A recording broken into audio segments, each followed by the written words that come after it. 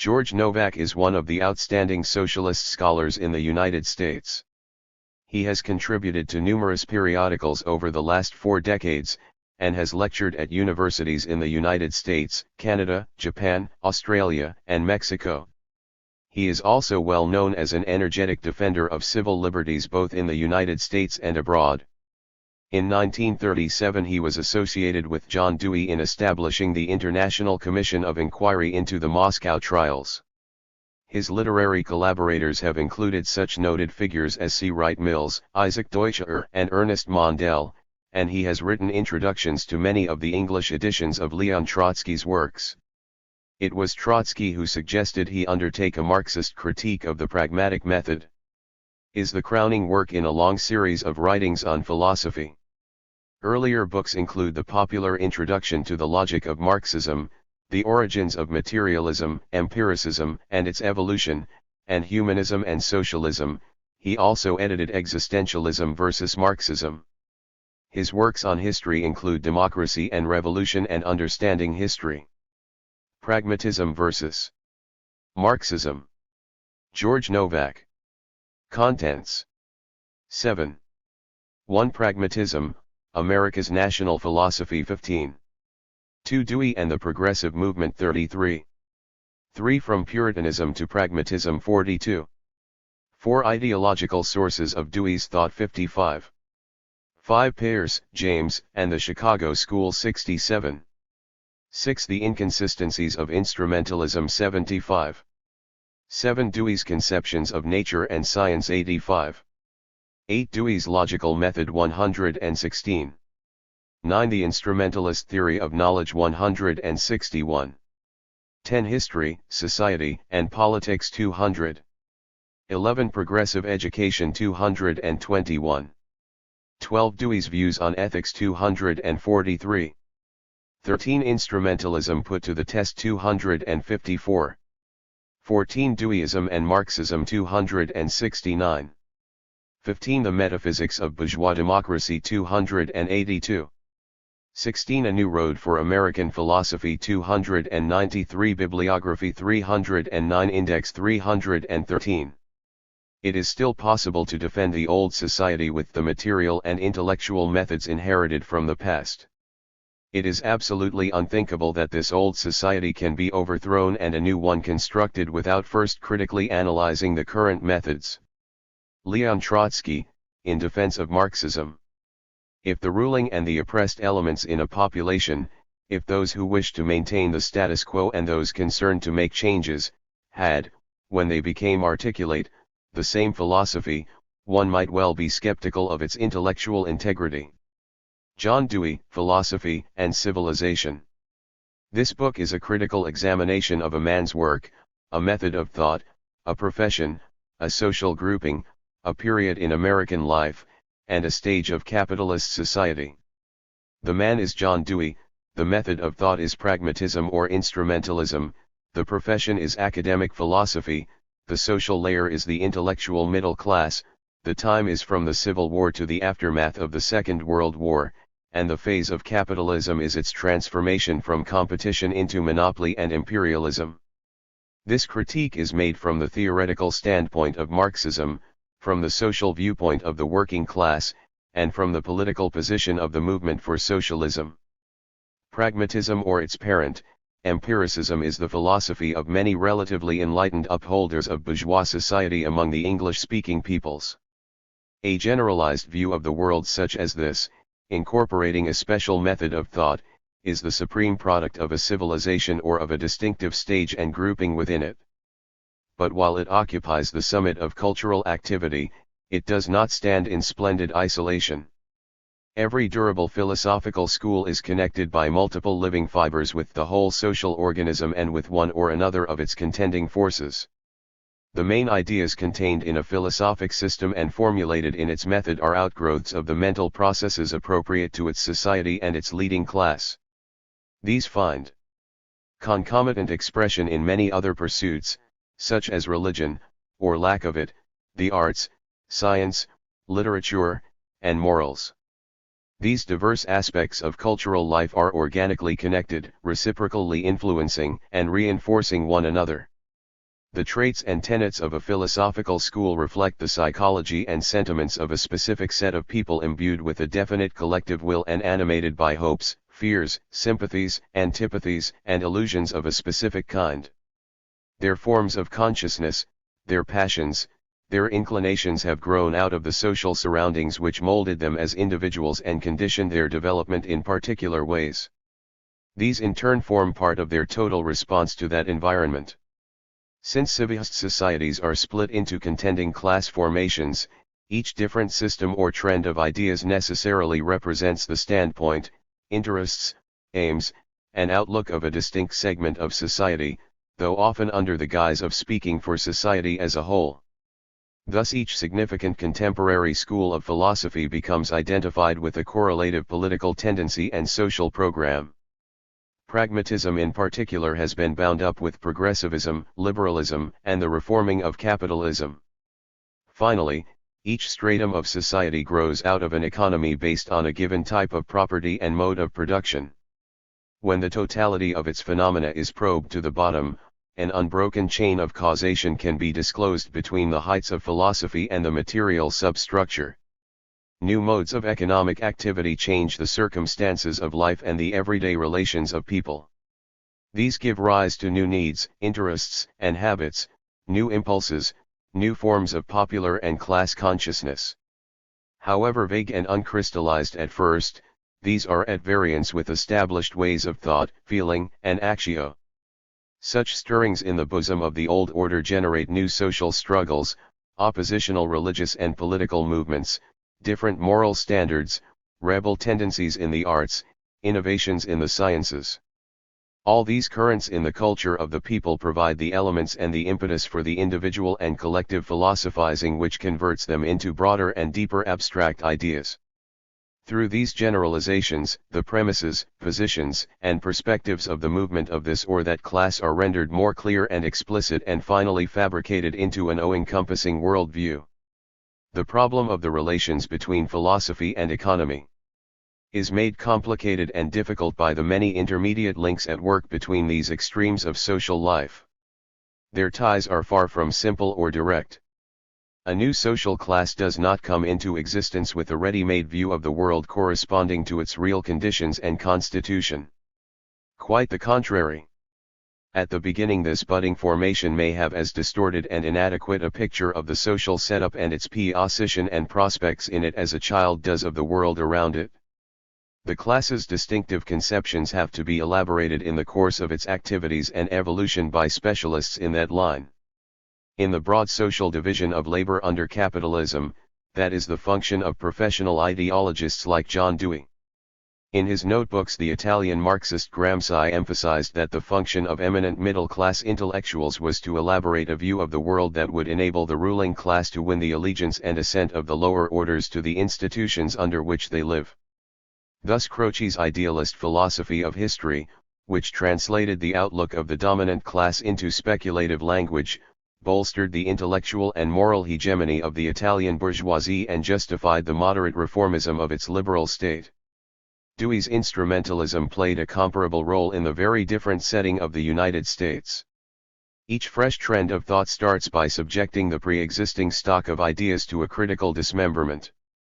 Its developers ignore or entirely reject certain traditional propositions. They take over others, recasting them into new forms and imbuing them with a changed content. These acquisitions from the past are fused with the discoveries and demands of the rising class until a qualitatively new combination of conceptions has been created. Thus pragmatism came to terms with earlier American schools of thought, with the British empirical tradition, with European positivism, with Kant, and, through Dewey, to some extent with Hegelianism. It was heavily influenced by Darwinism and modern science. In part it represented a reaction against certain aspects of these lines of thought, in part a continuation and extension of them. All these various strands were woven together and cut to the measure of the reformist elements of the American middle class, whose requirements shaped the essential substance of pragmatism and marked out its path of evolution. Different social forces. 10. In different circumstances can employ the same philosophies, or portions of them, for different ends. Consider the very different uses that have been made of Hegel's philosophy in England, Italy, Germany, and the United States. The neo-Hegelian philosophers of the English universities in the late 19th century used what they took from Hegel to prop up an ethical idealism in philosophy and conservatism in politics. They have been aptly characterized as Hegelian watercolorists. Croce adapted Hegel's ideas in his spiritualistic historicism to serve constitutional liberalism in Italy. In that very same period, Dewey was reshaping his borrowings from Hegel to suit the doctrines of instrumentalism and middle-class progressivism in American politics.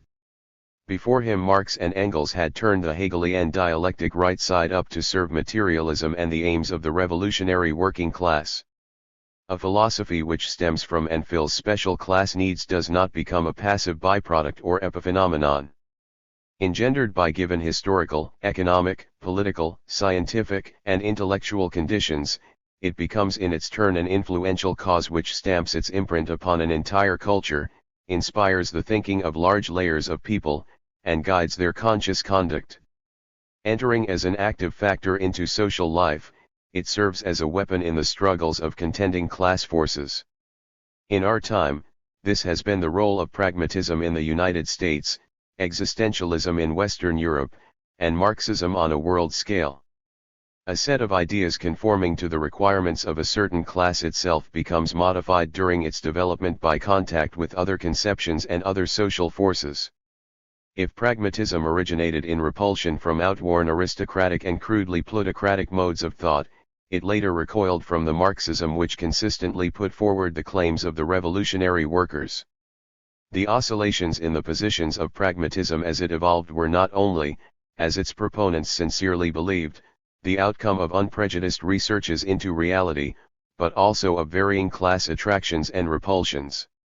These mirrored the agitations of middle-class elements who were caught between the plutocracy and the proletariat and tried to find positions at variance with those taken by the representatives of these polar forces. Finally, a philosophy shares the destiny of the class formation it services. Born and bred from the needs of that class, it grows in power and popularity along with it. As the circumstances and 11. Prospects of its sponsoring class change, its theoretical outlook likewise becomes altered in content and in function. A decline in the influence of its doctrines goes hand in hand with the ebbing power of its supporting social forces. But this is no automatic and impersonal procedure. The clash of rival theories is intermingled with the harsh and unremitting conflict of classes, parties, political programs, and even with controversies between individuals. False, one-sided, and outmoded ideas do not simply wither away. They have to be criticized, exposed, combated, and uprooted, or else they continue to litter the ground, reinforcing obscurantism, causing confusion, and impeding progress. Diamond suit ***. These general propositions of historical materialism have guided my examination of pragmatism, its special place in American culture, and the evolution of its philosophic thought. Most historians take a purely empirical approach to American philosophy.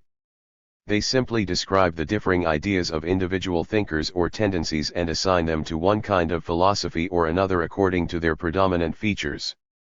But they do not find any persistent and consistent line of development in American philosophy as a whole. Nevertheless, the course of American thought has not been totally haphazard and erratic. It is possible to trace an essential continuity in its growth, provided one looks in the right place and with a correct method of analyzing the movement of American civilization as a whole.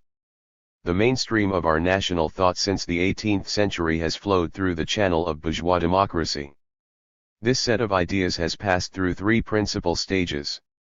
The democratic creed first blossomed on American soil during the Age of the Enlightenment in the form of the rationalism, empiricism, and anti-Calvinistism, shading off into materialism, which attended the First American Revolution.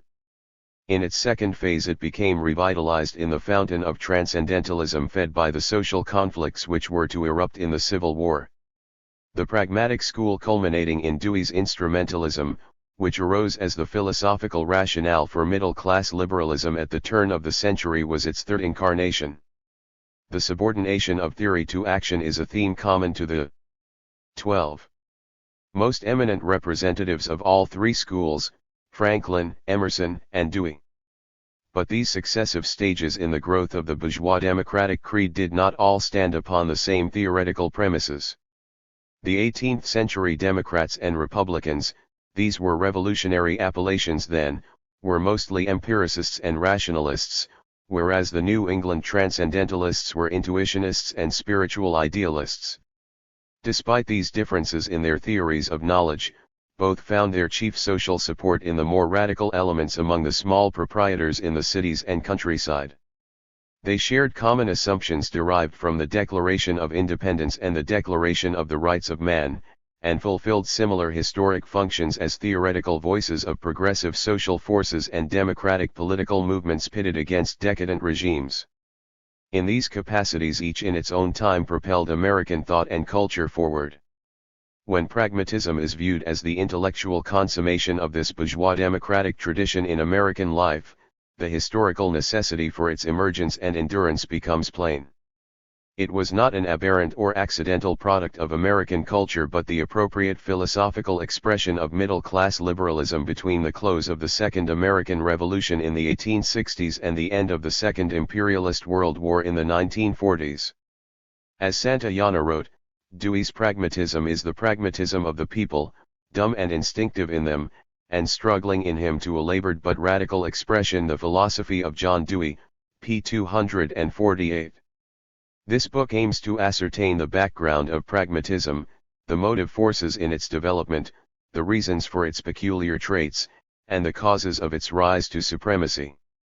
We have distinguished its good points from the bad, indicating in what respects instrumentalism promoted the progress of American thought and wherein it failed to do so.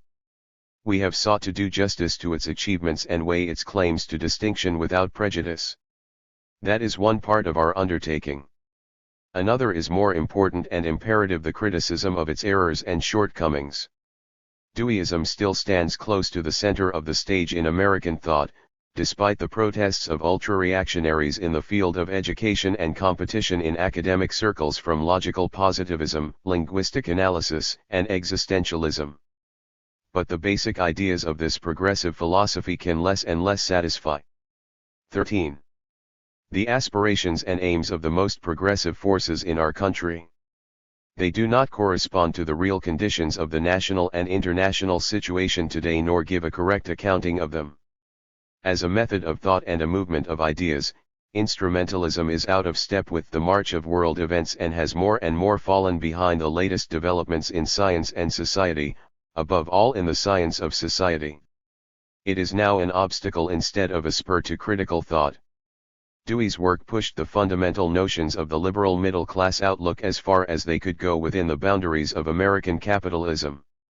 In the 20th century, even in the politically retarded United States, the left wing of liberalism became a bit tinted with social democratic hues as a refraction of the impact of labor and the influence of Marxism upon middle-class circles. But, if instrumentalism did brush socialism at certain points in its most leftward flights, it never failed to return to its nesting place. If American thought is to go forward by crossing over to proletarian socialism, it will have to depart from Deweyism, which is anchored in middle-class liberalism. The ordinary educated American as well as the professional philosopher will find it hard to accept such a conclusion. The values of democracy in its petty bourgeois guise were established so early in the nation's history, have been fixed so firmly in our cultural life, and lasted so long, that they appear beyond question in theory and beyond challenge in practice. Any defiance of their supremacy or criticism of their essential content is likely to be regarded as outlandish, if not downright reactionary. Americans mistakenly assume that their current views in philosophy, sociology, and politics are as modern as their color television sets or jet planes. In reality, the United States has the most antiquated positions in these fields of any Western nation and is much less up to date than many otherwise backward peoples of the East. Recognition of this fact is the beginning of understanding how American thought can be saved from stagnation and retrogression and move forward to higher ground. It is imperative to expose the errors and shortcomings of instrumentalism not only for the sake of theoretical truth but also in the interests of social action and political advance. The ideological representatives of the working class should know what the pitfalls of pragmatism are and be made to see the 14. Need for a superior method of thought which harmonizes with the new conditions of American life and the higher historical tasks of American labor and the oppressed. Further affirmation of the teachings of pragmatism, however sincerely motivated, is an impediment to the progress of American thought. Dewey himself defined philosophy as a criticism of criticisms.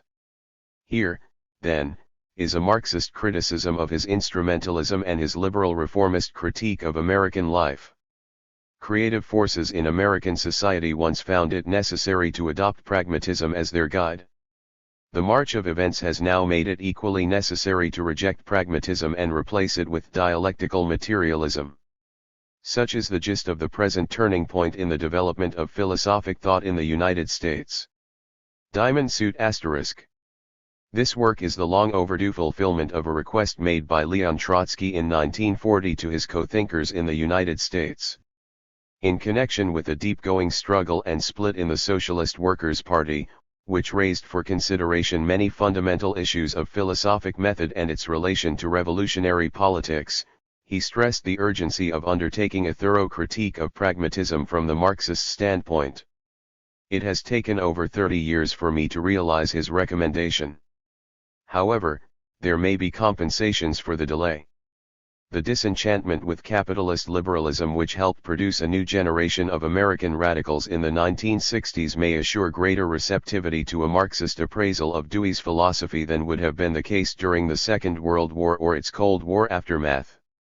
This rejection of the politics of liberalism can be strengthened by repraising the mode of thought that has best set forth its outlook and provides its most general rationale. George Novack. May 1975. 1. Pragmatism, America's national philosophy. Many people will be surprised at the designation of pragmatism as the national philosophy of the American people. The United States has an official flag, a national anthem, a president, 2 houses of Congress, a Defense Department, and a Forest Service, but when, they may ask, did it acquire a philosophy of its own? Of course, pragmatism is not an official philosophy taught as a compulsory subject in the schools and universities, like Catholicism in Spain or what has passed for dialectical materialism under Stalin and his successors in the Soviet Union. It has not even been ratified as the theoretical foundation of any powerful institution, as the Catholic Church has endorsed Thomism. But what is not validated by government decree is not thereby deprived of effective influence. The most important institutions of our country were never formally legislated into existence. Capitalist relations, for example, emerged before the present republic was founded. No law was ever passed ruling that the majority of the population has to earn its living by working for wages for employers who own the means of production. Yet this type of economic organization is today the basis of American life and American law as well. So the mere fact that pragmatism has never been crowned king of philosophy, or been elected to its exalted post by any vote, doesn't abolish its actual preeminence in American thought. As the reigning philosophy in the United States, pragmatism has up to now had no serious rival. The popularity of Marxism. 15. 16. Lies in the future. Its influence, though growing, is still restricted to small groups of radicals. The challengers and critics of pragmatism have been confined to coteries of learned men in the universities. Interest in the numerous varieties of positivism, in linguistic analysis, and in phenomenology is virtually an exclusive preserve of professional philosophers, among whom pragmatism is no longer so fashionable. Existentialism has had a broader influence, especially in its artistic and cultural expressions. Yet its ideas do not extend much beyond certain circles of the educated middle classes and have had little popular impact. The scholastic philosophy taught by Catholic educators is tethered to their own seminaries and priesthood. The bulk of the faithful, including the highest church administrators, conduct themselves far more by the habits of pragmatism than by the rules of formal logic dispensed in Catholic classrooms. One of the basic tenets of Catholicism, for example, has been the submission of the state to the Church. In past centuries, great religious wars were fought in Europe around this issue. However, it would not be possible for the Catholic Church to thrive as it has in the United States if the Vatican insisted, either in theory or in practice, upon this principle, which is enforced in Franco's Spain. Accordingly, the hierarchy of the American Church has decided to sacrifice this dogma for the sake of its survival and revenues. This is not Orthodox Catholicism, but it is pragmatism in practice. Washington politicians are not noted for either their intellectual abilities or their theoretical expertise. The statesmen of the capitalist class manage their affairs along the opportunist lines proper to pragmatism. A biographer of William James noted, the most significant application of James's ideas was made by President Franklin D. Roosevelt. Pragmatism supplied the philosophy and then helped shape the program of the New Deal. The New Deal assumed society to be plastic, and environment to be amenable to change.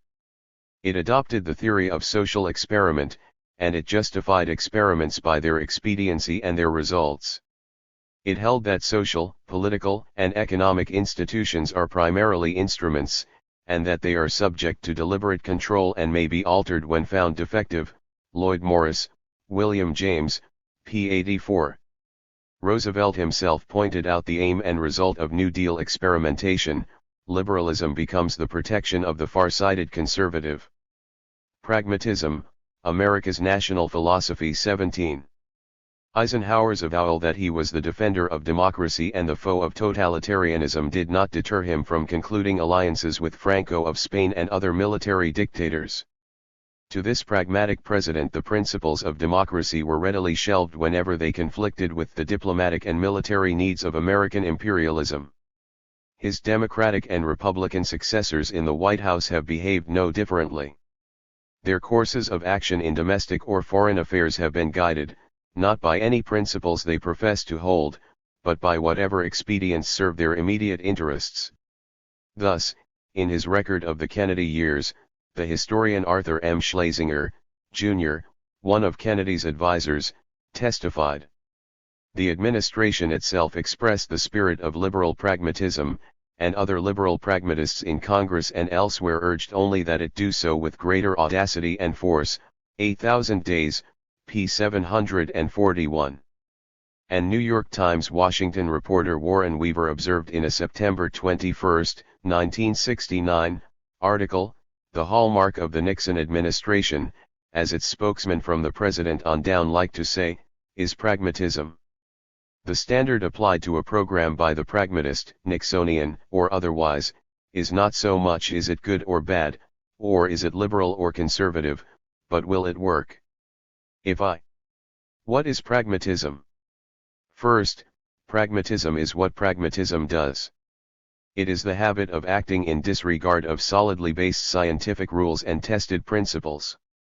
In everyday life, pragmatism is activity which proceeds from the premise, either explicit or unexpressed, that nature and society are essentially indeterminate. Pragmatic people rely not upon laws, rules, and principles which reflect the determinate features and determining factors of objective reality, but principally upon makeshifts, rule-of-thumb methods, and improvisations based on what they believe might be immediately advantageous. Such is the kind of practice out of which the theorizing of pragmatic philosophy has grown. The huge Mobil Oil Corporation pithily formulated this attitude in an advertisement in the New York Times, August 29, 1974. Businessmen are pragmatists, and with their daily feedback from the marketplace, they readily abandon dogma whenever their survival instinct tells them to. It has become less and less a 18.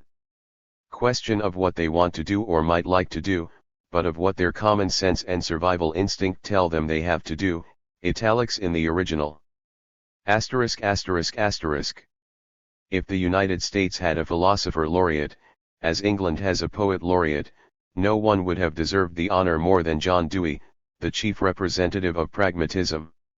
Morris Cohen, a fellow philosopher who did not share Dewey's views, stated that John Dewey is unquestionably the preeminent figure in American philosophy.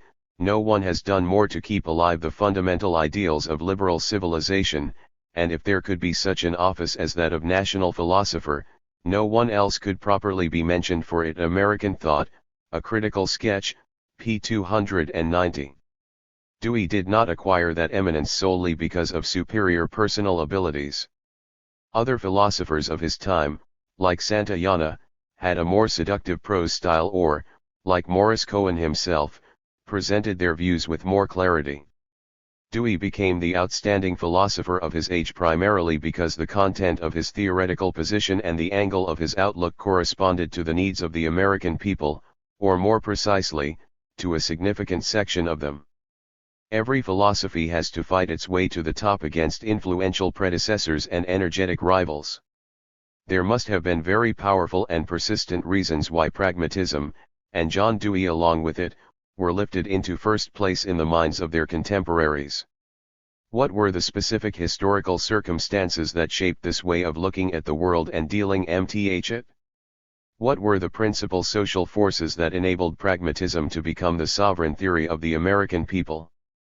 The roots of pragmatic behavior lie in the origins of American civilization. Its elements have been accumulated over many generations and deposited like bedrock in the minds of the American people. Operating below the threshold of consciousness, these pragmatic bents of mind condition the outlook and activities of the entire nation.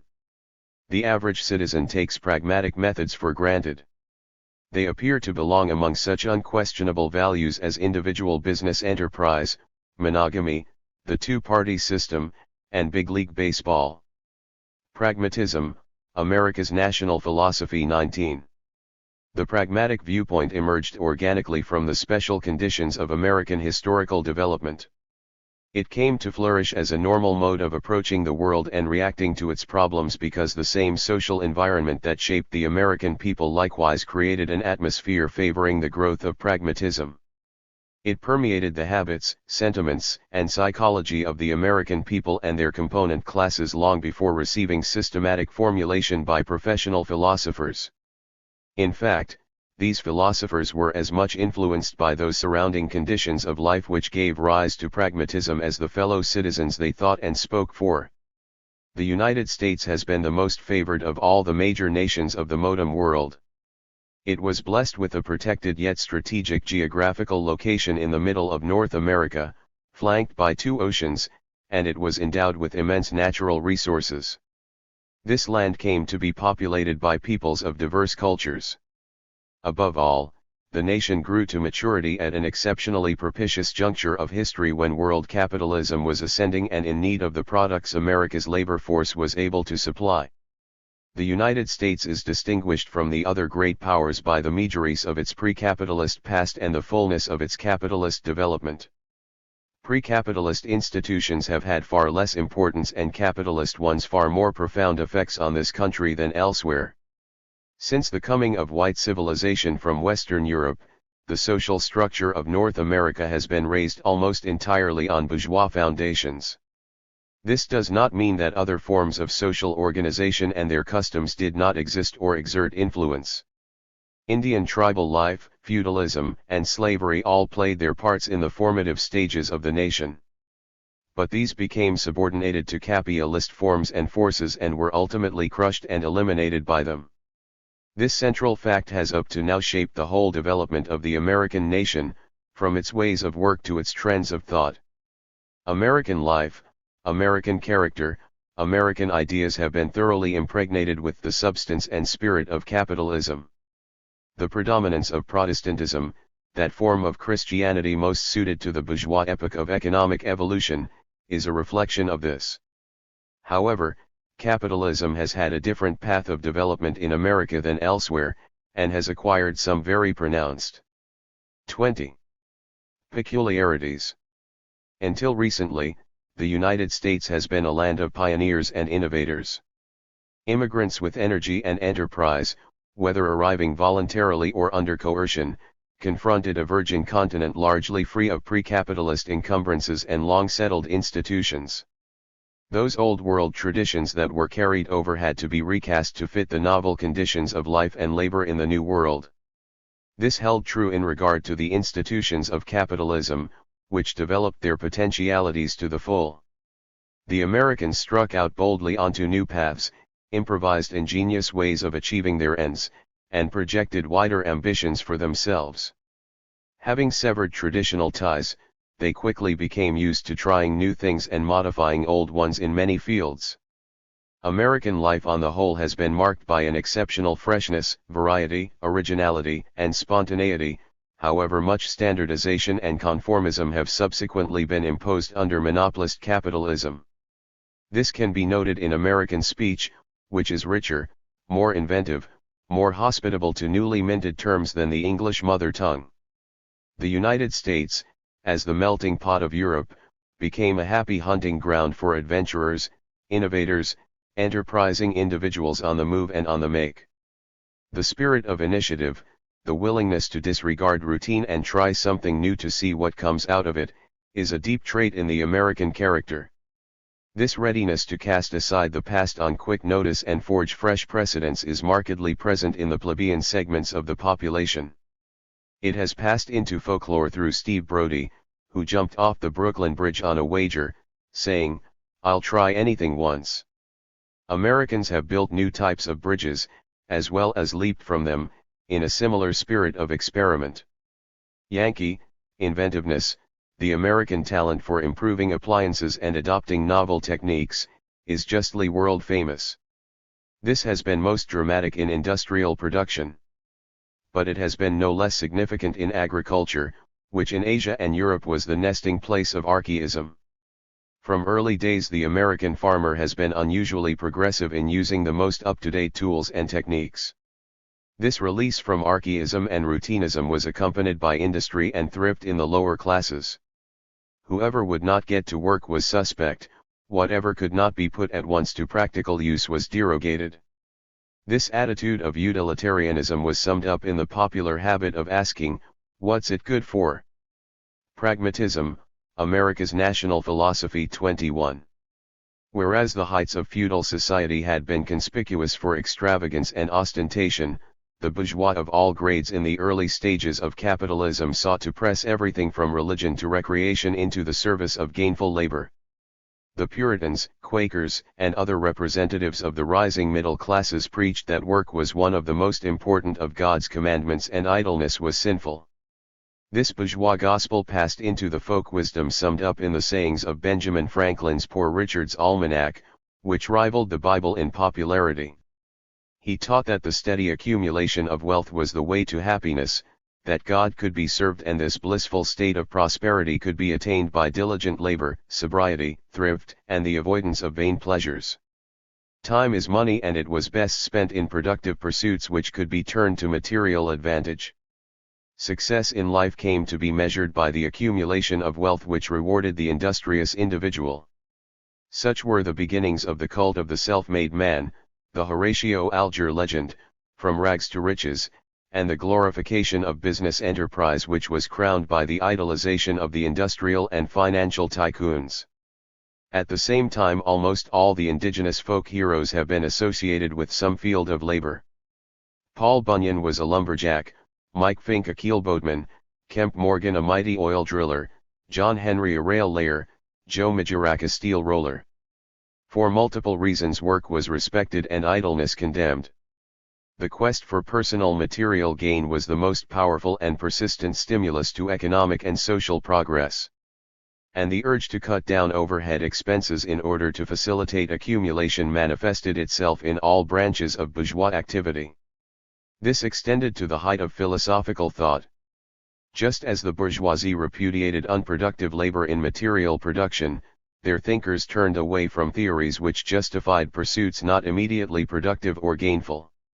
They demanded that a philosophy prove its worth in practice. In an account of his earliest experiments, Benjamin Franklin asked, "What signifies philosophy that does not apply to some use?" In the same vein Emerson wrote, "The one condition coupled with the gift of truth is its use. That man shall be learned who reduceth his learning to practice." This utilitarianism, which is the life breath of bourgeois society and can be found in Bacon and Locke before Emerson and Franklin, was carried forward. 22. And vigorously accentuated by the pragmatic philosophy. Many of the prime peculiarities in the American character have their fundamental source in the constant revolutionizing of the means and methods of production inherent in capitalism, and the rapid changes in society that this system has brought about as it spread over the continent and passed from one stage to another.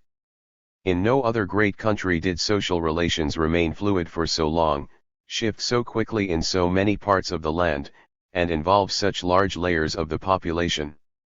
These aggregated changes culminated in two social and political revolutions, one at the end of the 18th century and the other in the middle of the 19th. The success and sequels of these revolutions fixed the popular supposition that change for the better is or must be, despite temporary setbacks, an essential aspect of American life. Optimism about the future is a salient characteristic of the American people. They have as a rule been forward-looking, more intent upon exploiting today's chances and preparing for a better tomorrow than mourning yesteryear's lost opportunities or cultivating nostalgia for happier days. The whole march of American civilization, from its earliest settlement to its capitalist triumphs, has fostered this sentiment of uninterrupted progress, which found expression in Jefferson, Emerson, Whitman, and Dewey's optimistic outlooks. This is an essentially healthy feeling, although it has been scorned by top lofty critics as a sign of immaturity. The immaturity is not in the sentiment, which is an evidence of vitality, but in the manner of its interpretation. Since the nation has up to this point advanced under capitalist auspices, most people mistakenly assume that this particular form of social organization is indispensably bound up with their own further advancement. They have yet to understand that the very economic system which propelled America forward so fast in the past has become the main brake upon its further advance. They have yet to be struck, either in theory or in practice, by the dialectic of capitalist evolution. This uncritical sense of progress has been associated with a robust materialism. The spirit of American life from pioneering days to the present has been opposed to deferring happiness to an existence after death. Ascending bourgeois society concentrated attention upon the work, interests, and enjoyments of this world, here and now.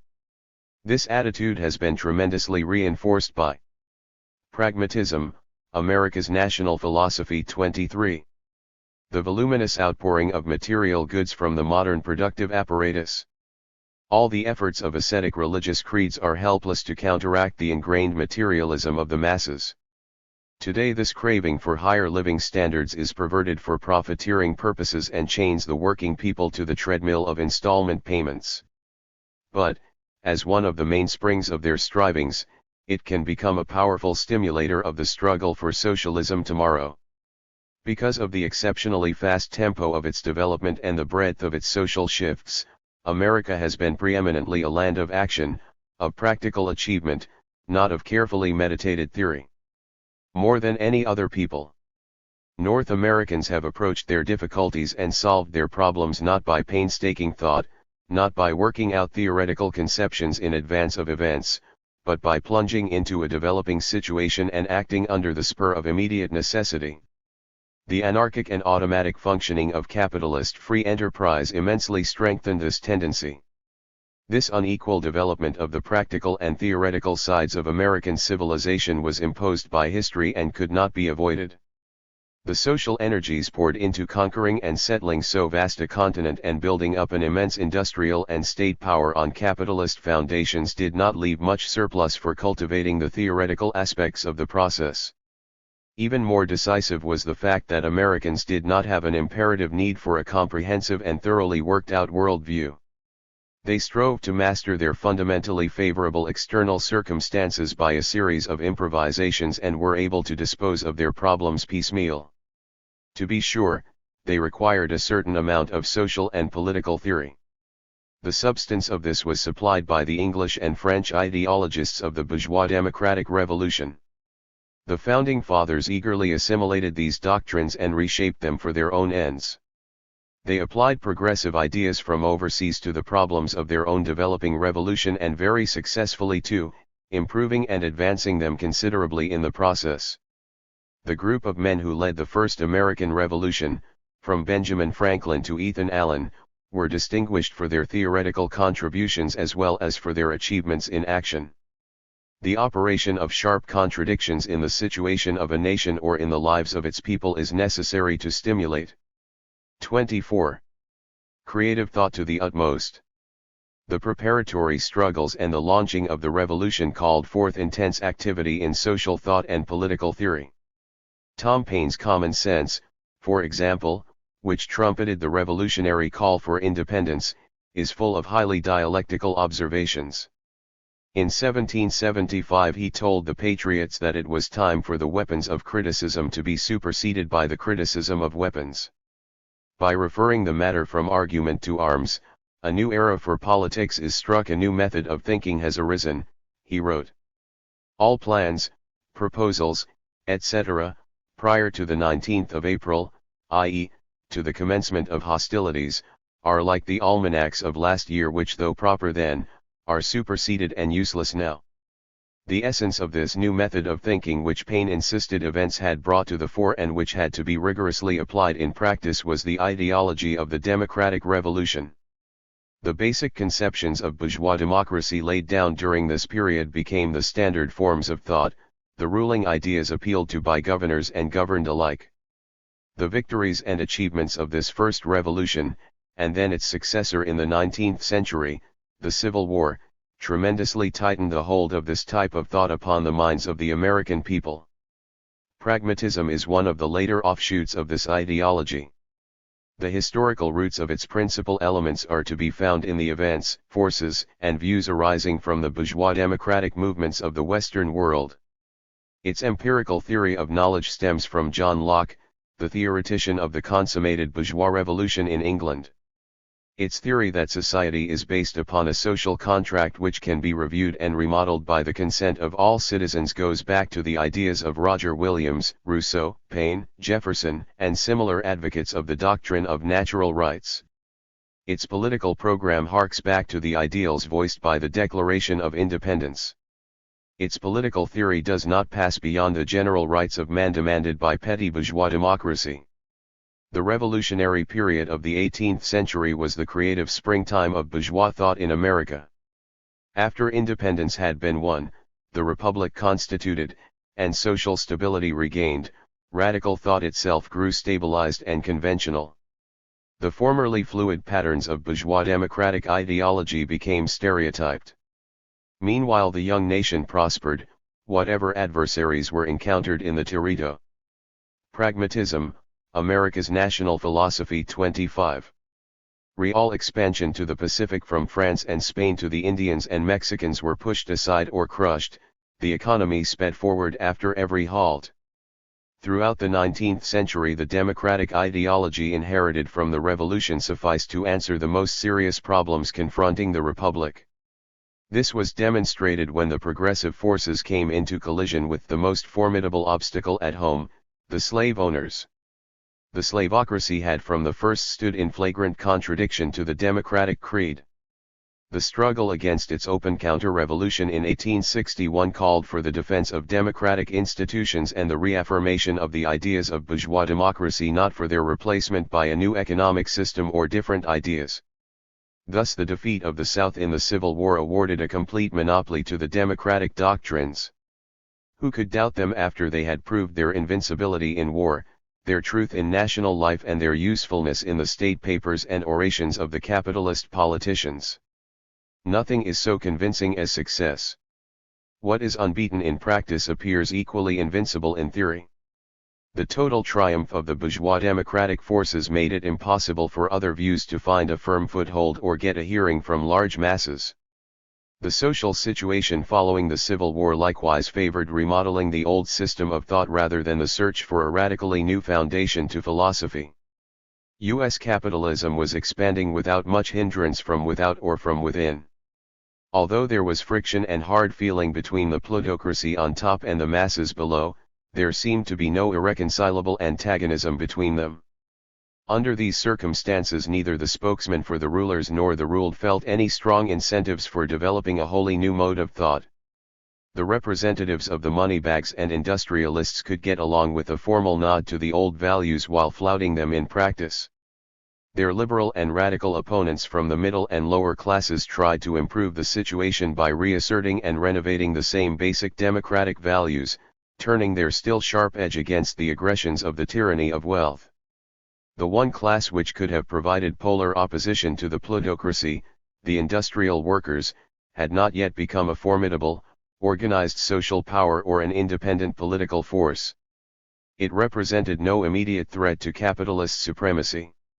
26. Even if the pioneer leaders of the American labor movement had been capable of filling the need for a totally different world outlook, there was no clamoring social demand for it. Thus the impulse toward broader historical generalizations and new social theory was retarded and repressed, and the uncritical attitude toward first principles and far-reaching perspectives, fostered by pioneer conditions and implanted in the formative stages of our national history, was fortified. From the close of the Civil War to the First World War, the American people built up their social structure to imposing dimensions and multiplied their productive powers. Yet they lived from hand to mouth on the theoretical acquisitions of the past. While the plutocrats accumulated and invested huge sums of capital, the nation did not bother to replenish and enlarge its stock of basic ideas. This deficiency did not bother the bourgeois magnates, for whom any general theory was an encumbrance. The exploiters were content with the capitalist automatism which laid such rich rewards in their laps. Nor did lesser folk who were busy carving out smaller careers for themselves care to be burdened by any excess baggage of restrictive principles in their quest for the main chance. They went along with the credo of adventurers like Mike Fink, the boatman on the Mississippi, who said, "It's good to be shifty in a new country." And the thoughtful representatives of the middle classes had more than they could handle to defend, and extend a bit, the democratic institutions which were being so recklessly abused by the oligarchy of wealth. The inadequate production and circulation of fundamental philosophical ideas has persisted as the 20th century has unfolded. Americans are still among the least given to theorizing of all the highly industrialized nations. Bold in action, flexible in practice, blessed with material achievements, they are timid in the domain of general theory, poor and backward in ideology, blind to this gross deficiency in their social equipment, and lazy in overcoming it. As Santayana said in another connection, the American will inhabits the skyscraper, the American intellect inhabits the colonial mansion. It would be more correct to say that capitalist America has erected a skyscraper on theoretical foundations suited for a colonial cottage. Many of these special features of American life, crystallized in the American character, are embedded in the philosophy of the Pragmatism, America's national philosophy. 27. Pragmatists. Some of the most pronounced twists in Dewey's thought cannot otherwise be accounted for.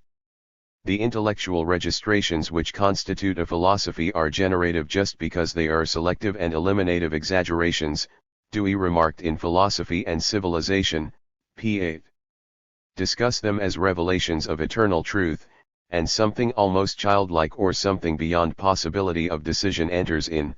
Discuss them as selections from existing culture by means of which to articulate forces which the author believed should and would dominate the future, and they become preciously significant aspects of human history. Let us note a few of these selective exaggerations in Dewey's instrumentalism: its attitude toward the past as a factor in historical causation, its cult of experimentalism, its activism, its underestimation of the material rigidity of reality, its disproportionate individualism. Dewey placed so high a premium on novelty that he discounted the objective material causes underlying events. This denial of the past's effect on the present is woven into the very fabric of Dewey's theory of knowledge, which construes any incident as an essentially fresh experience which may break every precedent. Here he was anticipated by Emerson, who proclaimed, "No facts to me are sacred, none are profane, I simply experiment, an endless seeker, with no past at my back." Dewey's instrumentalism likewise approaches the present situation as though it had no past at its back which determined its occurrence at a particular time and in a particular way. The determination to proceed as though no one before had come to correct and positive conclusions and to direct one's gaze wholly toward the future is not simply a disposition arising from the New World experience, it was also a trait of the more radical philosophers who inaugurated the bourgeois epoch. The pragmatists scuttled past conclusions with the same sweeping iconoclasm as Bacon discarded the scholastic heritage of Aristotelian logic and Descartes provisionally denied possessing any certain knowledge. The release from routinism, the devotion to the trial and error method, the unbounded admiration for the conquests of science and technology raised experimentalism to the first rank in Dewey's hierarchy of values. "Probably my experimentalism goes deeper than any other ism," he wrote to Jim Cork. "This is a superb trait, as far as it goes. The human race has 28. Acquired its knowledge of the universe and control over its operations through prolonged experimentation. The child without prior experience learns by trying out whatever falls into its grasp.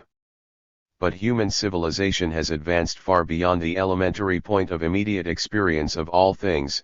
It has accumulated a vast store of tested knowledge which in part supports and in part supplements direct contact with the world. Even a child does not have to be burnt before learning the dangerous properties of fire, it can be taught.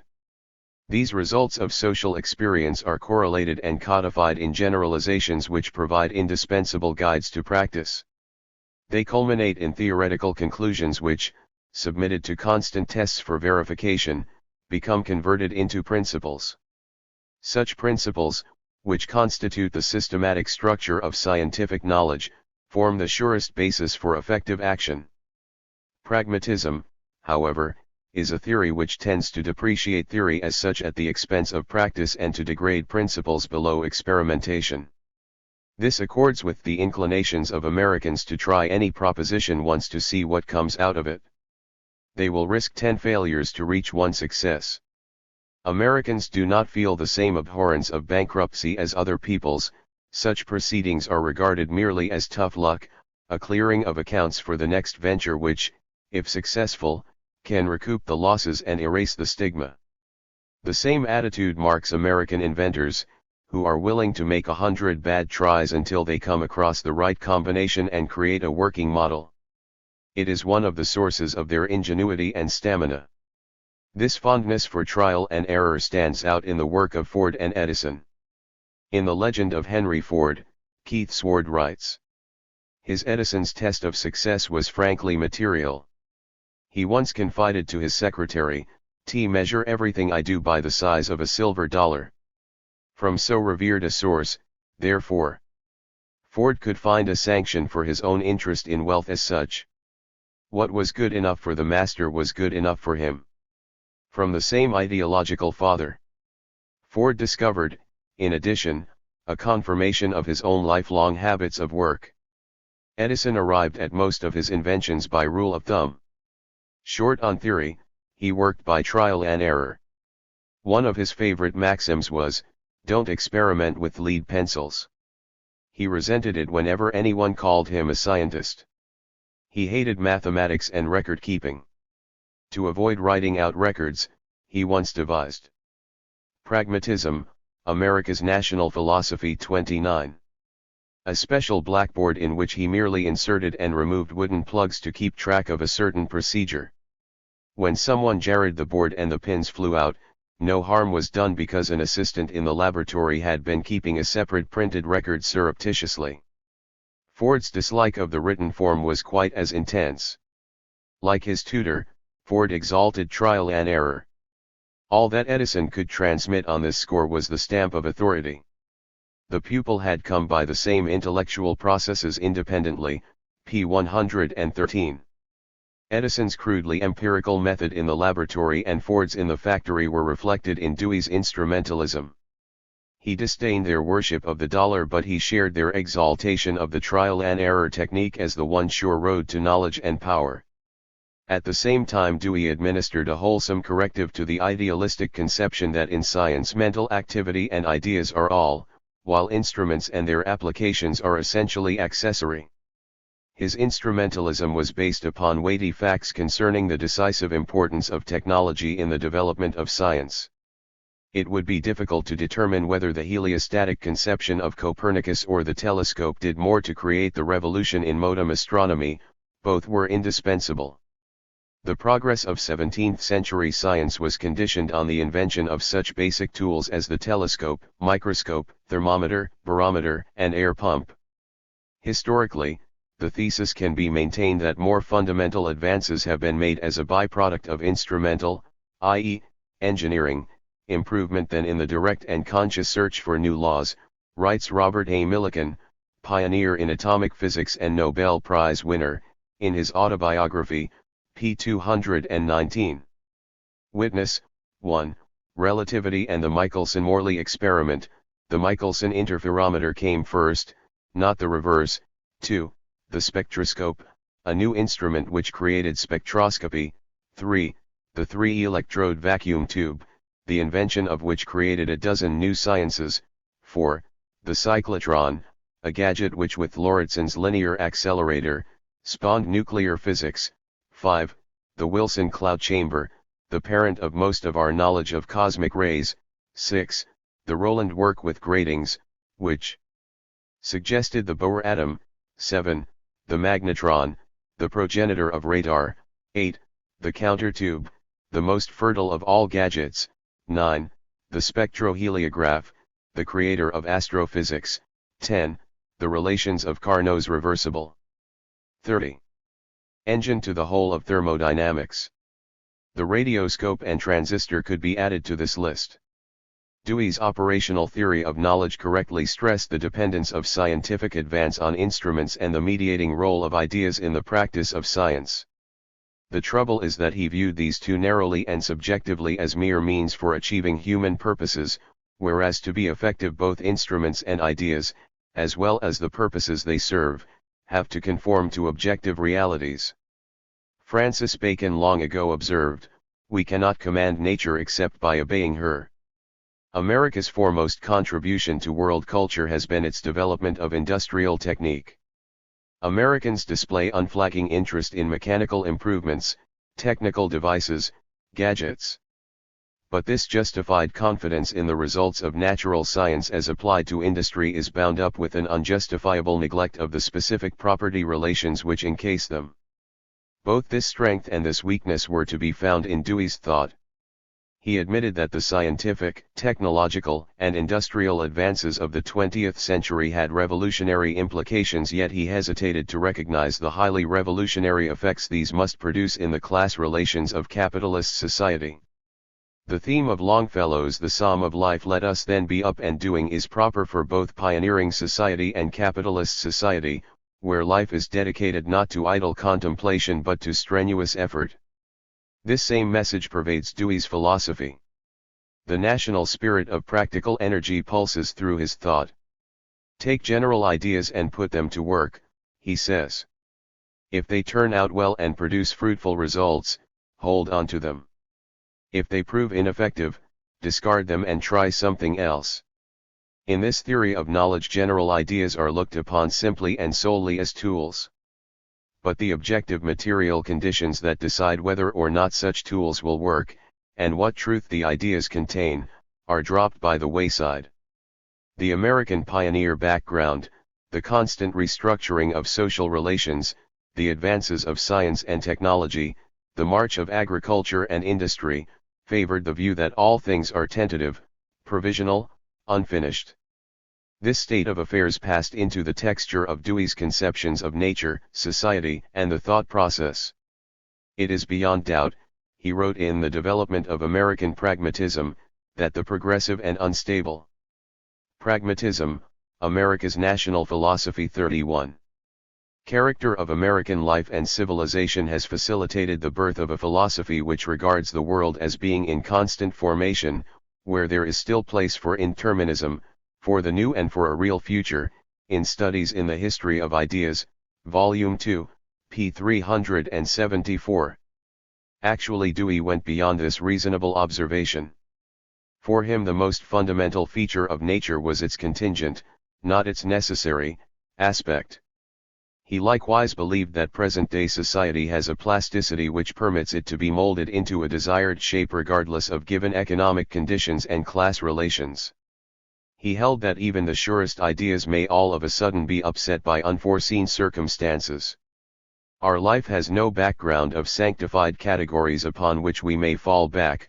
We rely upon precedent as authority only to our undoing, for with us there is such a continuously novel situation that final reliance upon precedent entails some class interest guiding us by the nose whither it will. He wrote in The Need for a Recovery of Philosophy, an essay reprinted in On Experience, Nature, and Freedom, edited by Richard J. Bernstein, p. 69. This assertion about our continuously novel situation overlooked the fact that the decisive changes in American history to date have all taken place within the confines of bourgeois society in its successive phases of development. This fundamental factor has not only determined the chief characteristics and categories of our national life but fixed the limits of potential change short of social revolution. Dewey was the most social-minded of the pragmatists and constantly stressed the social conditioning of individuals and their conduct. He combated the one-sided and egotistic individualism by which the rich and powerful sought to justify their privileges. Yet he never gave up the notion that the individual was the decisive force in social life, a notion which runs through bourgeois thought. Pragmatism and instrumental experimentalism bring into prominence the importance of the individual, he declared in Philosophy and Civilization, pages 33 to 34. It is he who is the carrier of creative thought, the author of action, and of its application. In the last analysis, for him, the intelligence and intervention of the individual counted for more than the collective consciousness and action of classes, i.e., groups of people tied together by common material interests. The task of philosophers in relation to their epoch is two-sided. On the one hand, they have to find place in their thought for all the positive trends in scientific and social activity. On the other, 32. They ought to point out the deficiencies of these trends, their causes, and how to correct them. Dewey benefited by trying to make room in his philosophy for many of the most powerful and positive driving forces in American life. But in many cases he failed to recognize or to reckon with the negative and obsolescent sides of these same factors. Instead of exposing the most deep-rooted imbalances of American life in his time, he tended to rationalize and reinforce some of the most important of them. In his criticism of the bourgeois democratic outlook on life, Dewey did not probe very deep below the surface or go far beyond his predecessors. Accepting the basic views and values of the petty bourgeois schools that had gone before him, he readjusted them to cope with the new conditions and problems confronting the American middle class in the first half of the 20th century. This required considerable effort. Pragmatism had to fight the mandarins in the universities who clung to the antiquated positions of absolute idealism congenial to the conservatives and the plutocracy. This gave its spokesman the illusion of militancy, the feeling of being at the head of the procession. The founders and formulators of pragmatism did not have to contend against the prejudices of the people, on the contrary, they leaned upon these prejudices for support. Their ideas were welcomed and widely adopted because the way had been prepared for them by the national past. The pragmatic habits nurtured in preceding generations blossomed to full consciousness after the Civil War.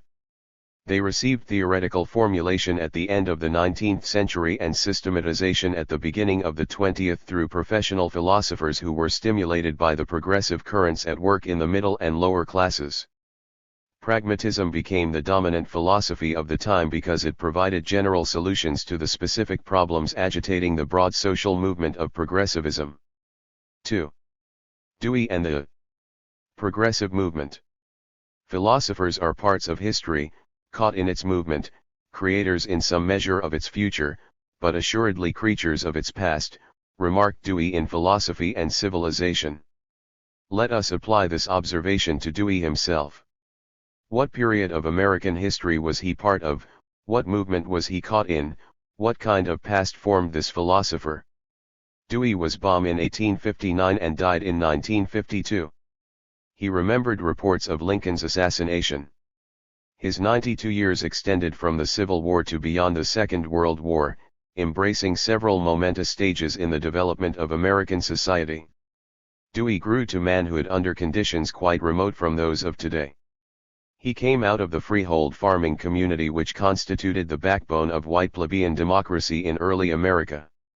His forebears were pioneer settlers of New England.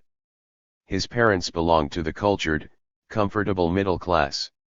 His formative years were passed in and around Burlington, Vermont, a small farming and trading center with social stratifications but without severe class conflicts, somewhat set apart from the torrential main currents of American life.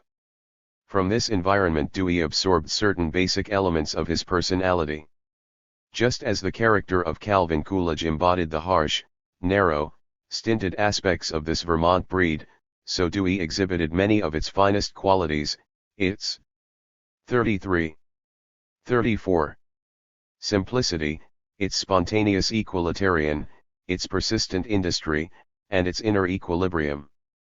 But, as the numerous cautious qualifications and absence of broad sweep and bold perspectives in his writings indicate, he never rid himself of a measure of provincialism, never adequately compensated for its lack of dynamism, never fully overcame its peripheral relation to the chief conflicting forces at work in the modern world. Although his experiences and ideas were rooted in New England, Dewey developed and perfected his thought in the Middle West, where he taught at the universities of Minnesota, Michigan, and Chicago. In the 80s and 90s of the last century this region was a foundry in which new forces in American life were being forged. The last 3 decades of the century saw the impetuous, almost uninterrupted rise of capitalist forces in the United States and on a world scale. Despite minor and puffed-up reforms, this was basically a period in which political reaction replaced the colossal revolutionary leap of the Civil War years. Throughout these decades the triumphant plutocracy was energetically consolidating its grip over the major spheres of national life. The ever harsher domination of the capitalist oligarchy encountered resistance all along the way from the mass of Americans. These were divided into 3 important sections: the small agrarian producers, the urban middle classes, and the industrial workers. The currents of protest welling forth from the depths of these people were mostly movements of reform which aimed to curb, regulate, or reverse the processes of capitalist concentration in economic, political, and cultural life. Outright revolutionary voices were as rare as outcries from the racially oppressed, working-class tendencies bent upon the overthrow of capitalism were in their infancy. The principal large-scale political struggles were waged between the agents of the plutocracy and the representatives of the liberal petty bourgeoisie who headed the plebeian masses. Outside of industry itself, the proletariat was as yet a subordinate factor in most spheres of national affairs. The mainstream of political opposition came from the populist progressive movement which had its direct social basis in the middle-class elements of the country and the city. The proletarian currents at various times ran parallel to this mainstream, fed, or even emptied themselves into it. The life cycle of the progressive movement, its rise, its periodic. Dewey and the progressive movement 35. Fluctuations from effervescence to stagnation and back again, its decline and disintegration, can be charted in close connection with the economic development of American capitalism. The progressive movement was a political product of the post-Civil War era. It was bombed during the hard times following the Panic of 1873 and gained new impetus from each succeeding economic crisis. The 1892 platform of the Populist Party, as summarized by Charles and Mary Beard in The Rise of American Civilization, made the following indictment of the Gilded Age of United States capitalism: that America was ruled by a plutocracy, that impoverished labor was laid low under the tyranny of a hireling army, that houses were covered with mortgages, that the press was the tool of wealth, that corruption dominated the ballot box, that the fruits of the toil of millions are boldly stolen to build up colossal fortunes for a few unprecedented in the history of mankind, and the possessors of these in turn despise the Republic and endanger liberty, p. 210. The movement reached the peak of its social energy and political influence in 1896 when its aims were ostensibly adopted by the Democratic Party, and populist Democratic candidate Bryan led the progressive hosts in an attempt to dislodge the finance capitalists from power in Washington. After Bryan's defeat, the Spanish-American War, and the ensuing prosperity, the progressive movement died down except in rural districts. It was revived by the crisis of 1907 and took on several new shapes, culminating in Theodore Roosevelt's Bull Moose Crusade and Wilson's New Freedom of 1912. The entry of the United States into the First World War dealt a mortal blow to the progressive cause but did not finally dispose of it. After a regional revival in the agrarian Northwest, the movement had a spasmodic national resurgence in the La Follette Campaign of 1924, which was a belated response to the consequences of the post-war crisis of 1921. Even then the force of the movement, which had so many decades of struggle behind it and so many hopes deposited with it, was not wholly spent. In speeches against the economic royalists, Franklin D. Roosevelt skillfully exploited progressive sentiments and traditions to win support for his New Deal. His ex-vice president, Henry Wallace, aided by the Communist Party, sought in vain to resurrect the corpse of progressivism as late as 1948. In all these incarnations, the progressive movement was 36. Middle class in body and spirit. In the earlier stages of its career, in the Greenback, Granger, and populist trends of the 70s and 80s, it was based upon the small farmers of the Middle West and South, pulling behind it the radicalized workers and urban middle classes and effecting alliances with them. The programs of the Greenback, Granger, and populist movements largely expressed the interests of these aroused and oppressed small farmers, and they were led by rural figures. Later the progressive movement came to lean more and more upon the city masses and the rising industrial workers. This shift in the base of the progressive movement resulted from the diminishing importance of the rural population and the increasing power of wage labor in the American economy. The change in the social composition of the progressive ranks was reflected in the character of its principal leaders. Sockless Jerry Simpson, General Weaver, Ignatius Donnelly, Mary Ellen Lease, Let's Raise Less Corn and More Hell, of the Midwest, and Tom Watson of Georgia were representative personalities of its populist period. Robert La Follette, Sr., may be regarded as a leader who bridged the country and the city, a link between organized labor and the rural sections of the movement. In their heyday the populist progressives constituted the left wing of the capitalist regime. As a loyal opposition, they did not desire to abolish but to moderate the despotism of the plutocracy, to curtail its power, and reduce the privileges of the magnates of industry and finance. The principal planks in their economic platforms put forward the demands of various sections of the middle classes from the farmers to the small businessmen. This was true of such populist monetary panaceas as Greenbackism and bimetallism, and of such reforms as the graduated income tax and the regulation of the monopolies. The progressives did not dream of going beyond restricting the power of King Capital and his moneyed aristocracy. To dethrone this despot high expropriation that was regarded as socialism, anarchism, the end of civilization.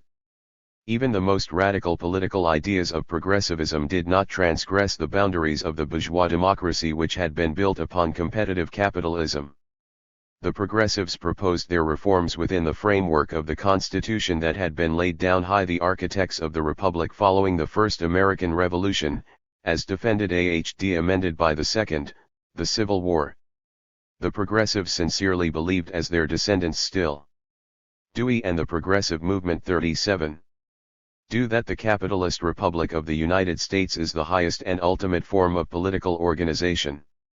They could not conceive that progressive humankind might desire or create any other, better kind of government. As a gauge of their provincial backwardness in this respect, when Robert La Follette went to the Soviet Union in 1922, he invited the revolution's leaders to come and repay his visit in the state of Wisconsin where, he assured them, they could see a really progressive state. The progressives wanted to cleanse the machinery of the United States government of its more glaring aristocratic vestiges and to perfect its democracy by introducing such reforms as direct election of senators and judges. They sometimes stopped halfway even in the direction of democratizing the state apparatus. They campaigned to abolish the Supreme Court's veto power over congressional enactments but upheld the president's veto power, which is a relic of monarchical rule. They asked for direct election of senators on a state basis, but not the president on a national scale. They did not call for a single instead of a double system of federal legislative bodies. Their demands for civil service reform and for cheap, honest, efficient administration even pleased that part of the ruling class which could get along without direct corruption or coercion of their political servitors. Armed with these programs, the progressives vainly stormed the fortresses of plutocratic power at periodic intervals from 1872 to 1924. They did manage by tremendous exertions to exact a number of concessions and reforms from successive administrations which felt their pressure. Occasionally they even controlled some of the state governments. Nevertheless, these gains did not result in any basic changes in American life or reverse the processes of capitalist centralization and control. In some cases they even produced consequences contrary to those expected or promised. The laws curbing or breaking up the trusts did not halt but facilitated the growth of the monopolies. The income tax which was to make the rich pay more for the costs of running the government became converted into an engine of extortion from the pay of the workers. The various electoral revisions failed to make the system more responsive to the voters' will. Instead of breaking up the party machines, the primaries gave city bosses an additional instrument for handpicking their candidates. Why did the progressive movement display so little stability? 38. And stamina and end up in futility? The chief factor was its class basis and social composition. The small property owners and those imbued with their psychology could not conduct a fight to the end against big business, that would have involved abolishing the economic and social ground upon which they themselves stood. Their interests, hopes, and outlook were bound up with the maintenance of the capitalist system, whose prosperity they wanted to share. They showed this by dropping their struggles en masse, time and again, whenever the system temporarily showed its smiling side to them. Just as every economic depression reanimated the fighting spirit of the progressive forces, so every period of capitalist revival laid it low. Moreover, whenever the fate of the capitalist regime was at stake, the progressives did not intervene as an independent power but rallied to the side of the rulers. This happened at every great historical turning point from the Spanish-American War to the Korean War. John Dewey's support to the democratic administrations in all the wars of the 20th century was typical of the entire movement. Progressivism, as a social movement and political force, belonged to the epoch of ascending competitive capitalism. But it was undermined and overwhelmed by the subsequent sway of monopolist capitalism in the United States. Its fortunes were bound up with the status of the middle classes which were periodically uplifted by capitalist expansion. This gave them hope, and then oppressed and ruined by the robber barons, this gave them wrath and militancy. As monopoly capitalism grew, the plutocrats heightened their power while the numbers and influence of the industrial proletariat expanded as well. But the economic, social, and political power of the middle classes which were the backbone of the progressive forces declined, dragging their movement down with them. After every losing battle with the entrenched plutocracy and every ignoble surrender to its war program, the progressives lost more of their strength, self-confidence, and mass support. Without broad historical perspectives or bold revolutionary aims, unable to grasp the dynamics of the principal forces at work in the world and carried in American society, the movement progressively lost whatever progressive aspects it once possessed. On the one hand, its traditions shriveled into empty phrases which sqrved to Dewey and the progressive movement 39. Cover the pre-capitalist policies of such democratic demagogues as Franklin Roosevelt and Henry Wallace. On the other hand, whatever was vital in their proposals was absorbed by the socialist, communist, and labor movements. The fundamental reason for the failure of progressivism lay in the fact that it was truly progressive only in its incidental features. At bottom it was a retrograde movement which aspired to turn back the wheel of history and reverse the development of modern society. The progressives longed for a return to the childhood of American capitalism at a time when it was maturing into imperialism. This impotent yearning for an irrecoverable past enveloped the movement in a utopian atmosphere. The progressives demanded greater equality, wider opportunities, peace, the extension of democracy, the sharing of wealth, all within the boundaries of capitalism. What they received was more inequality, periodic wars, a growing concentration of wealth, and political reaction. These were the natural fruits of monopolist rule and imperialism. Diamond suit asterisk. The populist progressive movement had a colossal significance for the American people in the late 19th and early 20th centuries. This M5T-minded mass movement of protest against the reactionary rule of big business and high finance made a deep impression upon cultural and intellectual activity. It provided the impulse for many creative forces and ideas and gave support to advanced tendencies and causes in American thought. The rebellion of the oppressed against the ideas, attitudes, and practices of the tyrannical money masters was conducted on many fronts. This class struggle penetrated and modified not only economics and politics but the higher realms of education, morals, religion, literature, art, and philosophy. This tremendous and sustained mass movement engrossed the services of several generations of the best minds in many fields: politicians, economists, journalists, historians, architects, writers, poets, philosophers. Indeed, in the balance sheet of the progressive movement as a whole, its most fruitful and enduring work was accomplished in the field of general culture. The progressives didn't and couldn't create any lasting political party of their own. They lacked the power and the will to 40. Revolutionize either the political system or the economic structure of capitalism, or even to break with its basic ideology. But they could and did strive to push the ideas and cultural institutions of petty bourgeois democracy to the limits of their development under the given conditions. The expansion of free public education through the introduction of the kindergarten and the state universities, the development of progressive education, the building of free public libraries, settlement houses, extending the franchise, women's suffrage, prison reform, the renewal of realistic literature, the liberal revision of American history, the creation of pragmatism — these were accomplishments of the leading figures of progressivism. Dewey belongs wholly to this movement. He was a foremost participant in many of its most important enterprises. In time he became the supreme and unchallenged theoretical head of the movement. Dewey was not a leader of its plebeian legions like Weaver or La Follette. He was rather the leader of the advanced intellectuals, those who worked out the theoretical premises and formulated the views and values corresponding to the mass movement in their various spheres of professional activity.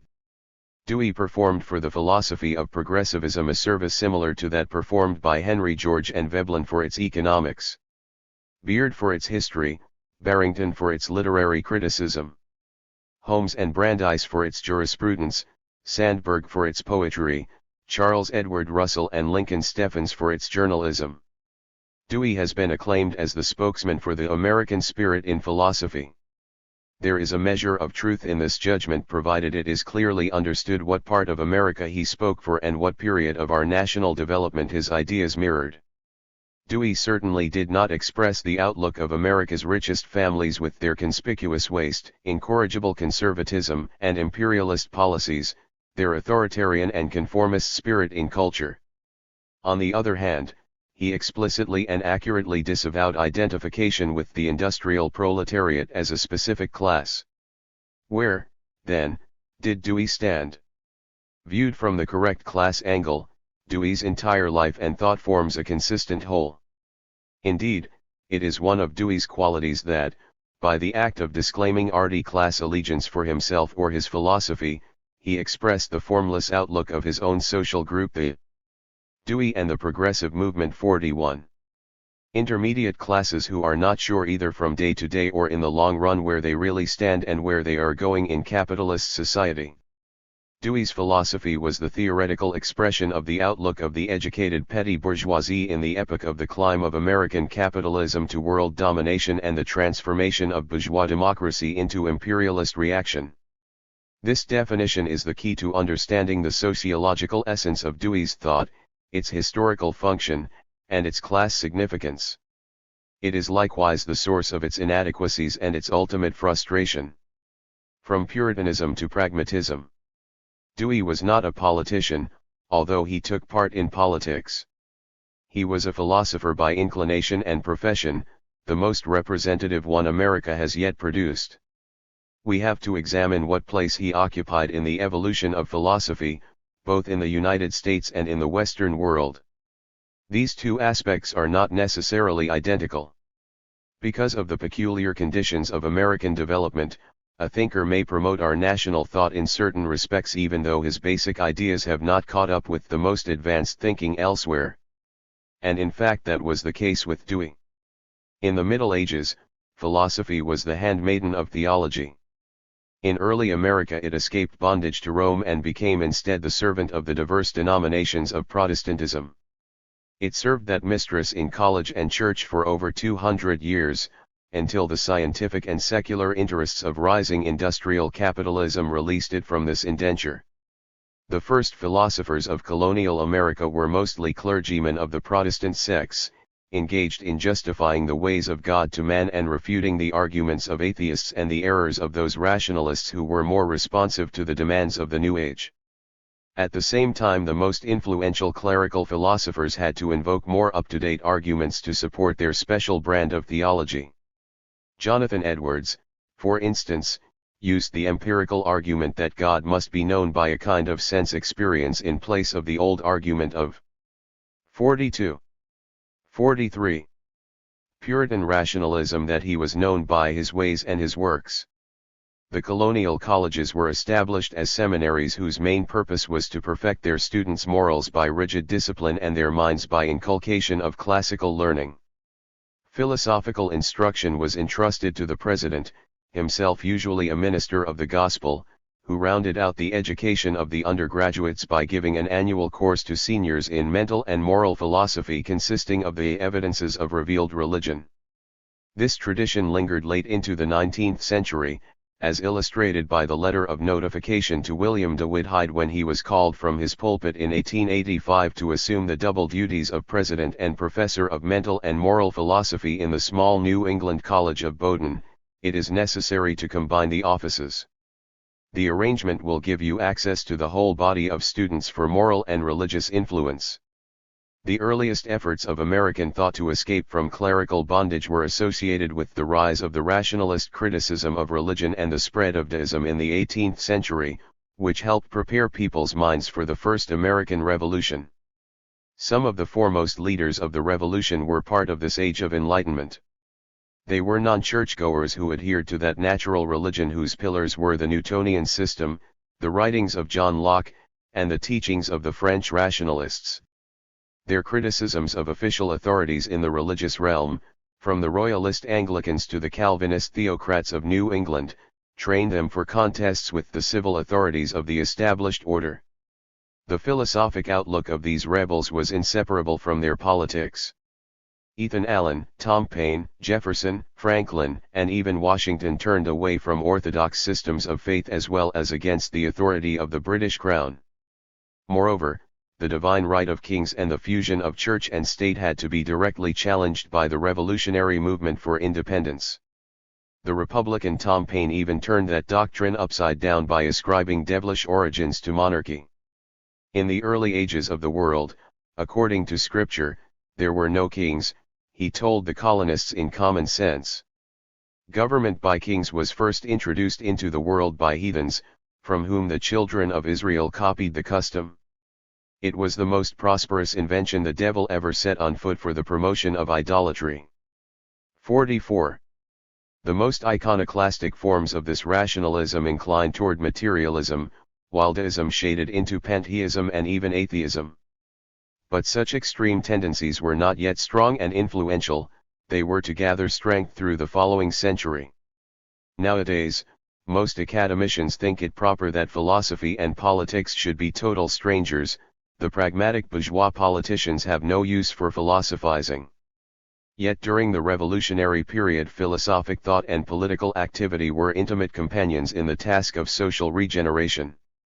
In America the philosophy of the oncoming revolutionary generation was not presented so systematically as it was among the French encyclopedists.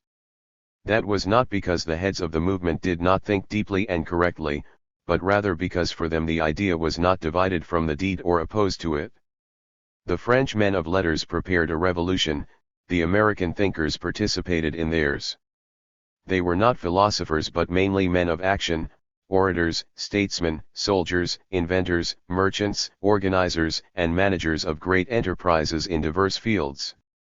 They were many-sided personalities whose thought emanated directly from pressing social problems and was applied in action to solve the crucial issues of their time.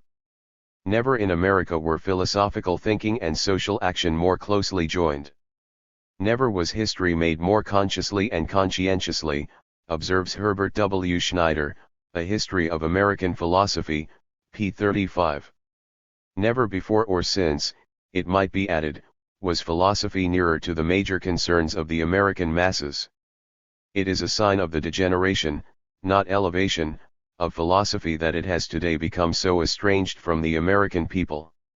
This is the very opposite of the role it played in the enlightened era of the First American Revolution. The next big push in philosophy was inspired by the ferment of new ideas among the more progressive thinkers in the northern states in the decades before the Civil War. This movement was extremely heterogeneous, amorphous, and ideologically confused, but it was unmistakably both radical in temper and petty bourgeois in its social content, advocating reforms in many fields from religion to the economy. The headquarters of this movement was in New England. There it found expression in philosophy through Emerson and Alcott's Transcendentalism, in religion through Channing and Parker's Unitarianism and various brands of perfectionism, and 45. In sweeping proposals for social reconstruction such as Fourierism, anarchism, and abolitionism. Transcendentalism had one of its theoretical starting points in Kant. He had split reality into two absolutely opposed domains, the noumenal, which was accessible only to the practical reason or faith, and the phenomenal, which the senses and theory dealt with. But its actual historical starting point was the frustration felt by the forward-looking middle class and plebeian elements of the North in the years of political reaction before the Civil War. The writers and preachers who shared their moods were repelled by the ugly features of the slaveholder capitalist regime but could see no practical way of throwing off its domination. Whereas the patriot ideologues of the preceding century relied upon enlightened reason, looked outward, and came to grips directly with the hostile authorities around and above them, the transcendentalists turned inward upon themselves and away from their social environment for illumination. They relied upon intuition rather than reason to reach the spiritual reality, or oversoul, hidden behind the veil of appearances. The substance of the ideal realm they sought lay in the cherished values denied them by the crassness of a bourgeois society stained with the crimes of the slave power. They turned against the empiricism and sensationalism of their patriot forefathers because they believed it had become degraded into an apology for slothful ease and a license for skepticism. The transcendentalists wielded their conceptions of absolute truth, absolute justice, absolute good, which were presumably derived from direct communion with God and nature, as weapons against acquiescence in the status quo. They despised the expediencies of the careerists and asserted the power of the individual spirit to defy the gross reality around them. In the words of Walter G. Mulder and Lawrence Sears, the transcendentalists thought of themselves as revolutionists. They set out to make all things new.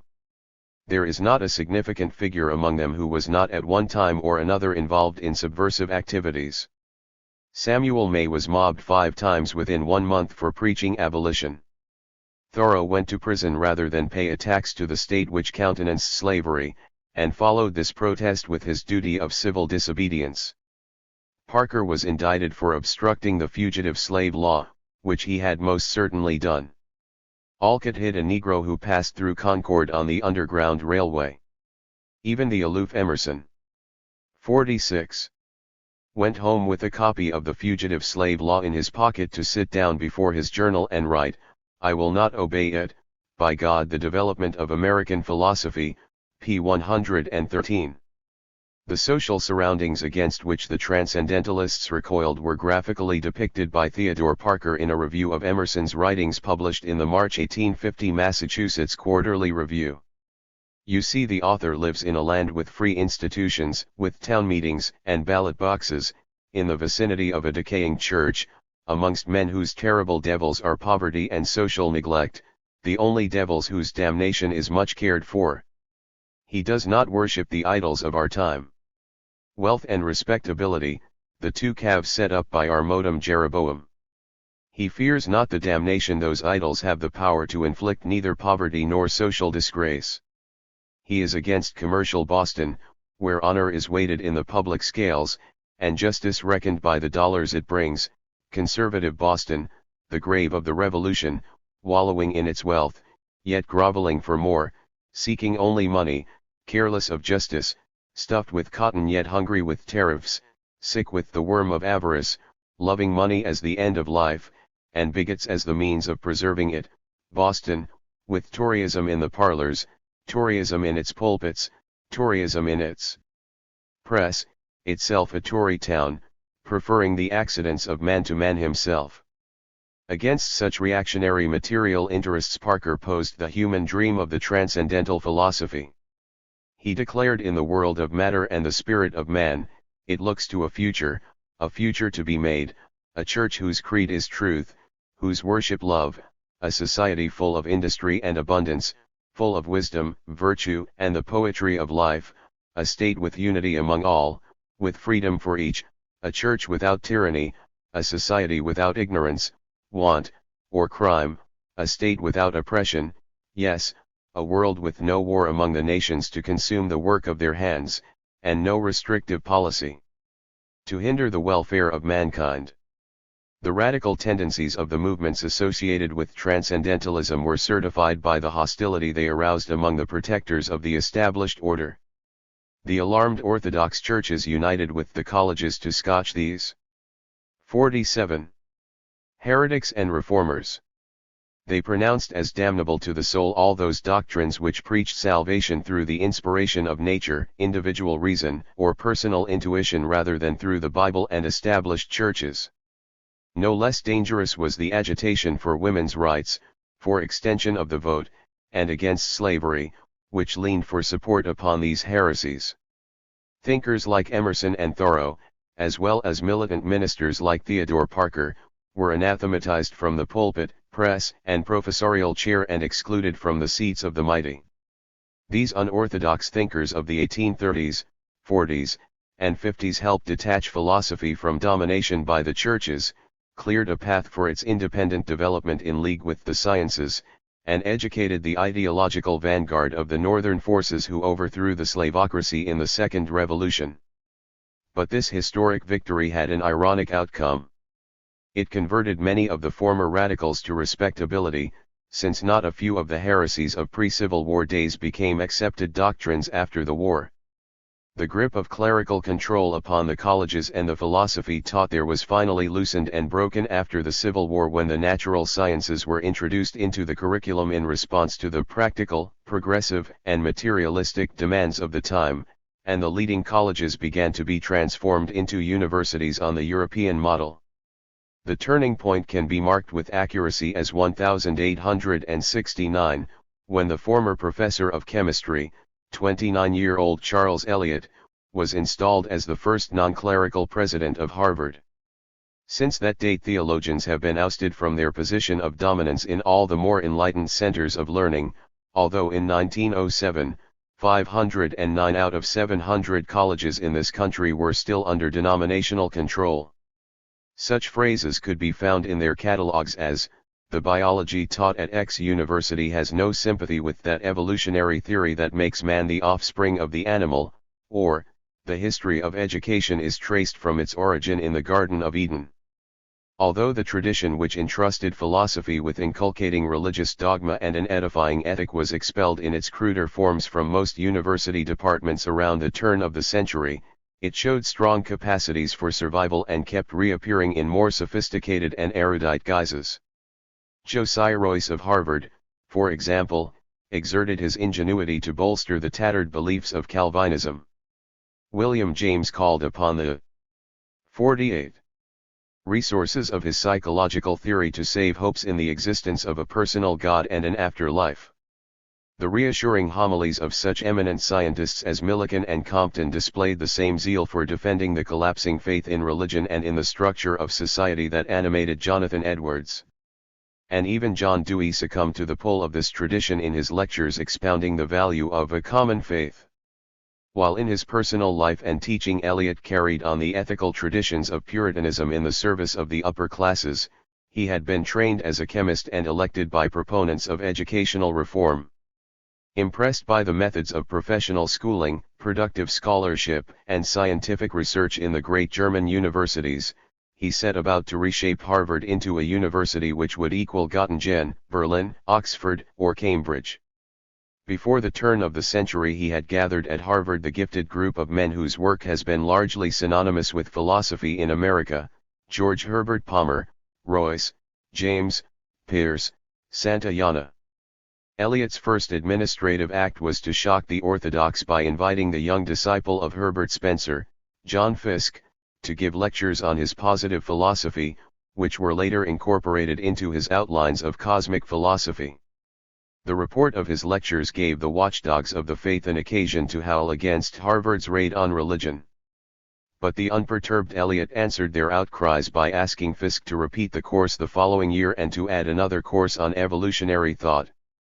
Fiske's lectures were part of a series which formed the first course of postgraduate instruction in metaphysical topics at Harvard, an indication of the state of philosophical instruction at the most advanced center of higher learning. Emerson and Charles Peirce, the initiator of Pragmatism, were among the other lecturers in the course, which lasted through the winter of 1869 and was regularly attended by 3 students. The conflict between the old religious classical and new secular scientific trends was brought to a head with the establishment of Johns Hopkins University in 1876 as a society of scientists and scholars dedicated to the advancement of knowledge. This purely postgraduate institution signalized the emancipation of the university from the church's direct control and influence. Johns Hopkins opened its doors without benefit of clergy, inviting that 49. Arch-agnostic Thomas Henry Huxley to deliver the inaugural address. Dewey completed his doctoral studies at this institution in 1884 with a dissertation on Kant's psychology. Until the 1880s the teachers of philosophy were not only all men but clergymen. The supposed requirements of religion, or theology, dominated the teaching of philosophy in most colleges, Dewey recalled, from absolutism to experimentalism, in Contemporary American Philosophy, Volume 2, p. 15. The development of philosophy from that time forward was bound up with the expansion of the universities. The multiplication of colleges throughout the country, the growth of graduate schools, and the decay of traditional Protestantism made the teaching of philosophy attractive. Most of the leading thinkers of pre-Civil War days had been outcasts from the clerical, academic, and legal professions. They had to earn their livings through literature and lecturing, like Emerson and Phillips, or manual labor, like Thoreau. Now, teaching philosophy offered a reputable and secure, if not lucrative, life work. The pursuit of philosophy became increasingly professionalized, specialized, institutionalized. The departments of philosophy at the larger Eastern universities Harvard, Johns Hopkins, Columbia, Cornell, and later Chicago were production centers and employment bureaus of instructors in philosophy to supply the demands from the rest of the collegiate community.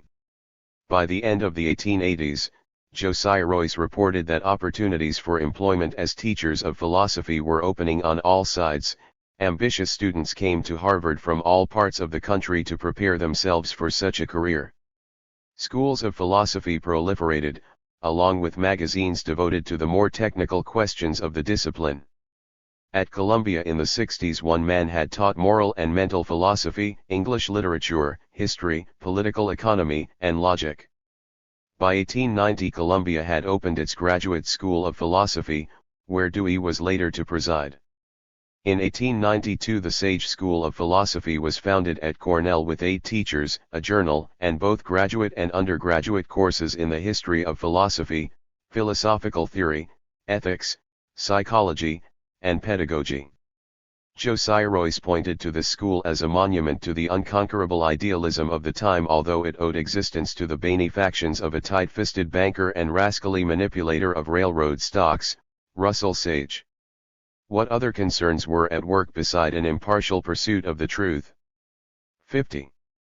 Could be detected from Royce's further statement that the academic study of philosophy is preparing the way for a needed spiritual guidance in the religious crisis which is rapidly becoming so serious. In this way philosophy began to oust theology from the faculties and take over some of its functions. Doctors of philosophy replaced doctors of divinity who were shoved off into separate seminaries. The first collection on contemporary American philosophy was published in 1930. Many of its contributors, then over 40 years old and products of these schools, were sons of clergymen swayed from following in their fathers' footsteps. The academic career provided them with all that the ministry could, plus freedom to search for some truth. They found it better to retail the wisdom of the sages to undergraduates than citations from the Bible to stuffy congregations.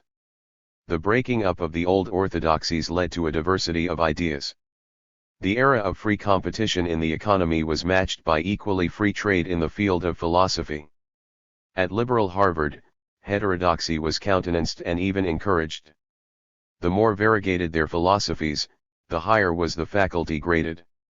As Santayana remarked, I believe the authorities would have been well pleased, for the sake of completeness, to have added a Buddhist, a Muslim, and a Catholic scholastic to the philosophical faculty, if only suitable sages could have been found, house-trained, as it were, and able to keep pace with the academic machine and to attract a sufficient number of pupils. Character and Opinion in the United States, pages 58 to 59. Heterodoxy was not frowned upon by the authorities only so long as it was confined to the expression of individual opinion in abstract matters and sought no practical outlet other than slightly eccentric behavior. However, permissiveness had its limits. Two brands of heresy remained suspect: social economic radicalism and moral misbehavior, which might corrupt the future leaders of society. President Eliot refused to allow Pierce to lecture to the Harvard students on account of his marital irregularity. James and Royce had to hire a hall for their students to hear him. Horace Collin recalled the following story about his successor. President Lowell, an overseer, had suggested the appointment of a somewhat notorious liberal to Harvard in the Department of Philosophy, and Lowell said to him, "You know, at Harvard we 51. Have academic freedom, and we have to be very careful whom we appoint." Dialogue on George Santayana, p. 87. As the sciences shouldered religion aside, the scope of philosophy was broadened to cover a consideration of scientific method. At the same time, the professionalization of philosophy led to its differentiation into separate subjects for purposes of instruction and research. In imitation of their fellow scholars, academic philosophers sought a private province which they, as specialists, could cultivate as their own. They found this in the so-called problem of knowledge inherited from the dualism of Descartes and reinforced by the critical philosophy of Kant. The problem was this: how can a supposedly detached mind know the world beyond it? The correct solution of the riddle had already been given for idealism by Hegel and for materialism by Marx. But their answers were either unknown or unacceptable to most American professors, who kept proclaiming that here was a puzzle yet to be solved. Like certain behaviorist psychologists who devised experiments for the express purpose of proving that purpose played no part in human life, these tireless epistemologists shuttled from the mind to the world and from the world back to the mind, to uncover what, if any, were the connections between them. The answers they came up with determined whether they should be classed among the realists, the idealists, the FKJ-positivists, or the pragmatists. As Morris Cohen remarked, one important reason for this game of intellectual blind man's buff was professional. The academic philosophers needed a specialty of their own to mark them off from other departments of the university. But there were other motives at work in this fussing with epistemological puzzles. These philosophers could not arrive at any clear and conclusive settlement of the problem of the relations between mind, society, and nature without undermining their own reasons for existence. Finally, this divorce between mind and the external world was a symptom and outgrowth of the widening gap between philosophy and the realities of American life. By withdrawing to the cloistered campuses and remaining shut up there, philosophy became insulated from the most active sections of society. It turned inward upon itself, rather than outward toward the arena of conflicting social forces. It became pedantic and genteel, shrinking from controversy over living issues. It became obsessed with the traditional difficulties of its own past and fussed over its special techniques, slighting the great social and scientific. 52. Questions of the time. As the sciences undermined the old theology, philosophy came to fill a cultural need of the educated upper classes as a minor and pallid substitute for religion, though it had little effect upon the main currents of American life. This was the sort of intellectual environment Dewey stepped into when he decided to make the teaching of philosophy his life work after his apprenticeship at Johns Hopkins. Such was the professional atmosphere in which he had to operate at Michigan, Chicago, and Columbia. He was one of the first Americans to prepare himself for an academic career as a philosopher, and from the beginning to the end of this career it was primarily to an audience of professional philosophers that he directed his arguments. He tried to influence them, they in turn, like his colleagues on the faculty at Columbia, influenced him. He never cut the cord that bound him to this guild. He talked their language and felt at home in their presence. But that was no more than one facet of this many-sided man. If his intellectual interests were centered on academic philosophy, they radiated widely into other fields. Once he reached maturity as a thinker, he did not permit himself to be cabined in so restrictive a milieu but reached out beyond it, both in his ideas and in his activities. His first outward step was taken in the field nearest at hand, education. Pedagogy had been considered one of the domains of the philosopher. Dewey radically changed its methods and outlook. One of his conditions for taking charge of the philosophy department at the University of Chicago was that it should include education. There he proceeded to test, in the laboratory school he and his wife initiated, the pragmatic principle that knowing comes from doing. He did not stop there. The momentum of his directing ideas drew him into the social and political struggles of his era. The dynamic of his pragmatic philosophy demanded that he carry into practice the theories he advocated. He did not shrink from shouldering these obligations. Public-spirited and conscientious, he directly participated in many enterprises connected with the progressive cause. He gave an example in this respect to his fellow Americans and above all to his fellow intellectuals. Dewey took the lead in organizing educators at all levels of the teaching profession and sought to bring these brain workers into the same movement with blue-collar workers. He urged teachers to abandon academic snobbery and recognize that they belonged. 53. To the great mass of working men and women with whom they should cooperate in their common interest. He became a charter member and vice president of the New York Teachers Union and recommended its affiliation with the American Federation of Labor. He was the first president of the American Association of University Professors. He was no less energetic in defending democratic rights and resisting reactionary attacks on freedom of expression in intellectual life. For many years he served on the National Committee of the American Civil Liberties Union, and, after wartime interference with academic freedom at Columbia by President Butler, he helped found the New School for Social Research in 1919 as a center for uninhibited adult higher education. In 1937, when he was close to 80, he undertook the responsibility of becoming chairman of the Commission of Inquiry into the Moscow trials and was active in all its proceedings. Like his English counterpart, Bertrand Russell, he could be depended upon to his dying day to aid any cause in defense of democratic rights. For a long time Dewey headed the left wing of academic philosophy, the one that was most closely linked with the more progressive elements and causes in American life. He towered far above his fellow philosophers, not only in influence, but in moral stature. His interests expanded as theirs contracted. But Dewey's activism with its radical twist was exceptional among the philosophers of his generation. Most of them hid from the turmoil of their time under the cover of absorption in loftier things. As the number of professional philosophers grew, their social influence diminished. It became less than that of the departments of physical science or, later, of the schools of business administration. Aloof from the masses and immured in their university cells, they transformed philosophy into a new type of scholasticism accessible only to initiates. Although Dewey combated this tendency throughout his lifetime, he could not counteract the fundamental demands of capitalist society. What the ruling class expected from its professors was not philosophies to justify broad reforms, let alone revolutionary changes. They welcomed doctrines of a more sedative character. From World War I on, as imperialism grew more entrenched and aggressive, not only outside but inside the universities, and as class relations became tenser, the administra. 54. Tours could not permit even that degree of diversity in the philosophical faculties that Harvard boasted of in the time of William James.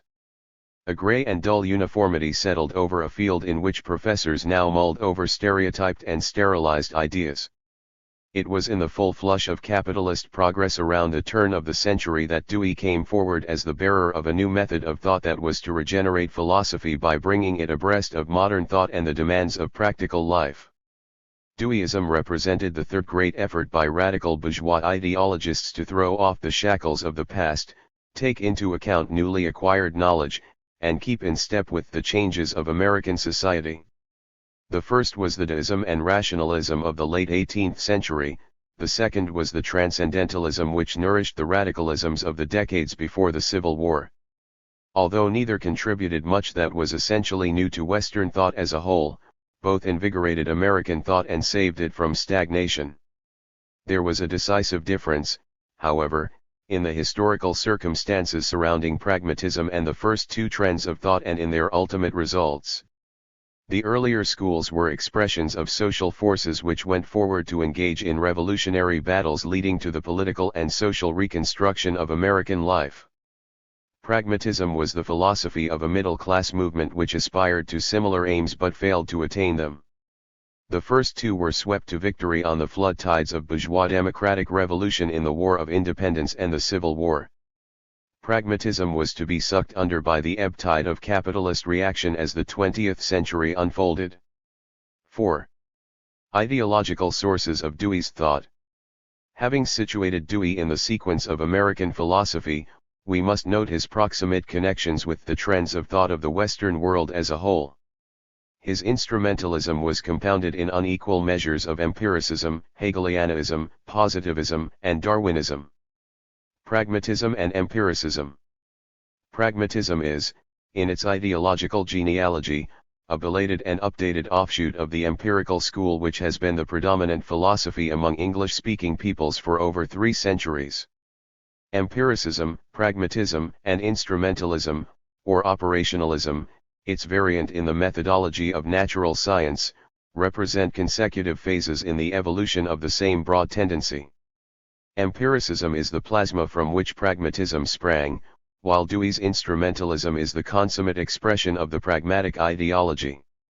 Dewey explicitly affirmed this kinship. "We must not forget," he wrote, "that James was an empiricist before he was a pragmatist, and repeatedly stated that pragmatism is merely empiricism pushed to its legitimate conclusions, Philosophy and Civilization, p. 22.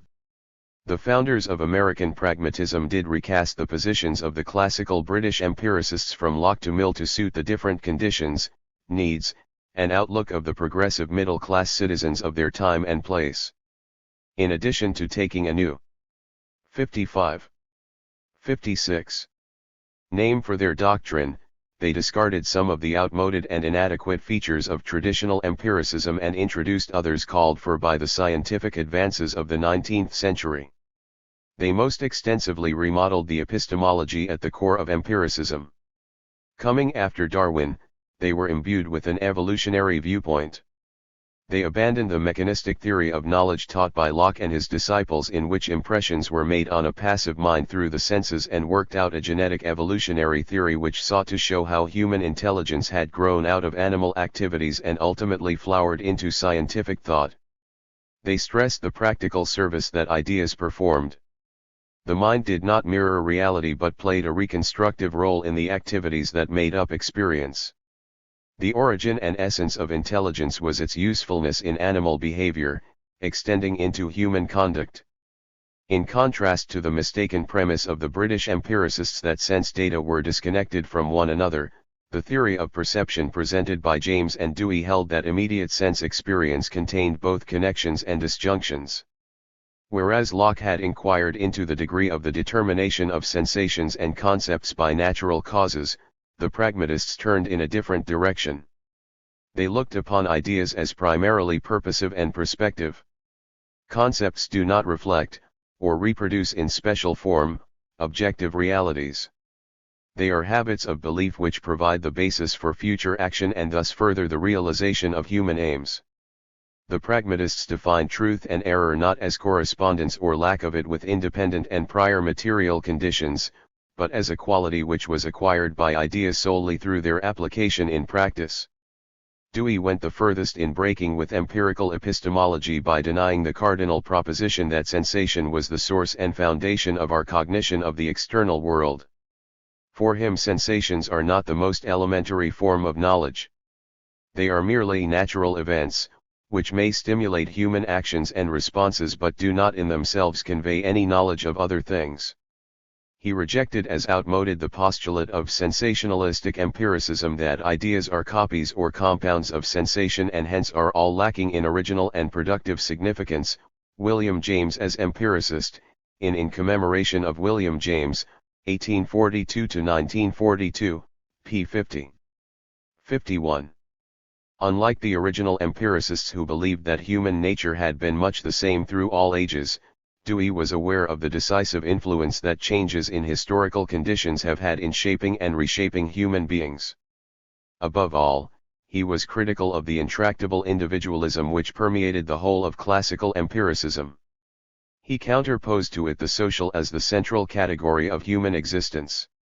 Only by wholehearted adoption of it, the category of the social as a ranking fact and idea, can empirical philosophy come into its own, and escape the impotency and one-sidedness which has dogged the traditional sensationalistic empiricism.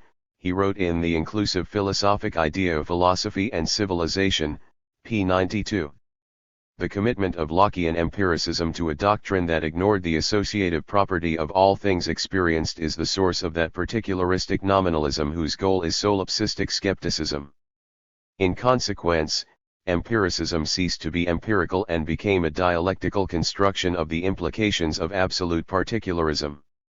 While the pragmatists modified empiricism in these and other respects, they did not transcend its inherent limitations but rather reaffirmed and reinforced them in their own way. For instance, they remained attached to the idea that knowledge hinges on the way things appear to the observer, who then chooses an action to fit the circumstances. This method discouraged systematic search for the underlying 3D causes that produce the outward appearances of things. The prime difference between the empiricists and the pragmatists is that the latter focused attention, not upon the way ideas are produced, but rather upon their functions and consequences. This change of emphasis was clearly discernible in the address delivered by William James at Berkeley in 1898, when he recast Peirce's formula for obtaining clear ideas in these words: to attain perfect clearness in our thoughts of an object, then, we need only consider what effects of a conceivably practical kind the object may involve, what sensations we are to expect from it, and what reactions we must prepare.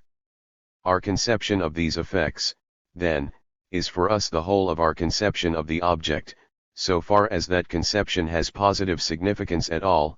Philosophical Conceptions and Practical Results, in Collected Essays and Reviews, p. 411, emphasis added.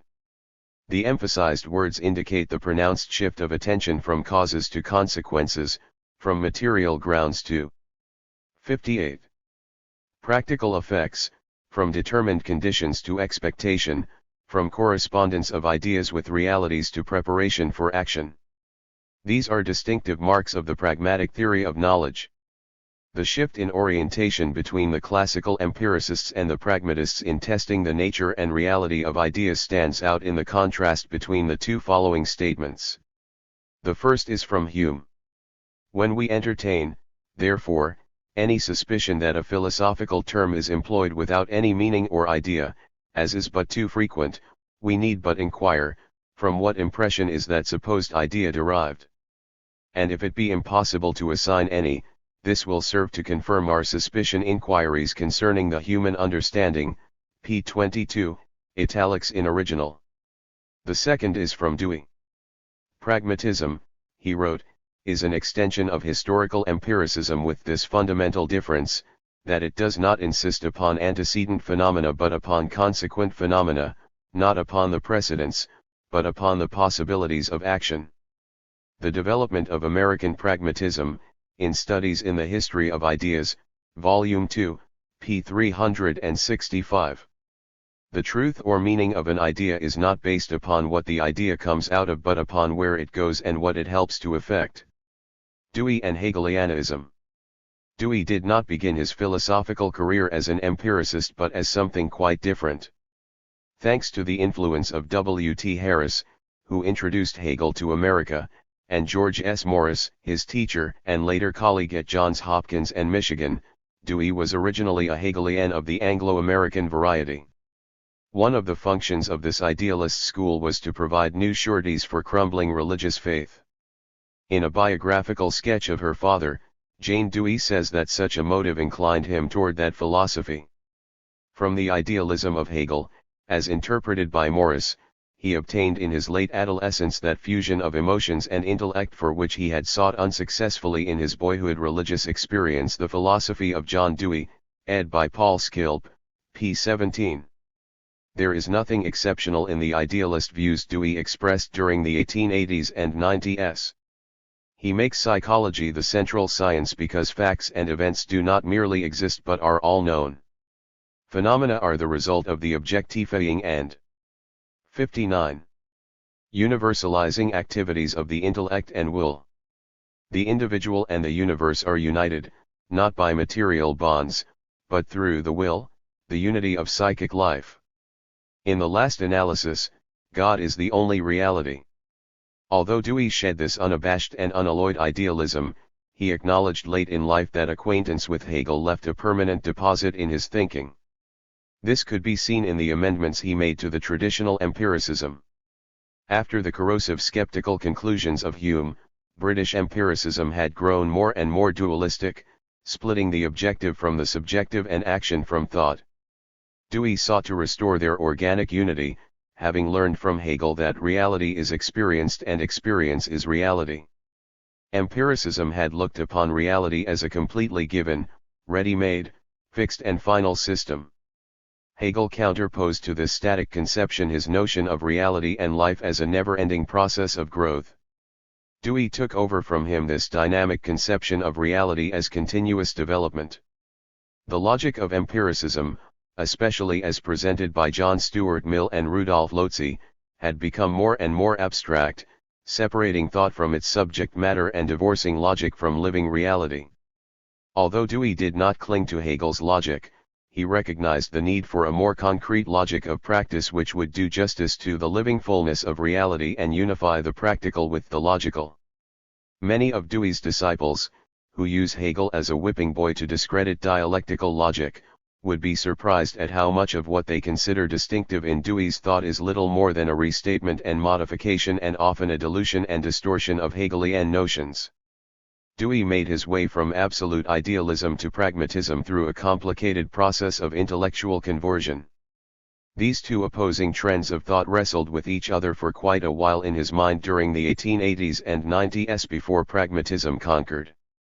The turning point came with the publication of Studies in Logical Theory in 1903. Dewey's transformation from an absolute idealist into the leader of American pragmatism illustrates in striking fashion how social conditions and class needs operate to reshape ideas in the minds of philosophers and can impart a new direction to development in this highest and most abstract field of thought. The evolution of Dewey's philosophical views is thus instructive. 60. Apart from the validity of the doctrines themselves. Why did Dewey depart from his original idealism? It is not the successive steps but rather the reasons for the transit that are of interest here. Absolute idealism glossed over those characteristics of the social environment that were of utmost importance to the dissident progressives, and it therefore provided an inadequate guide for their effective intervention in practical affairs. Dewey attributed part of his disillusionment with idealism to the influence of his friend Benjamin Ford, a writer on the financial paper Bradstreets, who discovered by personal experience that the social structure, which was dominated by capitalist interests, prevented freedom of inquiry. Idealism taught that the world was free. Yet it was so only in idea, i.e., in the imagination of the idealist philosopher. In reality, society was enslaved, it had to be made free. How could this be done? Only through practical activity. This same discovery was being impressed in more concrete ways upon many other minds by the social struggles of the time.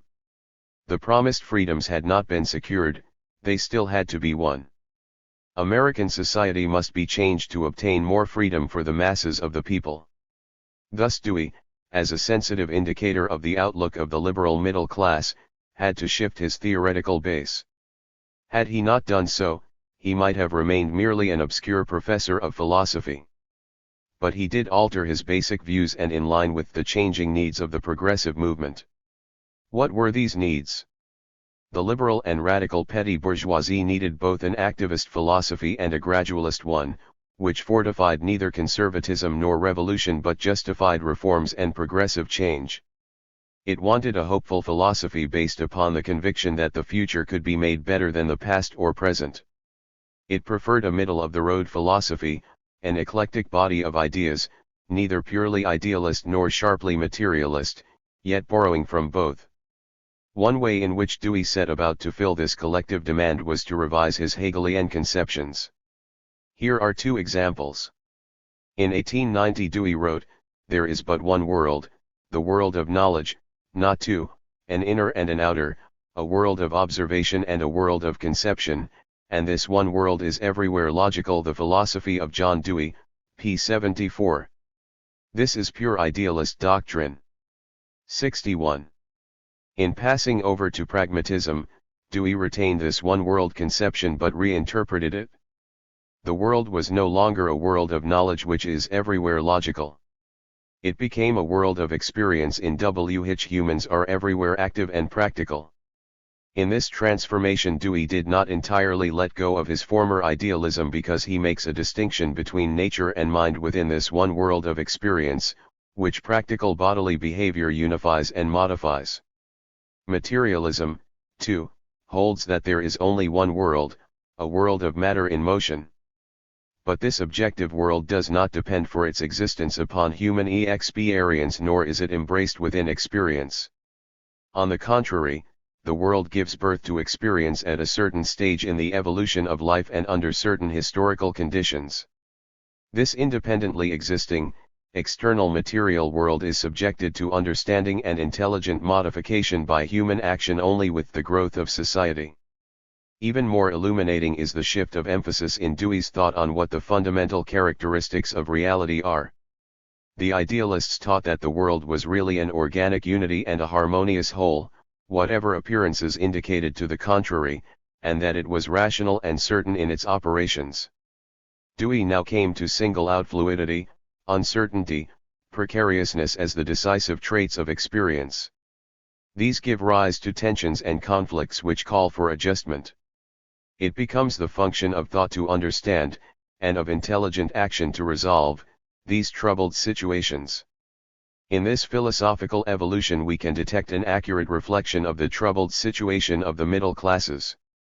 The proposed method of solution accords with their needs and outlook. 4. According to Dewey, these tensions and conflicts are rationally adjustable within a common framework, just as the differences between the plutocracy and the petty bourgeois dissenters are reconcilable. Dewey adapted whatever he found useful in Hegelianism to the positions of pragmatism, to the new findings of biology and psychology, and to the requirements of the American progressives, and then completely turned his back on it. During the First World War he went so far as to write a chauvinist-tainted polemic on German philosophy and politics, which he allowed to be reprinted during the Second World War, where he implied that Hegel was to some measure responsible for Kaiserism, just as others later blamed him for Hitlerism. 62. In his Logic, published in 1938, Dewey does not even mention this eminent logician. Nevertheless, residues of Hegel remained in his philosophy and he continued to hold the German thinker in high esteem. Late in life Dewey declared, Were it possible for me to be a devotee of any system, I still should believe that there is a greater richness and greater variety of insight in Hegel than in any other single systematic philosopher except Plato, from absolutism to experimentalism, in Contemporary American Philosophy, Volume 2, p. 21. It would be hard to picture any other pragmatist making such a statement. Indeed, the block universe he attributed to Hegel was James's het noir. Positivism and Pragmatism. Still another offshoot of empiricism, positivism, inserted itself as a link between the classical empiricists and the pragmatists. Positivism started from Hume's denial to causation of any direct experience, objective existence, and rational validity, and from Kant's denial that knowledge of things in themselves was possible. It limited knowledge to immediate impressions and direct observations of phenomena, that is, to the surface and foreground of things. It repudiated attempts to penetrate beyond phenomena and arrive at the hidden connections, the underlying motive forces, the real causes. Positivism placed in doubt the independent existence of the external world, though this might be assumed, it could not be demonstrated by reasonable proofs. The instinctive human belief in material objects and causation which led to materialism were dismissed as metaphysical prejudices. Thus the aims of knowledge and science were altered. To a positivist, these do not and cannot disclose the real interconnections of events and the essential nature of things. Such a task is beyond human capacities, a relic of theological and metaphysical thought. Knowledge can do no more than note, classify, arrange, and summarize the coexistence and sequence of phenomena. This suffices to guide human conduct and get along in the world. Two different currents of positivist thought emerged in the 19th century. One was French in origin, stemming from Auguste Comte and oriented towards social reform. The other was English, passing through John Stuart Mill and developed by Herbert Spencer in a spirit of extreme bourgeois individualism. 63. Spencer was a thoroughgoing agnostic who asserted that we can know nothing of either matter or mind in themselves and therefore materialism and idealism are equally untenable. Later in the century a school of positivism primarily concerned with methodological problems of physical science, represented by Ostwald, Mach, Pearson, Poincare, Duhem, Avenarius, and others, came to the fore. Basing themselves upon a theory of pure experience, these empiriocritics maintained that scientific investigation cannot and need not disclose the real features of the external world. It can only register, classify, and correlate the sequence of observed phenomena. Scientific theories are no more than working hypotheses, more or less convenient and practically effective contrivances for dealing with the materials given by sensation. They knocked causation, determinism, and any objective basis for lawfulness out of existence. At one extreme this line of thought culminated in the pure fictionalism of Wegener, which regarded scientific conceptions as arbitrarily chosen formulas which by some mysterious means enabled people to handle phenomena effectively in practice. Ernst Mach was the most influential member of the scientific positivist trend of thought. While his criticism of certain absolute concepts of the Newtonian worldview helped convince theoreticians of physics like Einstein of the relativity of physical phenomena, his philosophical standpoint was retrogressive. Here is the most flagrant example of how the prejudices of empiriocriticism ran counter to the advance of science and misinterpreted reality. Mach, like Ostwald, contended that the atom and even the molecule was nothing but a useful fiction, a conceptual working model for the theoretical physicist. Atoms did not actually exist in the world outside. Although this deduction was consistent with his positivist theory of science, it turned out to be untrue. The people of Hiroshima can hardly be convinced that the atom is nothing but a mental construction. The positivists and pragmatists were associated in a joint enterprise. Many of the pet ideas of the positivists were incorporated into pragmatic theory. James acknowledged his debt to Mach and Poincare, Dewey to Comte, Spencer, and others. Later, in the quest for certainty, Dewey explicitly adopted Bridgman's up-to-date version of scientific positivism, which is labeled operationalism. The starting point in pure experience, the doubts about the independent material existence of the external world, the denial. 64. Of causation, lawfulness, and determinism as intrinsic aspects of nature, the restriction of knowledge to experience of phenomena, the conception of ideas as nothing but working hypotheses which provide plans for action, the essentially practical purpose of knowing these are common property of both schools. In addition, Dewey was inspired by Comte's efforts to substitute a religion of humanity for the old organized religions and by his insistence upon the social functions and obligations of the scientist and philosopher. Positivism and pragmatism intersect with one another at so many points that it is sometimes difficult to draw a line between them. That is because they represent two varieties of an essentially identical philosophical position, reflecting different vocational interests of the same broad middle-class stratum in bourgeois society. From a common ideological starting point and social foundation, the positivists and pragmatists may branch off into different domains and take differing paths of development.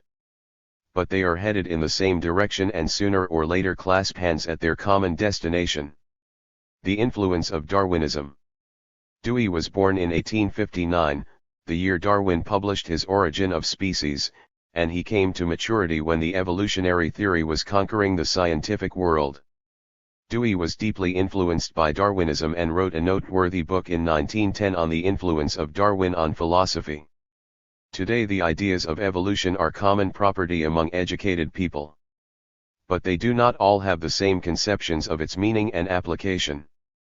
The theory of evolution entered people's minds in the 19th century by two different routes and in two different forms. In the English-speaking world, evolutionary conceptions were popularized through the teachings of Herbert Spencer, Darwin, and Huxley, who conformed to the native empirical traditions. On the European continent they were first introduced through the work of Hegel, then in the natural scientific writings of men like Haeckel, and later in the materialist teachings of Marxism. The ideas of evolution were propagated mainly in the first way in the United States. This was the form in which Dewey absorbed them, although, as we have shown, he blended them with borrowings from Hegel. 65. Even though thinkers bound to the empirical tradition may not recognize the fact, the dialectical definition of the evolutionary process contained in Hegel and Marx is far more correct and comprehensive and incomparably richer in content than that based upon Darwin's discoveries alone.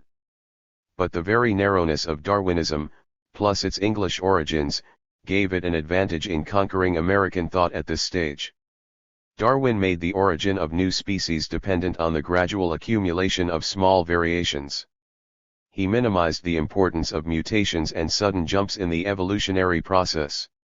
One of his favorite sayings was, "Nature makes no leaps." This strengthened the popular prejudice that gradual growth is the major, if not exclusive, mode of natural evolution. This misconception was easily extended by conservative minds to social evolution. Philosophers could use Darwin to justify the universality and, in the Fabian phrase, the inevitability of gradualness. They thereby identified the entire process of evolution with one of its phases, the period in which small changes are accumulated and in which gradual growth within established forms prevails. They were enabled to overlook, deny, and suppress the occurrence of sharp and sweeping changes, sudden interruptions in the continuity of things, the breakup of existing forms, and leaps from one qualitative state to an essentially new one. They could not see that continual modifications, at a certain point in their accumulation, however slow they may be and long they may take, suddenly produce qualitative discontinuities in the evolutionary process.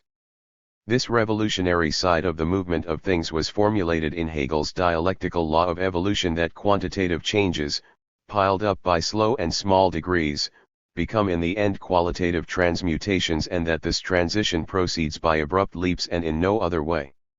Everything from his personal disposition to the needs of his class induced Dewey to set aside the multifaceted and sharp-edged definition of evolution put forward by Hegel in favor of the one-sided, rounded-off views inspired by Darwinism. Dewey also took from Darwin the notion of adaptation and applied it to the function of the mind. The biological point of view commits us to the conviction that mind is at least an organ of service for the control of environment in relation to the ends of the life process, he wrote. Darwin had pointed out how changes in surrounding conditions 66. led to a selection of characteristics among animals and plants which enabled them to become better adapted to the new environment. Dewey extended this to cover humanity and its mental activities. Incessant changes in their situation compel human beings to readjust their actions and modify their ideas. This process of readjustment is the hallmark of experience, the source of progress, and the mainspring of mental functioning. There is truth in this, though Dewey failed to carry it all the way through.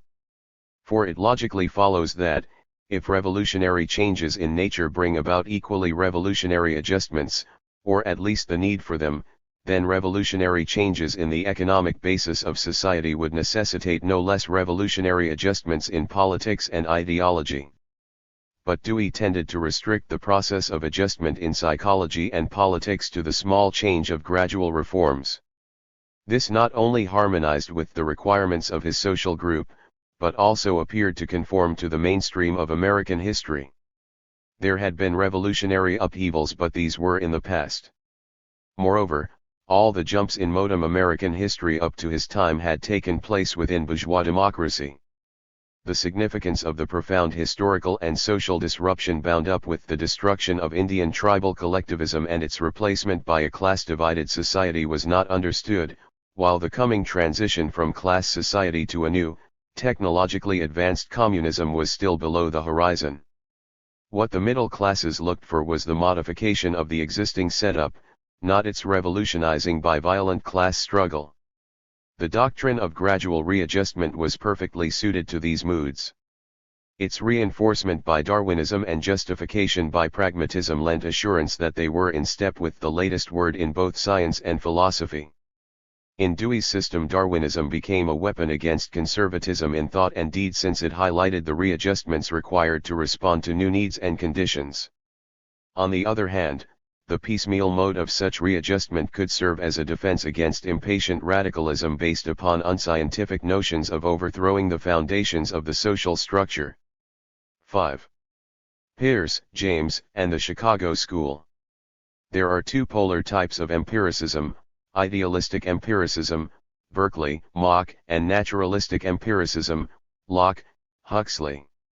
Like their predecessors, the pragmatists differed widely among themselves on many points of doctrine within the ambit of their common theory of knowledge. They speedily gave birth to divergent trends, one drifting toward undisguised idealism, individualism, and subjectivism, the other inclining toward a more materialist, collectivist, and objectivist interpretation. The Americans Charles Peirce and William James, the Englishman F.C.S. Schiller, and the Italian Papini belonged to the first camp, the Chicago School, Dewey and his quasi-Marxist disciples like Sidney Hook to the second. Charles Peirce. William James credited Charles Peirce with being the first to formulate the basic postulates of pragmatism and baptize it as a specific philosophical tendency. The term is derived from the same Greek word pragma, meaning action, from which our words practice and practical come. It was first introduced into philosophy by Mr. Charles Peirce in 1878.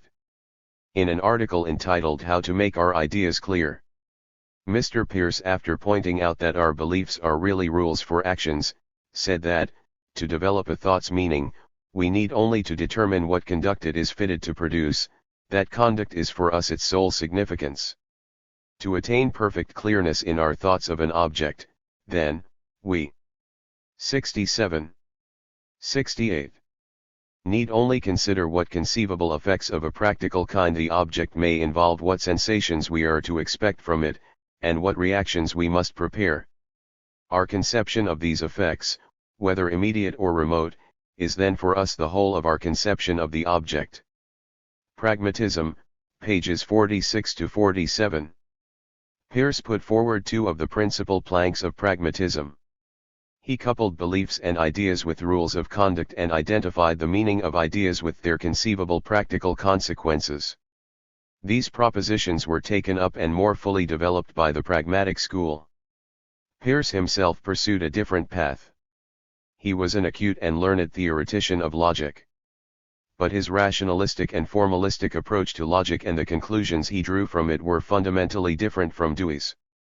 He wrote Dewey in 1905 that he was intolerant of the latter's logical theory and that its mode of arguing that every inquiry ought to be conducted genetically is a wretched method. Pragmatic Philosophy, ed. by Amelie Rorty, p. 118. Moreover, Peirce was an absolute idealist who believed that the universe had passed from chaos to an intelligible and regular order by acquiring habits of mind, that matter was effete mind, that love or desire was the driving force of cosmic evolution which started with God, the Creator, and ended with God completely revealed. His connection with the pragmatic movement, though significant at the beginning, was episodic and marginal. William James. William James was the initiator and most ardent propagandist of pragmatism. He came to philosophy after studies in medicine, physiology, and psychology had convinced him of the biological origins of thought processes and the primarily practical, instrumental, and experimental function of ideas. James asserted that pragmatism was purely epistemological and thereby compatible with any kind of theory about the nature of the universe. Just the same, his own philosophy was based upon a particular conception of reality as pure experience. Both materialist and idealist thinkers made a fundamental distinction between nature and humanity, matter and mind, the objective and subjective, the physical and spiritual aspects of existence. The pragmatists, beginning with James, sought to get 69 around this dichotomy by asserting that the basic constituent of the universe is neither physical nor mental but something neutral. This is pure experience, defined by James as the immediate flux of life which furnishes the material to later reflection. This is the primal stuff out of which everything else is constructed. It exists before either matter or mind, which are subsequently extracted as separate functions of the raw materials of experience. By thus placing the psychical on a par with the physical, James in effect wiped out the existential priority of the external world over the mind and the essential difference between the objective and subjective parts of experience. For him there was no external world before humankind experienced and thought about it. The world was and is created by humankind out of the plastic mass of pure experience which preceded all else. This is an upside-down view of the relations between material reality and human experience. By making nature depend upon experience, and not experience upon nature, James dissolved the independent objective existence of the real world in the subjective reactions of humankind. His theory of knowledge and interpretation of the truth flow from this. If experience pre-exists everything else, then the content of ideas need not copy external reality. Ideas are primarily plans of action which enable us to operate advantageously in relation to other things. They are means of orientation in the stream of pure experience which enable us to make the most of its currents. True ideas are distinguished from false not by testing their conformity with what exists, but rather by conceiving what their effects would be and noting their consequences when they are acted upon. If an idea helps us get along successfully in the stream of experience, fulfills our needs, and satisfies our demands, then it is true, or rather it becomes true. An idea is true so long as to believe it is profitable to our lives. This pragmatic version of the essence of ideas is bound up with a special version of the nature of human action. All activity is for James purely experimental in character, a gamble. We try out this idea or that, this line of conduct or that, and then see what happens. If it does the job, well and good. If it fails, we try something else until we hit on the right solution. No idea possesses truth before it is validated in experience and confirmed by its results. It becomes true by virtue of our 70. Intervention in events. Truth is neither retrospective nor representative, it is exclusively bound up with the future. This is what endows all ideas with their hypothetical nature. When James and later Dewey sought to include the effects of the past in their definition of truth, this concession undermined their central argument. For them ideas are made true by events, but since we can intervene and control the outcome of events, it is we who make ideas come true. Human action is the decisive determinant of things. The pragmatists were extremely one-sided in hinging the truth or falsity of all ideas upon human action. However much our activities may modify things found in nature, they do not determine the nature of things in general. And the conscious intervention of people can redirect the course of social affairs only insofar as this intervention proceeds in obedience to historically given objective conditions, not in any arbitrary manner which runs counter to them. In response to those critics who accused him of subjectivism, James protested that his theory of truth did take into account the relation of ideas to realities. For ideas to be workable, he stated, they must prove consistent with other ideas, conform to the existing facts, and submit to experimental corroboration. This reach out to objectivity was vitiated by the extra qualification he introduced that ideas must satisfy personal wants and desires, and that the most satisfying in this respect were the most true. In practice, which is the supreme test of the meaning of ideas for the pragmatist, James assigned greater weight to the gratification of individual needs and even prejudices than to the totality of facts. The significance of this amendment James proposed for ascertaining the truth stood out most nakedly in its application to the all-important problem of the origin and development of the universe. Thinkers have argued since the birth of philosophy over whether God or matter explained this cosmic process. Idealists took one position, materialists the other.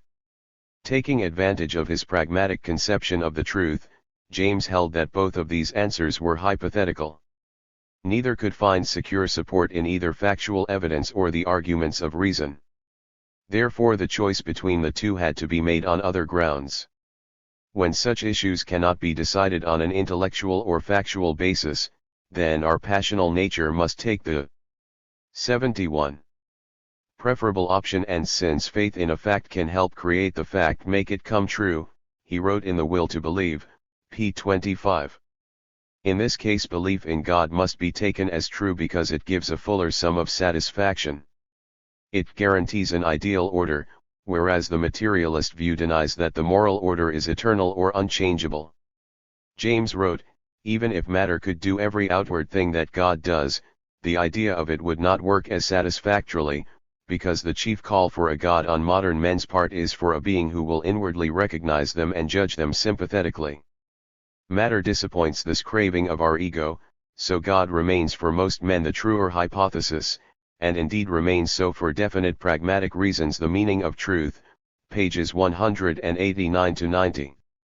James's predestined mission, according to R.B. Perry, was to find a philosophic truth that should justify religion without alienating science. The Thought and Character of William James, Volume 2, p. 409. The pragmatic theory that ideas are nothing but working hypotheses and that truth is ultimately determined by the consequences of action served in James's philosophy as a springboard for his justification of religion. We cannot reject any hypothesis if consequences useful to life flow from it. If the hypothesis of God works satisfactorily in the widest sense of the word, it is true. And he found that mystical experiences afford proof that higher powers exist and are at work to save the world on ideal lines similar to our own. This enlightened professor plundered psychology and twisted philosophy to extort new evidence to bolster the shaken belief of the credulous middle classes in the existence of supernatural powers. At the same time that the Young Men's Christian Association and Christian Science came to flourish in the Boston area, the Harvard philosophical faculty boasted of a moralist who likewise exhorted young people to goodness and provided sophisticated arguments to salvage religious faith. James became the most popular exponent of pragmatism not only because of the picturesque and flavorsome style of his writing but also because he sincerely shared and flattered the prejudices of his public. His whole cast of mind, his social outlook and political views, were relics of the outgrown America of the pioneer days, of unrestricted opportunity and free capitalist enterprise. His philosophy set out from the assumption of an abstract isolated human individual as the norm. He was as much of an individualist in his mode of thought as the average small 72. Farmer, businessman, craftsman, or professional. He had a horror of bigness as such, a distaste for all but the most local politics, a passionate hatred of imperialism, writes one of his biographers. To the many small private struggles he was sympathetic and helpful, by it toward large-scale issues and conflicts, with the exception of the fight against imperialism, he showed little philosophical concern. William James's Principles of Psychology was much the greatest single influence in changing the direction of Dewey's philosophical thinking. His daughter Jane wrote, Skilp, Philosophy of John Dewey, p. 23. While this was so, Dewey moved away from the most subjectivist aspects of James's conception of truth as he developed his own instrumentalism. While he agreed that ideas essentially refer to the future and are made true in the process of experimentation, Dewey denied that personal gratification can establish the validity of an idea, particularly where theological notions are concerned. What made an idea true, in his opinion, was not its fulfillment of moral or religious demands but rather the advent of the object intended. This criterion brought Dewey closer to the standpoint that the content of an idea must match up with some objective reality, as opposed to James's identification of practical consequences with psychological satisfactions. Dewey eventually held that an idea is validated if it enables us to make the transit from a troubled or conflicting situation to a smooth-sailing one. Truth arises not from the gratification a belief provides, but from the effective resolution of a problematic situation. However much Dewey owed to James, he had a different outlook in salient respects, ranging from his theory of knowledge to his social and political orientation. Dewey and the Chicago School. Peirce and James launched Pragmatism and contributed important elements to its formation. Dewey developed the line of thought as far as it could go and put its ideas into finished form. That is why this criticism of pragmatism concentrates upon his work. Dewey came to pragmatism while teaching at the University of Chicago during the 1890s and the first 4 years of the 20th century.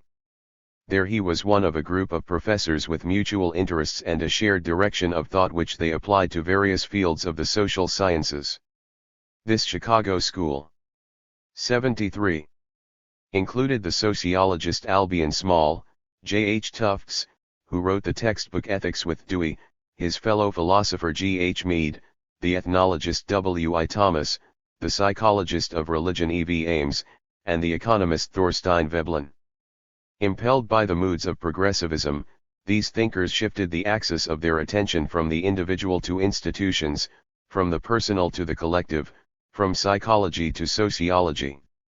A good example of their approach is given in Mead's conception of the social shaping of the individual.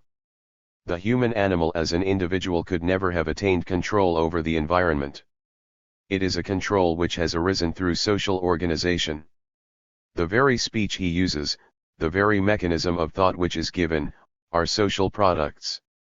His own self is attained only through his taking the attitude of the social group to which he belongs. He must become socialized to become himself. Movements of thought in the 19th century, p. 168. The members of the Chicago School regarded themselves as consistent evolutionists. Just as the biological organism was fitted to its physical environment, so the individual and his or her social environment had to be readjusted to each other. That process, however, had to be different from the ruthless struggle for survival characteristic of big business. It was to be done through intelligent public action which would change outworn and injurious social conditions. Their theorizing became a justification for the practices of social reform. Here is how Mead, for example, applied this approach to the problems of the class struggle.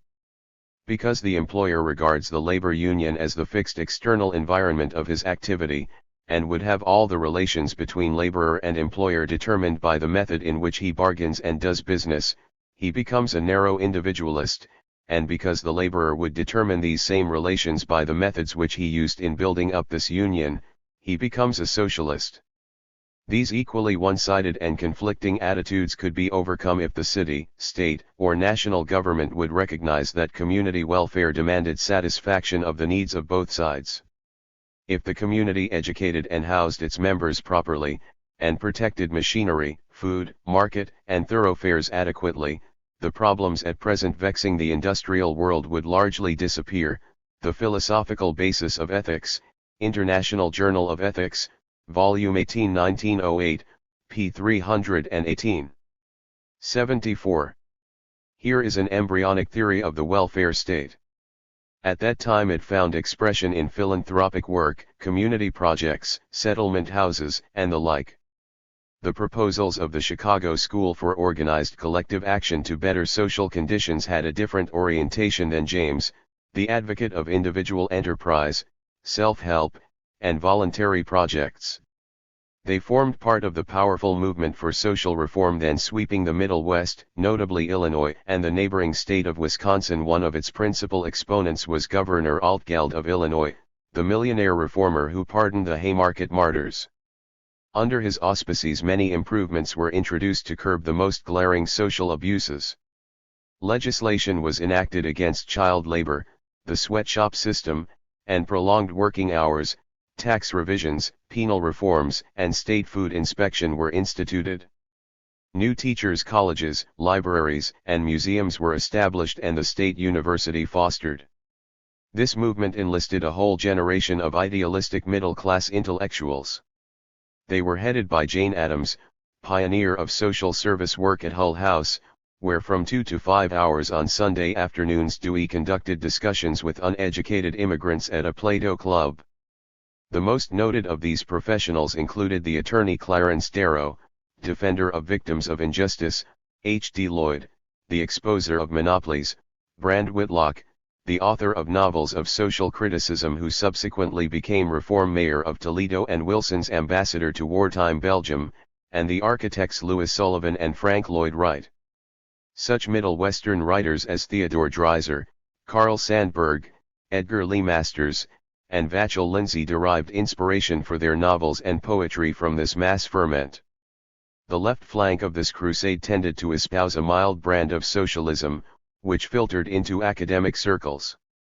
Dewey himself eventually hovered between left liberalism and evolutionary socialism. This was a far cry from the thoroughgoing individualism of William James. Dewey absorbed from the Chicago School a firm conviction in scientifically informed intelligence as the principal means for reconstructing society around the solidarity of the human race. This was to be supplied to the progressive forces by advanced thinkers in the universities with their pragmatic methods and proposals for piecemeal reforms. 6. The inconsistencies of instrumentalism. The spokesmen for the middle-class democratic movement in the United States have rarely been frightened by the presence of contradiction.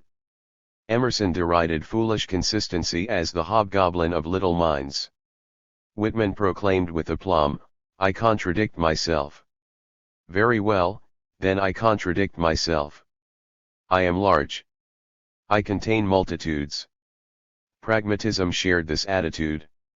In a backward glance over his career Dewey observed that he appeared to himself unstable, chameleon-like, yielding one after another to many diverse and even incompatible influences, struggling to assimilate something from each and yet striving to carry it forward in a way that is logically consistent with what had been derived from its predecessors, Adams and Montague, eds. Contemporary American Philosophy, Volume 2, p. 22. Pragmatism's view of nature and experience as basically indeterminate facilitated this hospitality toward unresolved contradictions. Experience is so fluid and unpredictable that it can encompass the most contrary juxtapositions in a single situation. No one is excluded, there is room for everyone at this inn. At the same time the logical theory of instrumentalism stoutly denied that contradiction had any objective reality. According to Dewey's logic, contradiction is a function restricted to the relations between propositions. It does not exist in things or events. It is a purely mental phenomenon without any roots or analogues in society and nature. 75. 76. Moreover, even in the restricted domain of propositions, a contradiction is not essentially antithetical. In no case of controlled inquiry, Dewey tells us, is a flat negation of a generalization taken to be final logic, pages 196 to 97. That is to say, either or is not the definitive description of any reality, a way can always be found out of the most extreme opposition without negating one of the poles. Dewey also asserts in logic that, it is notorious that a hypothesis does not have to be true in order to be highly serviceable in the conduct of inquiry. The stubborn facts. Show that correct conclusions have been progressively reached from incorrect premises. This argument implies that truth or falsity does not determine usefulness in scientific inquiry and is not indispensable for fruitful thought. In order to arrive at valuable results, the premise need not accord with the conclusion. Even though it refuses to recognize the objective reality of contradiction, instrumentalism is itself the most awkwardly contradictory school of American thought. It will be helpful to summarize some outstanding contradictions to be found in Dewey's thinking. These will be more extensively discussed in subsequent chapters. 1. In his original theory of nature, Dewey stated that it was useless to inquire into nature's general traits. Such ontological observations were obsolete metaphysics. It is hence self-contradictory for an instrumental pragmatism to set up claims to supplying a metaphysics or ontology. Instrumentalism involves the doctrine that the origin, structure, and purpose of knowing are such as to render nugatory any wholesale inquiries into the nature of being. Some Implications of Anti-Intellectualism, Journal of Philosophy, Volume 7, 1910, p. 479. In line with the empirical tradition stemming from Locke, Dewey claimed that instrumentalism involved nothing more than a theory of knowledge and therefore did not prejudge the nature of reality. William James declared that pragmatism was compatible with almost any theory of objective reality from idealism to materialism. Dewey, however, did not stick to this positivist approach. He proceeded to violate his previously expressed position and indulge in metaphysics by setting forth in experience and nature a list of the principal traits which reality did, or did not, possess.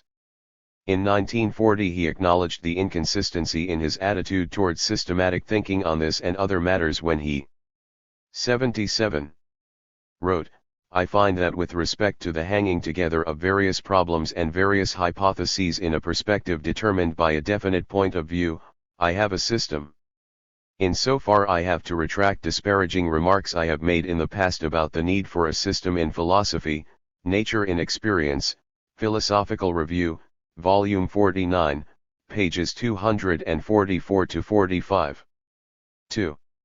On the decisive question of the relation between thought and reality, Dewey could not arrive at a firm decision either that experience depended upon nature or nature upon experience but oscillated between the materialist and idealist standpoints.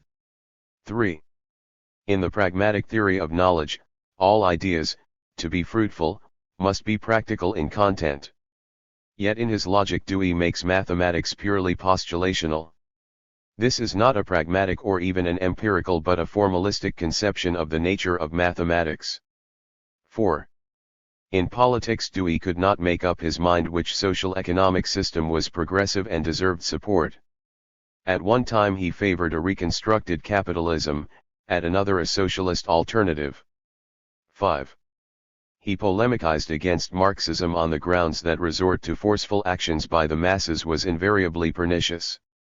Nevertheless, in liberalism and social action he conceded that under certain circumstances it was justifiable for the democratic majority to defend itself by force, if necessary, against fascist dictatorship or capitalist counter-revolution. 6. In the intervals between imperialist wars he was strongly pacifist. When a war came, he was among its supporters. 7. Dewey's views on religion clearly expose the evasiveness on fundamental issues at the core of his instrumentalism. In A Common Faith he denied the existence of a divine being and rejected the supernatural. Yet he refused to come out for atheism. He insisted on preserving the word God to denote the conjunction of human ideals with the conditions for achieving them. Why did Dewey, unlike Freud, who dared to call religion an illusion, fear to make a clean break with the remnants of superstition? The reason he offered is that both militant atheism and traditional supernaturalism have more in common with each other than with his viewpoint because both are more preoccupied with the individual than the social. This lame excuse for retaining relics of religion is historically and theoretically unfounded. Catholicism, as is well known, has been the archfoe of individualism, which it correctly identifies. 78. With Protestant heresy. On the other side, atheism has no intrinsic connection with individualism, it is based upon the denial of the existence of gods in any guise. The real reason for Dewey's reluctance was that he wanted to avoid decisive commitment to either camp in this irreconcilable dispute. How else could believers, half-believers, agnostics, and disbelievers be brought together and reconciled in a common faith? This very term is a misnomer. For any common faith which slurs over the fundamental issues at stake is equally offensive and displays equally bad faith toward religious people who cling to God's existence and the avowed atheists who deny it. ******. The multiple and ineradicable inconsistencies of pragmatism have been noted by many sorts of commentators. Early in pragmatism's career, Professor Lovejoy pointed out that there were 13 pragmatisms and asked each pragmatist to say where he stood on each of them. One of Lovejoy's students at Johns Hopkins, W. T. Feldman, wrote a critical analysis in which he observed, on the purely theoretical level, by what may be termed an historical accident, subjection to the particular influences which have been enumerated, Dewey has combined into one philosophy a diverse set of principles which are not completely congruous with one another and are even in some cases contradictory. The Philosophy of John Dewey, pages 113-14. These undeniable incongruities were not, as he thinks, merely the result of an historical accident. They were not individual aberrations or merely incidental traits. The inherent and obvious inconsistencies of instrumentalism were the inescapable philosophic reflection of the unsettled situation, the zigzag course of development, the heterogeneous composition, and the wavering outlook of America's middle classes, and especially its educated professionals. It does not suffice to show that the theoretical foundations and practical conclusions of a philosophy like instrumentalism are riddled with inconsistencies. There is more to the matter than that. It is necessary to explain where these inconsistencies came from, why they persisted, what they represented. The necessary inconsistencies in any school of thought reflect the contradictory historical circumstances in which it originated and the Contractadic 79. In the conditions of life, interests, and course of development of the social grouping that it spoke for. We have to look into the historical situation governing the life of middle-class America in his day to find out where Dewey's persistent inconsistencies came from, why they were an essential part of his individual makeup, and why they prevented greater coherence in his thinking.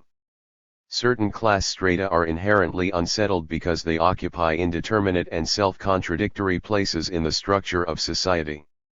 This was especially true of the middle classes after the Civil War, wedged in between the ruling capitalists and the wage workers.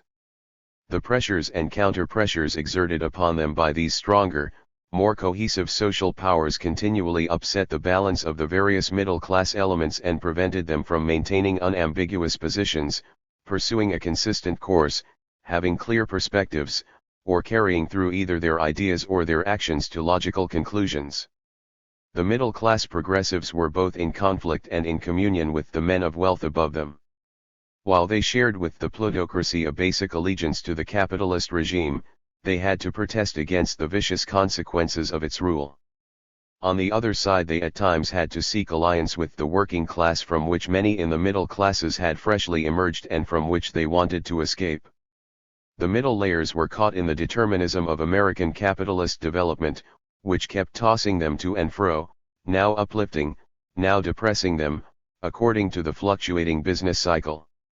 While increasingly maltreated by the plutocracy, they were being shoved to one side by the oncoming labor movement. This uneasy and anomalous situation of the petty bourgeoisie was the social source of the inherent evasiveness of the pragmatists. They attempted to find positions on major issues from philosophy and logic to politics and ethics somewhere between the opposing standpoints of the two polar class antagonists. As advocates of the golden mean, they preferred, if possible, to stand a little to the right or left of center, as their publicists phrased it, and play the middle against both ends. The instrumentalists could not decide whether to be materialists or idealists in philosophy. The progressives could neither live with capitalism nor live without it. They wanted its good sides. 80. Without the bad, and tried to avert the consequences of its essentially exploitative operation by ineffectual reform measures. The educated urban citizens who were discarding orthodox religions were yet too respectable to give up all the old religious habits and phrases which were also handy for doping the poor. The reformists regarded themselves as indispensable mediators between contending forces who kept the extremists of both sides within the bounds of reason. They rebuked in equal measure the aggressions of capitalist reaction and any militantly defensive actions of labor. This appeared fair. But since the preponderance of industrial and governmental power was in capitalist hands, such an attitude did not really give the workers an even break. What should be done? The union should either come to a friendly settlement with the boss or submit the dispute to the courts or some other official tribunal. But since these agencies were controlled by men of wealth, 9 times out of 10 the formal impartiality of the pragmatists played into the hands of the ruling powers at the workers' expense.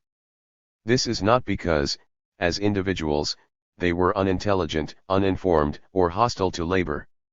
Their convictions and conduct were determined by their social connections and role. This same social causation is manifest in Dewey's Confusions. Even his literary style reflected this situation. Lewis Mumford aptly said that his style is as fuzzy and formless as lint. Another critic likened it to the consistency of peanut butter. It is generally acknowledged that his writings are difficult to read and his reasoning often hard to follow. This lack of clarity and precision is dismissed as an individual failing. But his mode of expression suited the traits of thought of the amorphous middle classes, unsure of their basis and unclear in their outlook. The style is more than the man, it is the whole school, the social grouping.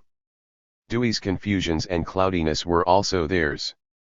Philosophers like Santayana, with a far more attractive literary style and greater clarity of thought, failed to exert a fraction of Dewey's influence. His popularity represented the triumph of an ideological content that satisfied the urgent needs of its petty bourgeois constituency. With some grumbling, his readers were willing to overlook the inadequate form of literary presentation. The body of thought was congenial enough to offset its drab and ungainly dress. The unsteadiness of the pragmatic viewpoint issued directly from its own elementary premises, which disavowed the necessity. 81. For resting upon any first principles. Quoting William James, Dewey said, from a general point of view, the pragmatic attitude consists in looking away from first things, principles, categories, supposed necessities, and of looking towards last things, fruits, consequences, Facts, Philosophy and Civilization, pages 22 to 23. The inherent unreliability of pragmatism is glaringly exposed in this self-characterization which counterposes consequences to causes, fruits to roots, and facts to principles.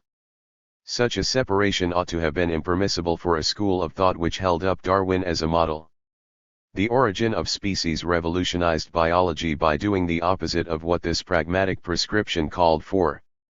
In order to explain the birth and development of species, Darwin had to look toward first things, go back to them, and find the intermediate links connecting the beginnings of life with its consummation in humanity.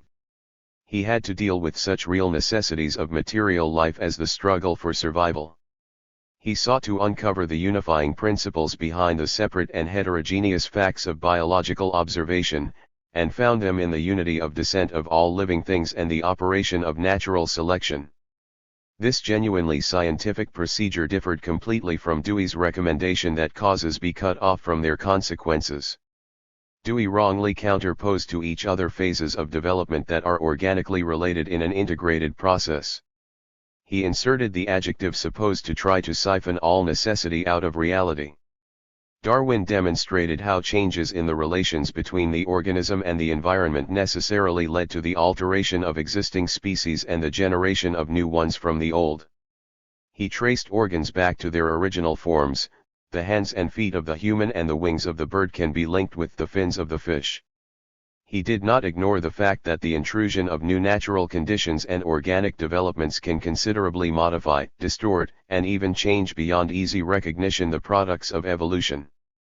But a knowledge of the intermediate forms, together with the intervening conditions and changes, makes it possible to disclose the connections between first and last in the sequence of species. Such linking up is the task not only of biological but of all science. Similarly, what comes out of a philosophy and what it can do during its career can be traced in large measure to its basis and 82. Point of departure. The lack of a backbone of principle and a firm skeleton of ideas and its theoretical justification for not needing either gave pragmatism the original flabbiness it has ever since exhibited. In the matter of sticking to principles, pragmatism differs from Marxism as a jellyfish differs from a vertebrate. The indefiniteness of pragmatism was partially derived on the theoretical plane from its recoil against the unacceptable positions of the reigning idealist philosophy. But its aversion to inquiring into the nature of first principles in general, and its own in particular, had specific social causes. The middle classes inclined to take the basis of their existence for granted. Probing an investigation into their historical evolution would reveal their dependent and precarious status within the capitalist order and their growing weakness compared to the major class forces. Their ideological representatives prefer to concentrate on matters as they stand and see what can best be made out of the present situation without peering too far into their future or delving too deeply into their past. Pragmatism is the most promiscuous of all doctrines. It will spend the night with any partner and feel no obligation to anyone for any length of time. Donald Piatt, himself a disciple of Dewey, admitted, "The pragmatist is the least bound by prior commitments of all philosophers." Skilp, Philosophy of John Dewey, p. 106. Its practitioners will borrow whatever ideas they need from next-door neighbors without a thank you for the loan. Pragmatism has the complexion of a chameleon. It excels in mimicry and can easily blend into any background. Pragmatists not only will disavow the statements you criticize but will embrace as their own the very point of view from which you criticize them, remarks Barrows Dunham, Giant in Chains, p. 83. For an example of this, see Dewey's Answers to Criticisms by Santayana and Russell, Philosophy of John Dewey, pages 530-32, 544-49. There is a method and a meaning in this quick change of hue. Instrumentalism wishes to make no lasting commitments, to give no hostages, to be bound by no pledges which inhibit its freedom of operation and maneuver. It aspires to be free in the opportunist sense of adapting itself to the main chance. This is the freedom of a weather vane which is constantly being whirled about on its pivot by the strongest currents in the social-political atmosphere. Thus from 1932 to 1972 Sidney Hook, John Dewey's 83. Exegete, supported in succession the Communist, Socialist, Democratic and Republican presidential candidates. This shiftiness permits the pragmatist to swing far to the right or left in deference to prevailing conditions. In 1935, for example, under stress of economic crisis, mass radicalism, and the onset of fascism, Dewey was half ready to acquiesce in the use of revolutionary resistance as a method of social action. 15 years later, although the need for such action had not lessened, he contended that this would only replace one totalitarianism with another. The Second World War and ensuing Cold War's change in the political climate had brought about his reversal. Consistency can hardly be expected of a method whose cardinal tenet asserts that there is no lawfulness in the movement of things, no intrinsic necessities in nature, society, and the human mentality. If each concrete case may be a law unto itself, no general rules govern events and no definite principles can be reliable guides to action. But, it may be objected, do not dialectical materialists say that rules have only a relative validity since circumstances alter cases and may even transform things into their opposites? Does not Deweyism maintain this same view? There are two major differences between these rival methods of thought on the question of lawfulness and determinism. Marxism declares that laws govern both the circumstances in the case and their most extreme alterations and transitions. For pragmatism, as Dewey says, necessities are supposed, they are not actually coercive. Second, pragmatists tend to regard all the material conditions in a given situation as being equally indeterminate and as having the same weight and power. In reality, some factors are always more stable and more decisive than others. All circumstances do not change at the same rate or affect other things in the same degree. While certain factors are highly determinate, others are only slightly influential in a process. A correct and comprehensive method must make room for both determinism and indeterminism in their concrete combination. This may be so, expostulates the pragmatist, but it is not possible to tell in advance how any given situation will turn out. The candidate is not elected until all the ballots are cast and counted. To be sure, all indetermination is not removed until the event is concluded. But in situations where the basic determinants can be 84. Analyzed, uncovered, and known in advance, it is possible to predict the main line of development, the general outcome, and even specific consequences. Otherwise science would be a hopeless and fruitless enterprise. ******. A mixture ranging from radical opinions to obsolete prejudices is to be found in Dewey's writings. That is why so many diverse thinkers from moderate liberals to quasi-Marxists have been able to claim him as their own. Each can pick out of the magpie's nest whatever consorts with their particular inclinations and purposes, especially since so few lines of his thought are drawn out to their ultimate conclusions. It is futile to lament these equivocations.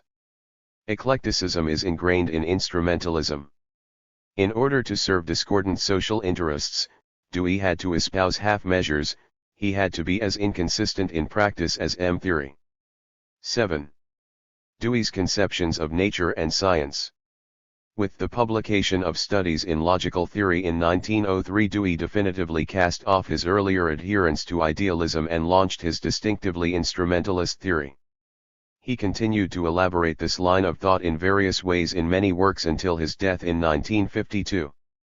It would be tedious to trace the windings of his thinking over those 50 years of tireless productivity. The following chapters will concentrate on analyzing his basic positions in 4 decisive areas of philosophy: epistemology, logic, the theory of nature, and his views of society and history.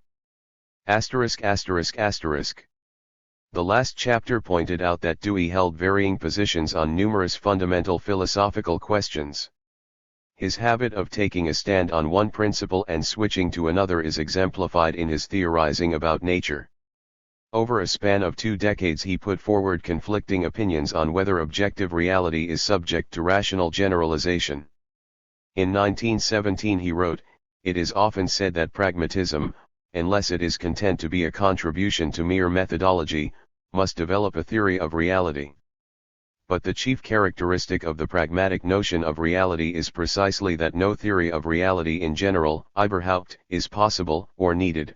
The need for a recovery of philosophy, in creative intelligence, p. 155. This statement is clear. No theory of reality in general, is possible or needed. The pragmatist will examine things piece by 85. 86. Piece as they come along and take note of their specific characteristics and relations without drawing any general conclusions about the essential nature of reality from these findings. Such systematizing would be meaningless and useless. Dewey thought the same 7 years earlier when he wrote that instrumentalism involves the doctrine that the origin, structure, and purpose of knowing are such as to render nugatory any wholesale inquiries into the nature of being. Some Implications of Anti-Intellectualism, Journal of Philosophy, Volume 7, p. 479x. Then, in 1925, Dewey flouted his explicit rejection of the need for any general theory of this kind by presenting his own conception of the nature of being in the lectures later. Published as Experience and Nature, their purpose, he said, was to give a detection and description of the generic traits of existence. What Dewey called his naturalistic metaphysics was a generalized account of reality and humanity's relations with it. This inability to follow a straight course, marked out by the compass of settled principles, is typical of the pragmatic method. Without bothering to remove the guidelines they themselves have set up, pragmatists will dart off in a quite different direction than they originally projected. They have no consistent orientation. Nature and experience. Dewey's views on the nature of reality, or as he put it, the nature of nature, are most fully and definitively set forth in Experience and Nature, 1929. This is one of the twin peaks of his philosophical achievement, logic is the other. In treating the relations between nature and experience, the existential priority of the two factors has to be made clear at the outset. Which comes first? Are they to be considered on an equal footing, or is one subordinate to and dependent upon the other?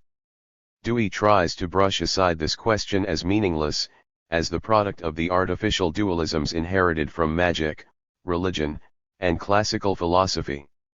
It is false to empirical observation, he says, to separate experience from nature, since the two are always found together and we know nature only through the medium of experience. To divide the two and counterpose one to the other is to introduce an unwarranted breach into the continuity of existence. This issue, however, cannot be so lightly disposed of. It is the 87. Most meaningful question confronting a philosopher, because the fundamental nature of one's world outlook flows from the answer. Materialists hold that nature existed before experience and can exist apart from it. Although experience is always bound up with nature, the latter has an autonomous existence not necessarily associated with human experience. Natural science backs up this position. The evidence of the evolutionary process demonstrates that the universe existed billions of years before our planetary system, inorganic matter long before living beings, life before mind, and the plants and animals before humankind. Where does Dewey stand on this key issue? It is difficult to call an unambiguous statement or a consistent position from experience and nature. In the first chapter on method, which deals specifically with the relation that exists between experience and nature, he goes so far as to agree that experience as an existence is something that occurs only under highly specialized conditions, such as are found in a highly organized creature, which in turn requires a specialized environment. There is no evidence that experience occurs everywhere and everywhen, p3a. From this assertion it ought to be concluded that nature can and does exist independently of experience, whereas experience is always dependent upon living beings. But Dewey refrains from saying so. Instead he polemicizes against the view that nature is complete apart from experience. This is a diversion. Of course, physical nature on Earth cannot be regarded as complete in and of itself once highly organized creatures emerge that are capable of reacting to their experiences. These living products of natural evolution thereupon become an integral part of reality, interacting with other less developed parts and among their own kind. But that is not the point at issue. Is nature all there is apart from such creatures? Or was there experience before intelligent life evolved? Dewey fiddles around with this question without giving a plain answer. His more materialist disciples and interpreters claim that he takes the materialist premise for granted and then goes ahead without further fuss to deal with more complex matters. Dewey himself several times says something of the same sort. But it is an empirical fact that his naturalistic theory of experience is vague, evasive, and inconclusive on this most important aspect of the connection between nature and experi. 88. Hence, he fails to state unambiguously whether or not there is a fundamental qualitative difference between nature and experience. He declines to say that nature is self-sustaining while experience is always derivative from it. Moreover, he equates the purely physical side of nature with mathematical subsistences, aesthetic essences, or God, as though the primordial reality of physical nature were as imaginary as non-existent deities or as mental as theoretical abstractions. Experience and nature, p. 29. It is true that for human beings experience and nature are always to be found together, since experience results from the interactions between ourselves and the external environment. But what is true of human history does not apply to all existence. Nature had a development long before humankind and its experiences came on the scene. This all-important fact is left obscure in Dewey's exposition of their relations. Dewey tries to justify his refusal to subordinate experience to nature by denying the presence of radical discontinuities in the process of being and becoming. The stated aim of experience and nature is to replace the traditional disjunction of nature and experience with the idea of continuity between them. But in carrying out this praiseworthy purpose, Dewey tends to efface the essential differences between them. Nature and experience are materially, genetically, historically united. But they constitute a unity of opposites. Their opposition does not consist in totally separate kinds of being, as idealism contends and Dewey fears, but in their status as qualitatively different factors in the development of material existence. Dewey distinguishes three main plateaus of being: the physical, the psychophysical, and the mental, representing levels of increasing complexity among natural events. For Dewey, these are simply differing degrees in the interaction of one thing with another, links in an uninterrupted chain. However, these levels embody not only a continuum but successively higher stages of material evolution, each involving a quantum jump in the total process. Dewey gives a one-sided picture of the real situation by slurring over the significance of such sharp breaks. He writes that breaks and incompatibilities occur in collective culture as well as in individual life experience and nature, p. 9. Yet he does not make room for such breaks in the phases of material development. In his scheme of things, continuity takes precedence over discontinuity. The fundamental assumption is continuity. Essays in Experimental Logic, p. 87. 89. He applies this principle of continuity by submerging the essential differences between the material and the mental, matter and mind. In order to establish a third position between materialism, which teaches that the physical world is the prime reality, and idealism, which claims that ideas are the essence of things, Dewey had to efface the major distinction between matter and mind and put the one on a par with the other. According to him, neither has an independent status, they are interdependent characteristics of the complex of events that constitutes nature. Matter expresses a character of natural events and changes as they change, their character of regular and stable order. Mind is the order of their meanings in their logical connections and dependencies, experience and nature, p. 74. Dewey argues against drawing any fundamental distinction between matter and mind because they are always found together. This is a misleading half-truth. Matter can exist apart from mind, but mind cannot exist without matter. Dewey can existentially equate the two only by annulling this determinative difference. Dewey's definition of matter as the regular and stable order of events is a usage of the term peculiar to him. To be sure, the concept of matter has had a changing content in the history of Western thought, and varying qualities were attributed to it according to the standpoint of the particular philosophical school. Dialectical materialism has given the most general and adequate definition of matter. The sole property of matter which is decisive for the modern materialist is that of being the objective reality that exists outside our consciousness, whether or not it is experienced by our senses and reflected in our minds. Dewey's special conception of matter leaves out the central characteristic of autonomous existence that distinguishes it from consciousness. The traits of regularity and order which he simplistically selects as demarcating matter from mind are not its universal and necessary qualities. Matter can be viewed as not only regular but highly irregular, not only orderly but chaotic, depending on the level of approach to its manifestations. Indeed, Aristotle and other Greek thinkers viewed it as the refractory element in the 90 making of things, in contrast to the forms which gave them order, shape, and harmonious structure. Furthermore, the motion intrinsic to matter can upset established orders. Matter can be viewed as stable or unstable, orderly or disorderly, but at all times and under all conditions it is what objectively exists, whether or not there are any minds around to explore the meaning of its movements. Dewey's notion of the relations between mind and matter obliterates the primacy of matter in reality and the priority of material conditions in the process of knowledge. For example, he denies that matter causes mind. It is not, as materialism and science teaches, a product of material causes at a certain stage in the evolution of living beings. Instead of being the offspring of matter, mind is simply another way of dealing with events. For him the term matter covers lesser, more external fields of interaction, the mind deals with wider, more complex, more inward characteristics of events. Dewey explicitly polemicizes against any causal connection between matter and mind. Historically speaking, he writes, Materialism and mechanistic metaphysics as distinct from mechanistic science designate the doctrine that matter is the efficient cause of life and mind, and that cause occupies a position superior in reality to that of effect. Both parts of this statement are contrary to fact, experience and nature, p. 262. This is not so.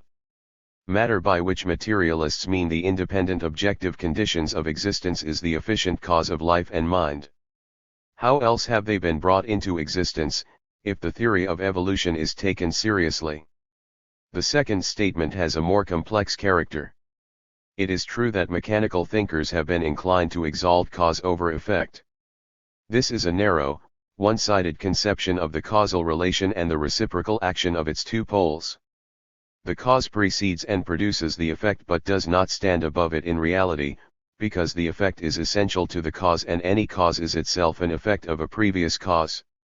Moreover, in cases of progressive development, of a passage from lower to higher stages of being, the effect can stand on higher ground than its cause, for example, living beings compared with inanimate things and humans compared with animals. This discussion leads to consideration of a chief feature of Dewey's instrumentalism and one of the paramount problems of science and philosophy. That is the place determinism and 91. Indeterminism, necessity, and chance, occupy in the scheme of things. Determinism and indeterminism. Dewey resolutely tried to do justice to the contradictory characteristics nature exhibits. He remarked that all things are at the same time solitary and associated, particular and general, unique and exemplary, unpredictable and predictable in certain respects, immediate and mediate, inexpressible and expressible, evanescent and enduring, instrumental and ultimate, incomparable and commensurable, inconvertible and interchangeable, inclusive and exclusive. We live in a world which is an impressive and irresistible mixture of sufficiencies, tight completenesses, order, recurrences which make possible prediction and control, and singularities, ambiguities, uncertain possibilities, processes going on to consequences as yet indeterminate. Nature is an intersection of spontaneity and necessity, the regular and the novel, the finished and the beginning. Experience and Nature, pages 47, 360. Dewey gave a felicitous description of the interplay between the necessary and the contingent. A world of ifs is alone a world of musts. The ifs express real differences, the musts real connections. The stable and recurrent is needed for the fulfillment of the possible, the doubtful can be settled only through its adaptation to stable objects. The necessary is always necessary for, not necessary in and of itself, it is conditioned by the contingent, although itself a condition of the full determination of the latter, p. 65. However, after having emphasized the interpenetration of these opposing features in nature, Dewey did not give them equal weight in the balance of his judgment. In the union of the hazardous and the stable, of the incomplete and the recurrent, he raised the first above the second in both cases. The main characteristic of natural events is their particular and variable, their contingent, quality, p. 14. Existence is primarily indeterminate. Every existence, as well as every idea and human act, is an experiment in fact, even though not in design, p. 70. There have been two main traditional opinions about chance and necessity. The strict determinists say that every event in the world is necessary and nothing is accidental. Their opposites, the indeterminists, maintain that everything happens by chance and 92. Nothing is necessary. The first position is more in line with science, whose aim is to ascertain the necessity, the regularity, the lawfulness of phenomena. It cannot be based upon the discovery of accidents or even on accidental discoveries. These views have contended with one another through the history of philosophy. The first clear enunciation of causal law came from the atomists, whose founder, Leucippus, stated, "Nothing happens at random, everything happens out of reason and necessity." The identification of lawfulness with necessity marked a colossal advance in exploring and explaining phenomena. It became the cornerstone of the mechanical conception of the world that was incorporated in the systems of Hobbes, Spinoza, and Holbach, and found its classical physical formulation in the determinism of Laplace. However, this notion of causality was too rigid and narrow, not admitting the objective existence of phenomena that must be classified as accidental. On the other hand, diverse schools of thought have denied that anything in objective existence is necessary. They have either made nature and history the sport of chance, as contemporary existentialists do, or have questioned the existence of cause and effect relations in objective reality, as Berkeley, Hume, Kant, and other skeptical and subjectivist thinkers have done. The dialectical view of the categories of necessity and chance avoids the one-sidedness of both the strict determinists and the indeterminists. The categories of chance and necessity are not mutually exclusive. Both reflect fundamental characteristics of the objective connections in the material world. As Leucippus said, nothing happens without cause. But these causes are of different kinds, some are essential and others are non-essential to the occurrence. All events result from a combination of inner necessities and external or accidental conditions. The whole philosophical outlook of a thinker can be shaped by the relative importance assigned to one or the other of these categories. That was the case with Dewey. His instrumentalism gave predominance to the contingent and indeterminate qualities of nature over its necessary connections, and thus, as we shall see, deprived causality of its objective and universal existence. Dewey's conception of causation. Dewey defined causality as simply the sequence of events. Causality consists in the sequential order itself. Expert 93. Ince and Nature, p. 99. This view that causality involves nothing more than serial order is a shallow one. The observation of sequence is only the first step in ascertaining the content of causality. The fact that one set of events or conditions in the past regularly precedes the occurrence of another, and that this sequence is invariable, suggests some causal connection between them. But to establish and verify the existence of such a relation of cause and effect, it is essential to prove their necessary connection. Mere association or concomitance is not enough. From the bare fact of succession or association, the inquiring mind must go deeper into the relations of the events in order to uncover the existence of generation, production, efficacy, and power.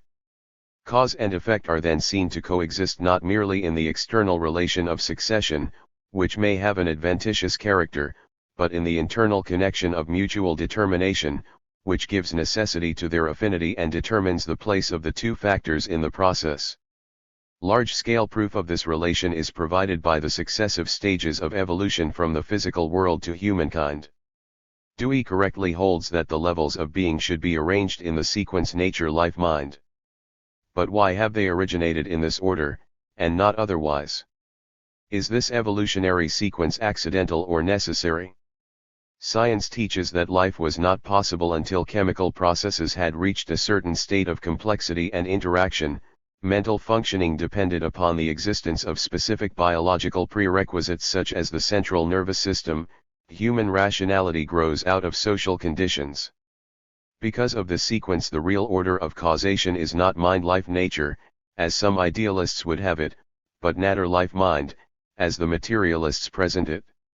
When Hegel postulated that world development proceeded from the pure idea or spirit to nature, then through the forms of life back to mind on a higher level, he was inverting the real order of causation in history and negating the verified results of scientific knowledge in the interests of his special philosophy.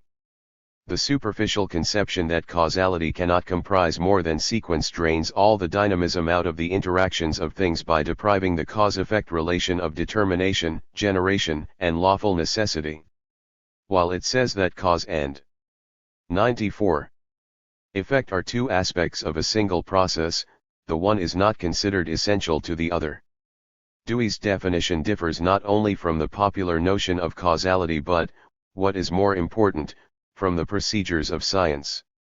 Science is not content with tracing out the sequence of events or the correlation of changes, as the positivists teach. It goes beyond that point of empirical observation to seek out the necessary connections in the complex of events. It distinguishes what is accidentally conjoined or found together from what is necessarily combined. The production of water is a case in point. Water is a chemical compound whose molecules are made up of 2 atoms of hydrogen and 1 of oxygen. When these elements are brought together in the proper proportions and under the appropriate environmental conditions, water results. The cause-effect relation between the material components can be experimentally demonstrated by either association or dissociation. When the 2 gases are brought together, they combine to form water. When an electric current is passed through the fluid, it decomposes into hydrogen and oxygen. The liquid state of water depends upon, among other things, the prevailing temperature. If the temperature is lowered beyond a certain point, the liquid turns into a solid. The change in one physical factor, the temperature, is then the effective agent of the change in the physical state of the other factor, the water. This causal connection can be tested and verified by altering the temperature in different directions and noting how the physical properties of water vary from liquid to solid and back again. Thus cause and effect reciprocally determine each other as 2 sides of an interactive process, and the initiating and most determinative factor in their mutual dependence is labeled the cause. Reality does not display cause as separated from effect, although the one can be distinguished from the other in a mental analysis.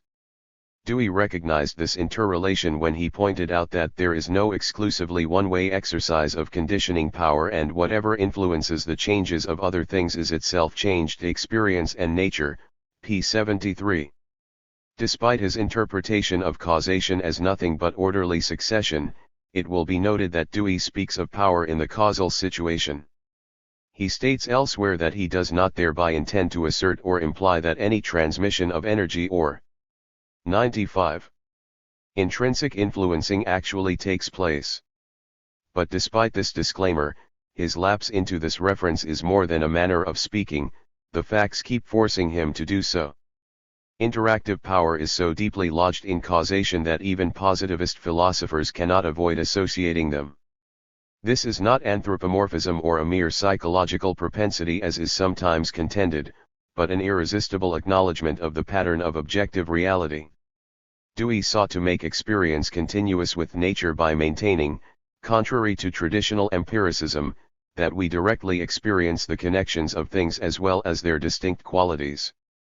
But his conception of causation as mere sequence is taken from the skeptical Hume, who denied that causation could be shown to have any existence in nature. It was simply the habit of expecting a thing to be followed by or associated with another in the future as it had in the past. This idea of cause is based upon the explicit presumption that phenomena are essentially detached from one another. All events, Hume wrote, seem entirely loose and separate. One event follows another, but we can never observe any tie between them. They seem conjoined, but never connected. Hume derived his view of causation from this misinterpretation of nature. Although Dewey discarded Hume's picture of the world as made up of disconnected events and experiences, he retained the concept of causation corresponding to it.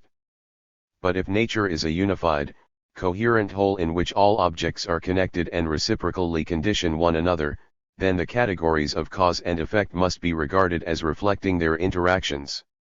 Events in nature do not have any intrinsic causal character, according to Dewey. When events are taken as they are, he writes, there is no event which is antecedent or cause any more than it is consequent or effect. Logic, p. 459. Such an interpretation is purely arbitrary. The reason he gives for rejecting an existential or ontological interpretation of causation and banishing it from the objective world is that every event has an indefinite number of antecedents and consequents, and therefore everything in the universe would be cause and effect of everything else. This argument dismisses the fact that, while the universe is unified and its parts are interactive, it is made up of relatively autonomous processes, trends, and formations. Only some of the infinite number of possible conditioning factors actually have determinative effects on a specific entity. The rest are practically inconsequential. 96. Our solar system, for example, exists as a relatively independent formation with its own intrinsic causal laws governing its movements, despite the infinite swarm of particles within it and the countless bodies outside it in the universe. These other factors do not influence the solar system enough under ordinary circumstances to upset its internal order of causation. Such considerations did not swerve Dewey from his position. In his logic he flatly declared that the category of causation is logical, not ontological. It is not a property of nature which objectively exists but only a logical device, a functional means of regulating existential inquiry, p. 462. He shared this view with Kant, who believed that causality had an a priori character and was introduced into the world of phenomena by the knowing subject. Dewey held that one thing is taken as cause and another as effect not because they really stand in this relation, but because investigators of a particular problem find it useful to make this distinction between them. A cause for him has the same relation to an effect as a means to a consequence. Causation in any existential, non-categorial, sense is practical and teleological through and through, ibid. Dewey thereby introduced the notion of purpose into cause. This reversion to teleology, the notion of purposes at work in things, was a relapse into the prescientific concept of animaism, which identified causation with intended action by some creature. Science was put on a firm theoretical foundation only when Aristotle's view of causes as ends was excluded from nature and when it was understood that the only really existing causes were efficient ones. Final causes were restricted to the conscious behavior of the higher animals and humankind. Dewey smuggled finality back as the essence of the concept of causation by taking causation out of nature entirely and making it a purely human activity. He started with defining cause as ordered sequences and coexistences and ended by making purposive action the source of these relations. Causation, he concluded, is a category that directs the operations by which this goal of instituting qualitative individual existential situations consisting of ordered sequences and coexistences is reached in the case of problematic situations. Logic, p. 462. Dewey unjustifiably claimed that his subjectivist theory of causation as means of instituting order is consonant with the procedure of science. Scientific practice, however, proceeds from 97. The premise that causation is not only an idea in the mind, an expedient guide to action, but corresponds to a fundamental relation in the external world. Science takes not a purely formal, positivist, and subjectivist approach to causation but an ontological, materialist, and objective one. Dewey confused the fact of causality with the generation of the idea or principle of causality. The notion of causality arises in the mind from two sources. First, from the activities of humans who change one thing into something else. This leads to the primitive view of causation as purposive activity, the means-consequence relationship. Second, the idea is predicated on the regular sequence and cyclical character of certain natural phenomena, night following day, summer alternating with winter, etc. However, neither of these epistemological aspects of the notion suffices to establish its validity. The objective reality of causality is proved by practice. If one thing is produced by or through another, if one change brings about another change, then these events or phenomena are causally connected. This gives proof of the reality and efficacy of causality. Hume thought that regular connection was the sole basis for the belief in causality, which he construed as nothing but customary expectation. Dewey offered a more materialistic interpretation. He observed that labor and the use of tools seem to be a sufficient empirical reason for belief in the principle of causation. Causal explanation is a generalization from the procedure of the workman, experience and nature, p. 84. Repeated acts of labor may have germinated the idea of causation, but they do not give objective validity to it. The material foundations of the category of causation ultimately rest not upon the activities of humans in the processes of production, but upon the connections within reality itself, of which labor is an instance. Diamond suit. Science aims to discover the causes of phenomena in order to put this knowledge to effective and fruitful use. Dewey's conception of causation as purely logical, methodological, purposive, and thoroughly practical rather than existential and efficient in character is contract overt by the science of medicine. Microbiologists study the sources of the pathogens in humans, animals, and plants, their ways of transmission to the host and 98. Their characteristic behavior. The germ theory of causation is not merely a useful logical device to explain the ordered sequence of the introduction of the pathogen followed by the pathological state of the bodily tissues of the organism, as the positivists maintain. It reflects the functioning of real organisms, which the microbiologists correctly designate as the causative agents. The eminent bacteriologist Robert Koch set forth 4 requirements that have to be fulfilled in order to demonstrate and verify the cause-effect relation between the pathogen and the host. These are known as Koch's postulates. 1. The organism must be present in every case of the disease. 2. The organism must be isolated and grown in pure culture. 3.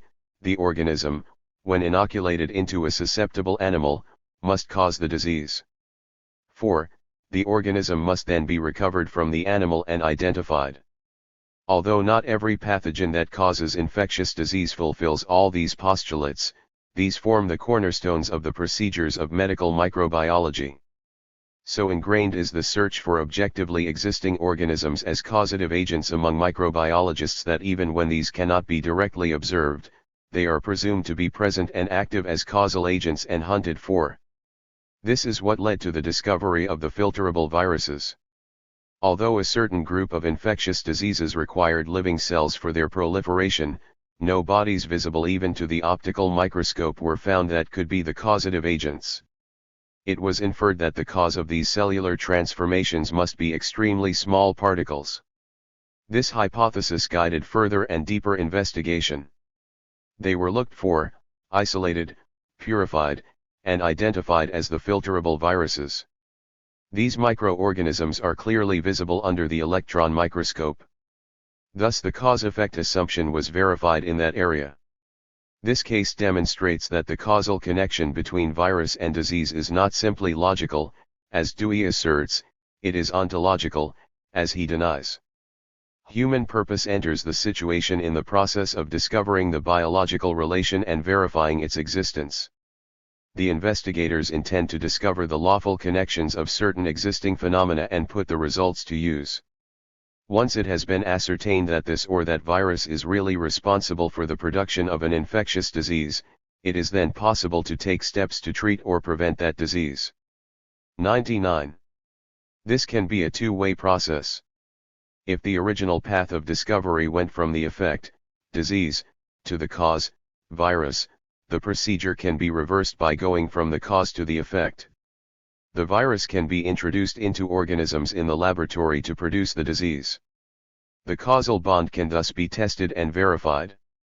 If the presence of the pathogen is accompanied by the characteristic symptoms and development of the disease, if this happens consistently, if these precise effects are not produced by other agents, if it proves possible to prevent the development of the disease by virus-killing agents or by removing the virus, this range of tests proves the objective reality of the causal relation. Precisely in these ways have viruses been shown to be the causative agents of pathological conditions in higher plants and animals, in various insects, in bacteria, and other microorganisms. The causation actually and effectively exists. The virus particles are within the living cells and their activities influence their vital processes. The idea of efficacy and power is as essential to the content of the cause-effect relation as the idea of sequence or regular connection. It is precisely this real, necessary connection between the virus and the host that gives the actions of the microbiologist and the physician their usefulness. If this mutual relation did not exist, or was merely a logical device for instituting order in a problematic situation, then the measures taken to combat the virus would be ineffective and useless. Dewey's version of scientific laws. According to materialists, scientific laws formulate objective characteristics of events, processes, and things, their intrinsic features and basic properties, their necessary connections and modes of development. They are based on recurrences of these aspects in nature, as well as in society and thought.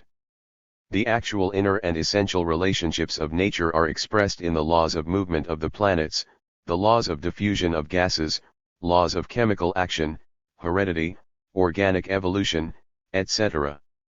These objective connections of the physical world exist independently of human sensation and thought. The abstractive capacity of the intellect picks out the determinative features of phenomena, setting aside what is individual, accidental, and incidental, and states them in conceptual, verbal, or mathematic. 100. Cal forms. This conception of the content of laws as the essential and determinative features of events conforms to the practical assumptions of scientists as they carry on their work of investigating natural processes in diverse fields. Dewey had a different view of the laws of science. For him, these laws do not reflect the real relations and properties of the physical world. They are as completely conceptual and subjective in character as the causal relation itself. The laws of science, he writes, are means, through the media respectively of operations of reasoning, discourse, and of observation, for determining existential, spatial temporal, connections of concrete materials in such a way that the latter constitute a coherent individualized situation. Logic, pages 455 to 56. His contention that scientific laws determine existential connections of concrete materials stands things on their head. On the contrary, it is the existential, spatial temporal, connections of concrete materials which, if they are broad and necessary enough, determine the content of laws. Laws operate in the external world before their effects are observed and analyzed by us. They are discovered as the outcome of prolonged scientific investigation. The lawful movements of the planets governed the solar system for billions of years before Kepler, Galileo, and Newton disclosed the real connections among its components and expressed these in mathematical terms. Their observations, calculations, and deductions did not determine the substance of the laws of planetary motion. That came from the solar system itself, which already constituted a coherent individualized situation. Dewey, however, makes the laws formulated by us the means for organizing the realities they represent. He confuses the lawfulness in the operations of nature with the understanding and conceptualization of its laws. He substitutes the growth and organization of our knowledge of nature for the composition of nature itself. This confusion is evidenced when he discusses the predictive power that genuine laws possess. Laws function, he says, as means of prediction only as far as they operate as means of production of a given situation. Logic, p. 456. Curiously, he cites the inappropriate example of an eclipse to substantiate his point. However, the observation and reasoning that precede an eclipse enable astronomers to forecast its occurrence, though not to produce it. Scientific knowledge indicates that the situation 101 will necessarily be produced or repeated owing to the conjunctural motions of the Sun, Moon, and Earth. Dewey mixes up the existence and operation of a law with its testing and confirmation.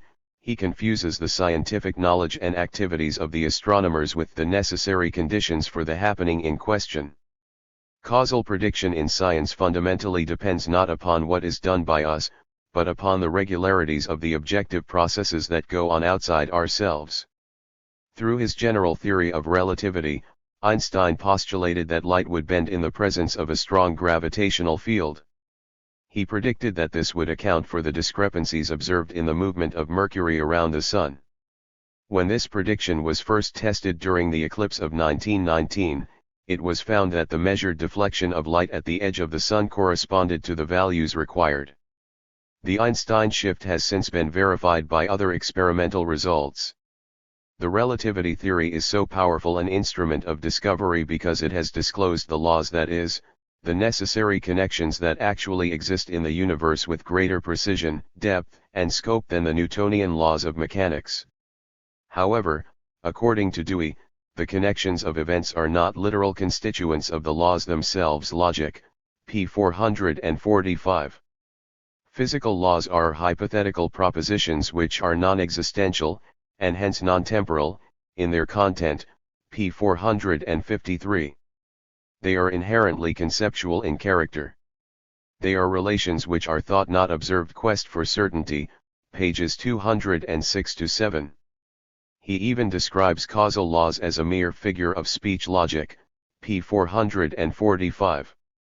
Dewey thereby erases the specific difference between a hypothesis and a law. A hypothesis may or may not be applicable or valid, whereas a law is a verified regularity.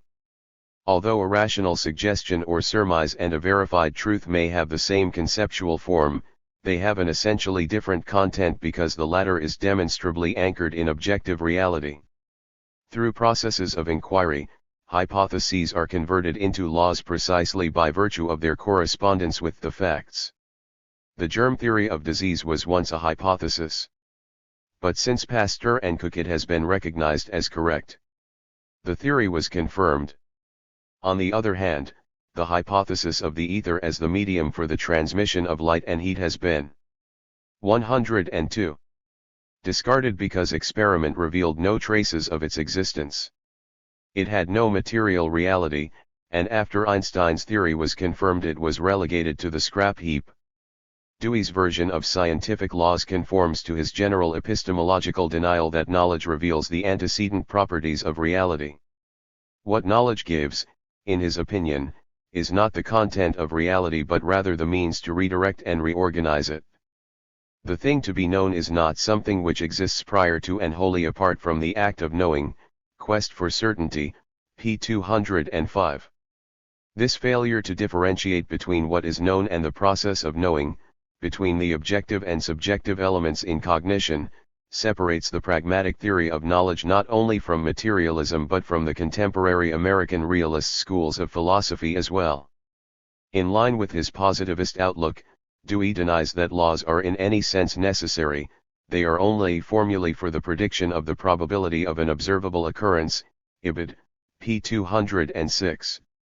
This means that all laws have a statistical character. The net effect of modern inquiry makes it clear that these constancies, whether the larger ones termed laws or the lesser ones termed facts, are statistical in nature, p. 248.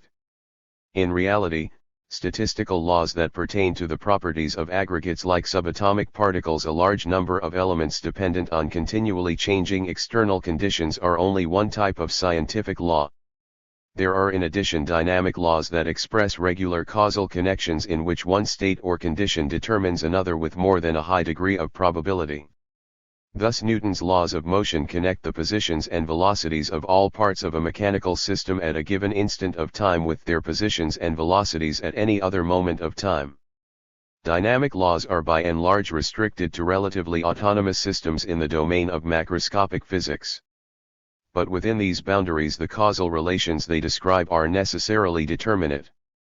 Dewey's philosophy accords no place to coercive necessities, whether in nature, society, history, or the processes of thought that elucidate their events. Nothing has to take place in his world by virtue of its very nature. The lawfulness of the universe that so odd Kant looked like a relic of ancient metaphysics to the American prohabilist. Dewey's Conceptions of Nature and Science 103. Appearance and Reality. Dewey was perplexed by the relation between appearance and reality manifested in the sharp contrast between the data of direct observation and scientific ideas.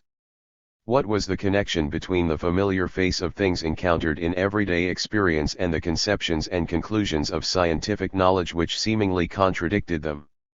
The discrepancy between the sensory and conceptual elements of knowledge is an old philosophical problem.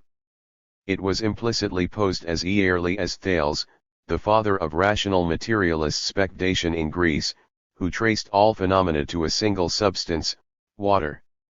That raised the question of how what is immediately presented to the senses relates to the underlying universal substance. Which is the reality, the qualities of ordinary experience or the causal mechanisms disclosed by deeper inquiry and rational inference? Philosophers have grappled with this enigma since the Pythagoreans taught that number was the essence of reality and the atomists counterposed the atom and the void to what we directly perceive. The specific form in which the duality between the empirical data of gross experience and scientific abstraction came down to Dewey resulted from the shattering of the medieval picture of the universe based on Aristotle's physics and the emergence of the mathematical physics of the mechanical school.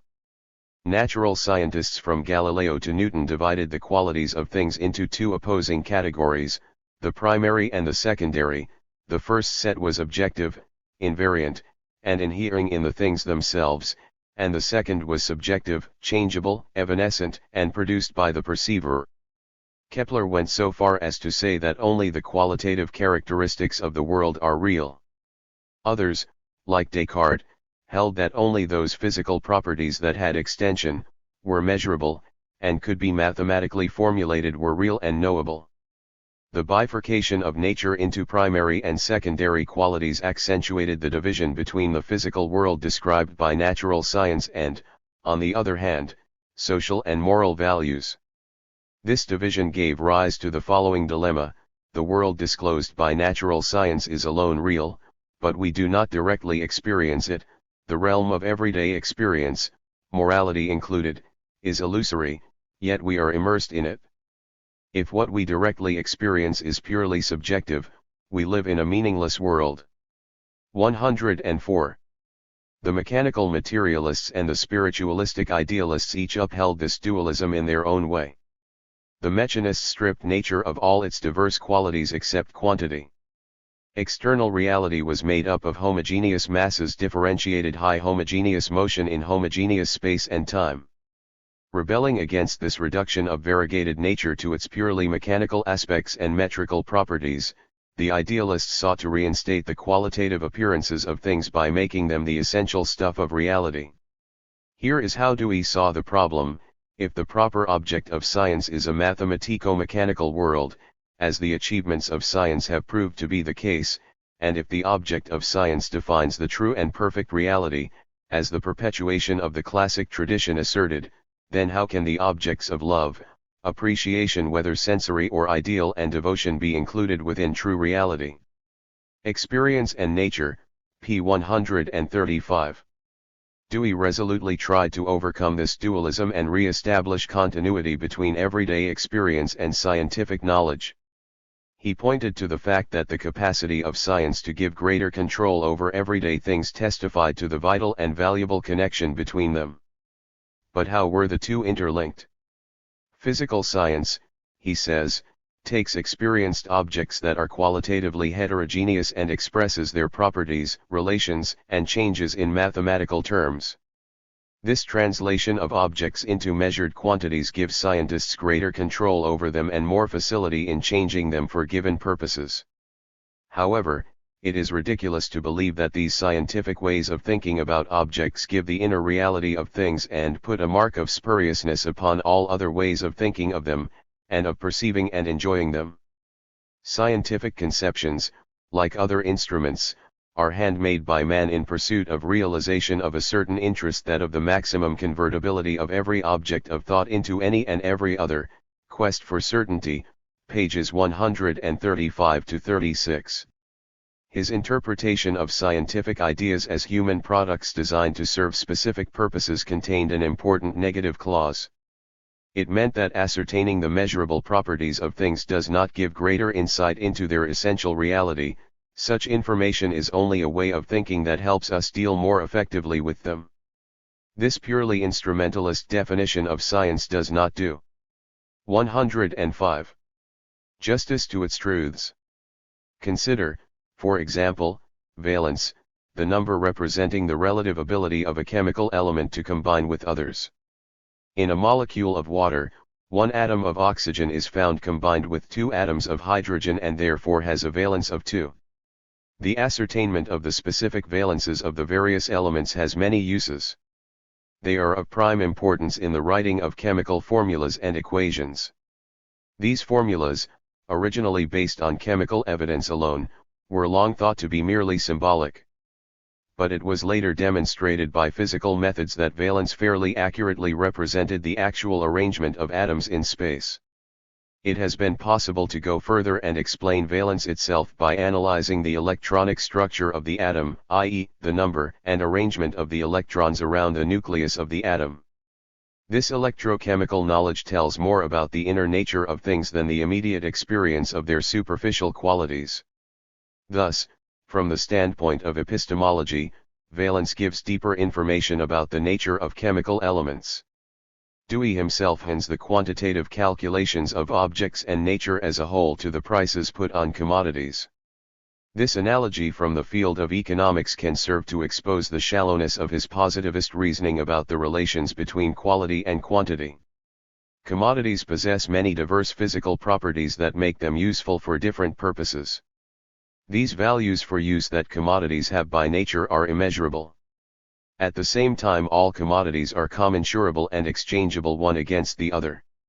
These quantitative values in exchange are expressed in monetary terms as prices. What enables commodities that have very different natural qualities to be equated with one another? Dewey argues that the standard rests upon no objective basis. To say that an article is worth so many dollars and cents is simply the most effective way to think about it for purpose of exchange quest for certainty, p. 134. The notion that the value and the price of commodities are nothing but arbitrary and convenient devices was long ago refuted by economic science. Value in the exchange of commodities is not a useful fiction but the expression of an objective fact, a social property of commodities. Value is the embodiment of a certain amount of socially necessary labor time. Price is the monetary. 106. Expression of value. Value is measurable and convertible because it represents a certain quantum of social labor time. Marx's analysis of the commodity, showing value to be congealed labor time, revealed the innermost nature of this unit of the exchange economy. Dewey denies that knowledge is possession of the inner nature of things, quest for certainty, p. 131. Physical science does no more than disclose the connections and consequences of things, so that they can be used as means.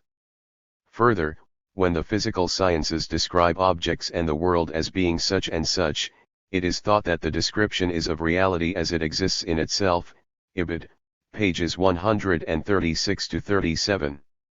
However, the business of thought is not to conform to or reproduce the characters already possessed by objects but to judge them as potentialities of what they become through an indicated operation, p. 137.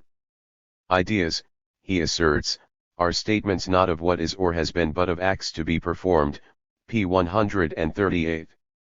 This, he says, is the teaching of science that philosophy must accept. Is this so?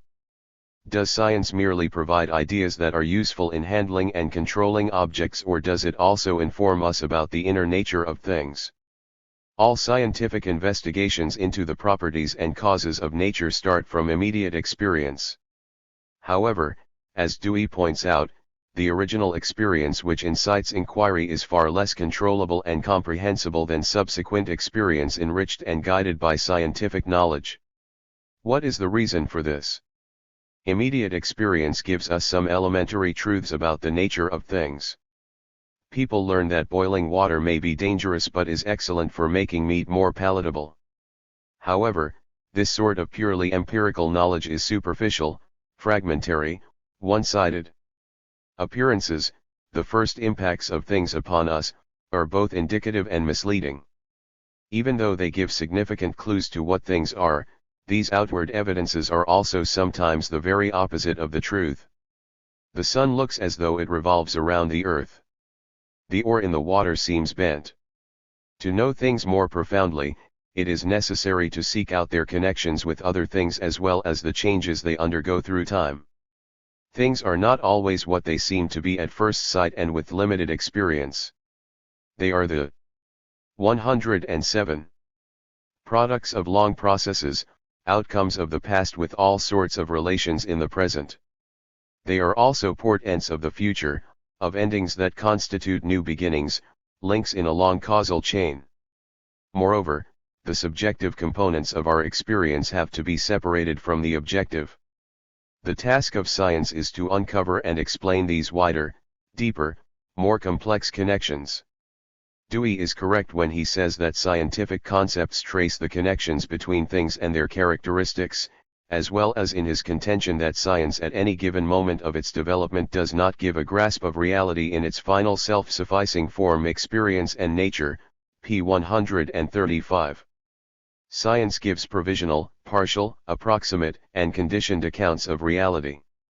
Novelties are incessantly coming into being and there is always more to be known. But Dewey goes wrong in asserting that science gives no explanation of reality at all, that it is merely a useful instrument to effect immediate havings and beings, p. 136. The concepts, laws, conclusions of science express a fuller understanding of the nature of things, and this deeper knowledge often contradicts the immediate impressions made on our senses or the inductions we draw on too meager information. Science penetrates to deeper levels of reality and embodies more profound and comprehensive truths. Science unites what appears to be separate. Chemistry shows that the gases hydrogen and oxygen belong together in water, and dissociates what appears to be the same. Biology removed the whale from the category of fishes and placed it among the mammals. Instrumentalism asserts that scientific ideas, propositions, and theories do not reflect or reproduce any objective realities, they are simply symbolic of the relations of those realities, enabling us to regulate their changes. Dewey himself brings forward the example of water to buttress this non-materialistic definition of scientific concepts. Water as an object of science, as H-O with all the other scientific propositions which can be made about it, is not a rival for position in real being with the water we see and use. It is, because of experimental operations, an added instrumentality of multiplied controls and uses of the real things of everyday experience. Quest for certainty, p. 106. However, the chemical formula for water is more than an additional useful device. It gives a deeper knowledge and truer 108. Understanding of the inner nature of this familiar substance. It is the greater truthfulness of the concept that makes it so useful in controlling reality. Dewey says that the water we drink and the chemical formula are not rivals for position in real being. But they are different dimensions of the same thing. The epistemology of science and of materialist philosophy says, the chemical formula gives greater insight into the constitution and behavior of this compound. Water is actually made up of two highly inflammable gases, hydrogen and oxygen, combined in the specific proportions of 2 atoms to 1. The formula is not an arbitrary symbol but the representation of what truly exists in the world. This material composition is the cause of its properties and the source of its uses. The scientific abstraction does not deprive water of any of the characteristics we sense, its sparkle, transparency, fluidity, etc. It aids our understanding of what these are based on and produced by, what their essential causes are, and how their existing physical state can be changed. Dewey's definition of scientific objects as simply conceptual means for the work of inquiry disregards the objective content of genuinely scientific concepts and their reference to the realities of objects. Dewey rejects the Kantian notion of unknowable things in themselves. Yet his theory of the cognition of objective reality imitates the conclusion of Kant that science organizes experience but does not and cannot enable us to know the essence of things. Dewey attacks the view that scientific objects disclose more of reality than subjective impressions on the grounds that this assumes a transcendental reality beyond and behind experience similar to the Platonic idea or Kant's thing in itself. This argumentation covers up his denial of the objective basis of ideas and his limitation of them to instrumental purposes. Much more was learned about the reality of the air we breathe when chemists found that it was essentially a mixture of 2 gases with very different properties, nitrogen and oxygen, in certain proportions. This knowledge, which transcended direct experience, enabled scientists to extract nitrogen from the atmosphere for use in many industrial processes, including the manufacture of fertilizer. Science walks on 2 legs. As it delves ever deeper into reality, it produces new concepts and refines old ones. Science has proceeded from analyzing diverse states of matter, solid, fluid. 109. gas, and later plasma, to discover molecules, atoms, electrons, and elementary particles. This penetration into more fundamental levels of the material world has been reflected and formulated in the creation of new and superior concepts. The two processes go hand in hand in the advance of knowledge. Biology started with studying the organism, then its organs and their functions and interrelations, moving on to cells and then molecules until its researches have merged with chemistry and physics. Dewey focuses on a single side of this progress of science. He does not admit that the instrumental value of its ideas comes from their fuller and more genuine correspondence with reality and the more thoroughgoing insight they afford into the essential constituents and properties of things, their modes of generation and development, and their relations with one another. By going from the concrete to the abstract, from immediate experience to scientific generalization, thought does not get further from the reality of things but comes ever closer to it. Scientific ideas, theories, laws reflect reality more deeply, more accurately, more comprehensively as well as more comprehensibly. The problem of appearance and reality, common sense, and scientific knowledge, is inseparable from the study of the dialectical relation between the concrete and the abstract. Scientific concepts are abstractions from the everyday world we experience that disclose the hidden relations of things and probe more deeply into their essential being. For Dewey, the opposite is true. Direct experiences and the immediate human responses to them are closer to reality than what he calls scientific objects. This derogation of scientific law in favor of immediate impressions misreads the true state of affairs. The theory of organic evolution and the discoveries resulting from it provide more truth about living beings, including our own species, than any amount of direct observation of living creatures. The general law that covers the development of all forms of life on Earth stands at a higher level of knowledge than the most extensive description and exact classification of any specific living organisms. While the empirical data amassed about them was indispensable for the creation and verification of the theory, it has a lower rank in the scale of knowledge. Linnaeus, who regarded species as fixed, had less insight into their nature than Darwin, who postulated their origin and evolution. As a logical consequence of his refusal to accord objective content to scientific concepts and his interpretation of them as 110 purely mental expressions, Dewey grants undue objectivity to immediate experiences. If science doesn't reveal the inner nature of things, what does? Here is his answer: the intrinsic nature of events is revealed in experience as the immediately felt qualities of things, experience and nature, p. 12. Instead of resolving or removing the contradiction between appearance and reality, between phenomenon and essence, Dewey turns it upside down.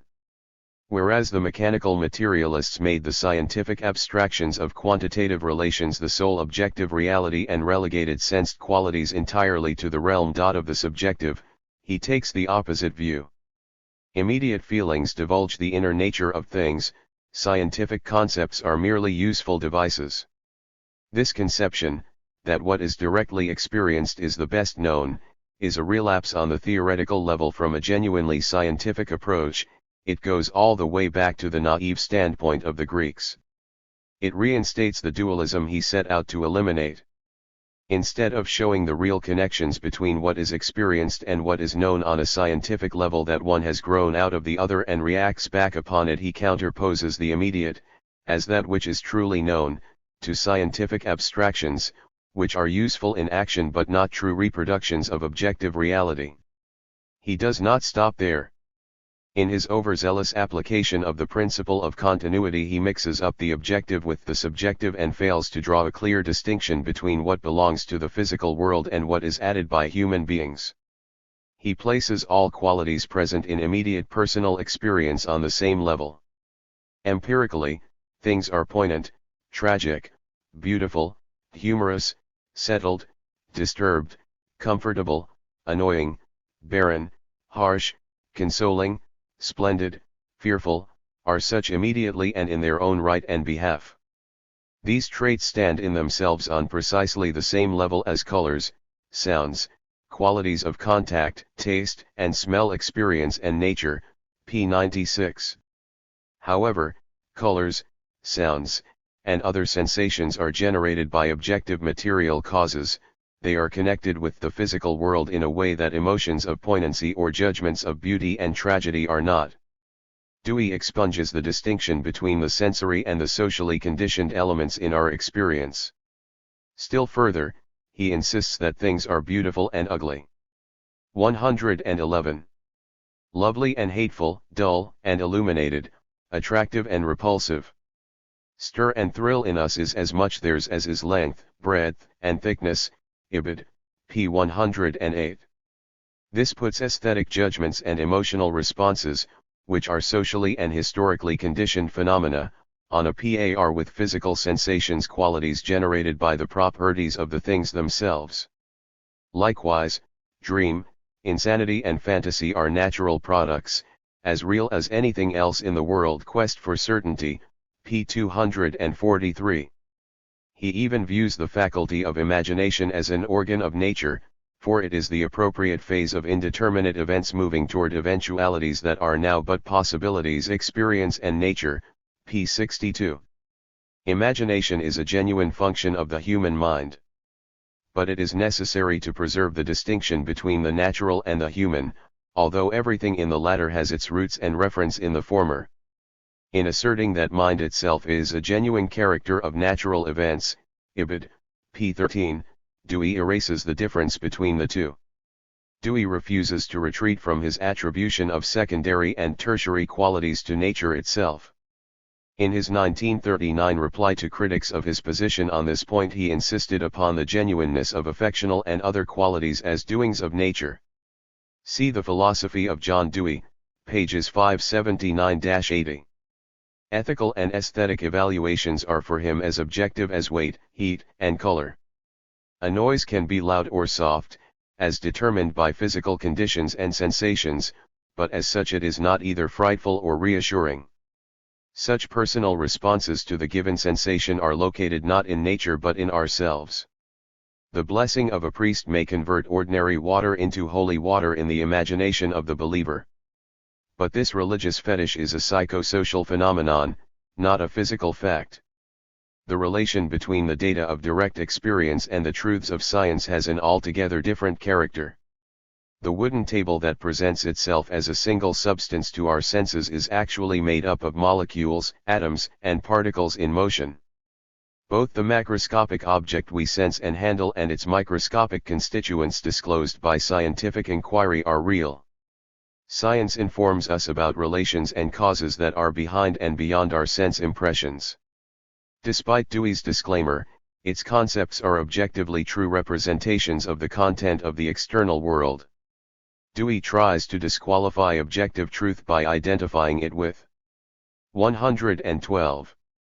The idea of absolute truth. The concepts and laws of science are not absolute in the sense of being unconditioned, immutable, and eternal. Nonetheless, they are objective truths which can be amplified, amended, corrected, and improved as scientific knowledge of the world advances. The usefulness that instrumentalism makes central comes from the correspondence of ideas with the facts. For Dewey, truth and usefulness are not inseparable in science. A scientific hypothesis need not correspond with reality. It is notorious, he writes, that hypotheses do not have to be true in order to be highly serviceable in the conduct of inquiry. Of decisive importance is not the degree of truth possessed by scientific ideas but their usefulness, or, as he phrases it, their operational character as means logic, p. 142. This nonchalant dismissal of their objective truth would transform scientific laws into useful fictions. Such a theory cannot even account for the displacement of one hypothesis by another in the history of the sciences. However convenient the Earth-centered Ptolemaic scheme had been for centuries in arranging and interpreting astronomical phenomena, it was permanently superseded at the dawn of modern science by the sun-centered Copernican thesis, which more accurately corresponded to the realities of our solar system. Dewey performed a disservice to the understanding of scientific method by disjoining theoretical and practical usefulness from truth. The closer a hypothesis approximates the truth, the more serviceable it is. Empirical naturalism and dialectical materialism. Experience and nature was the nearest Dewey came to presenting a conception of reality that would be both materialist and evolutionary. He preferred to call his interpretation naturalistic and empirical. These terms were less offensive to the philosophic conventions in the Anglo-American intellectual circles where he sought acceptance for his ideas. He identified materialism as a worldview with the natural scientific mechanical school of the 19th century, just as he identified dialectics with the Hegelian speculative method. Both were in disfavor among academic philosophers of his time. His criticisms invariably pertain to that outmoded type of mechanical materialism based upon fixed and unchangeable entities. Until old age he was not well acquainted with the 113. Dialectical materialism that had transcended the limitations and errors of the mechanical school and created a higher mode of materialist thought. When he did learn something about its doctrines, he explicitly repudiated them. Dewey also knew of dialectics primarily in its idealistic versions. After its initial attraction, this logic meant to him imposing arbitrary patterns of thought upon ever-changing situations to the detriment of their empirical features.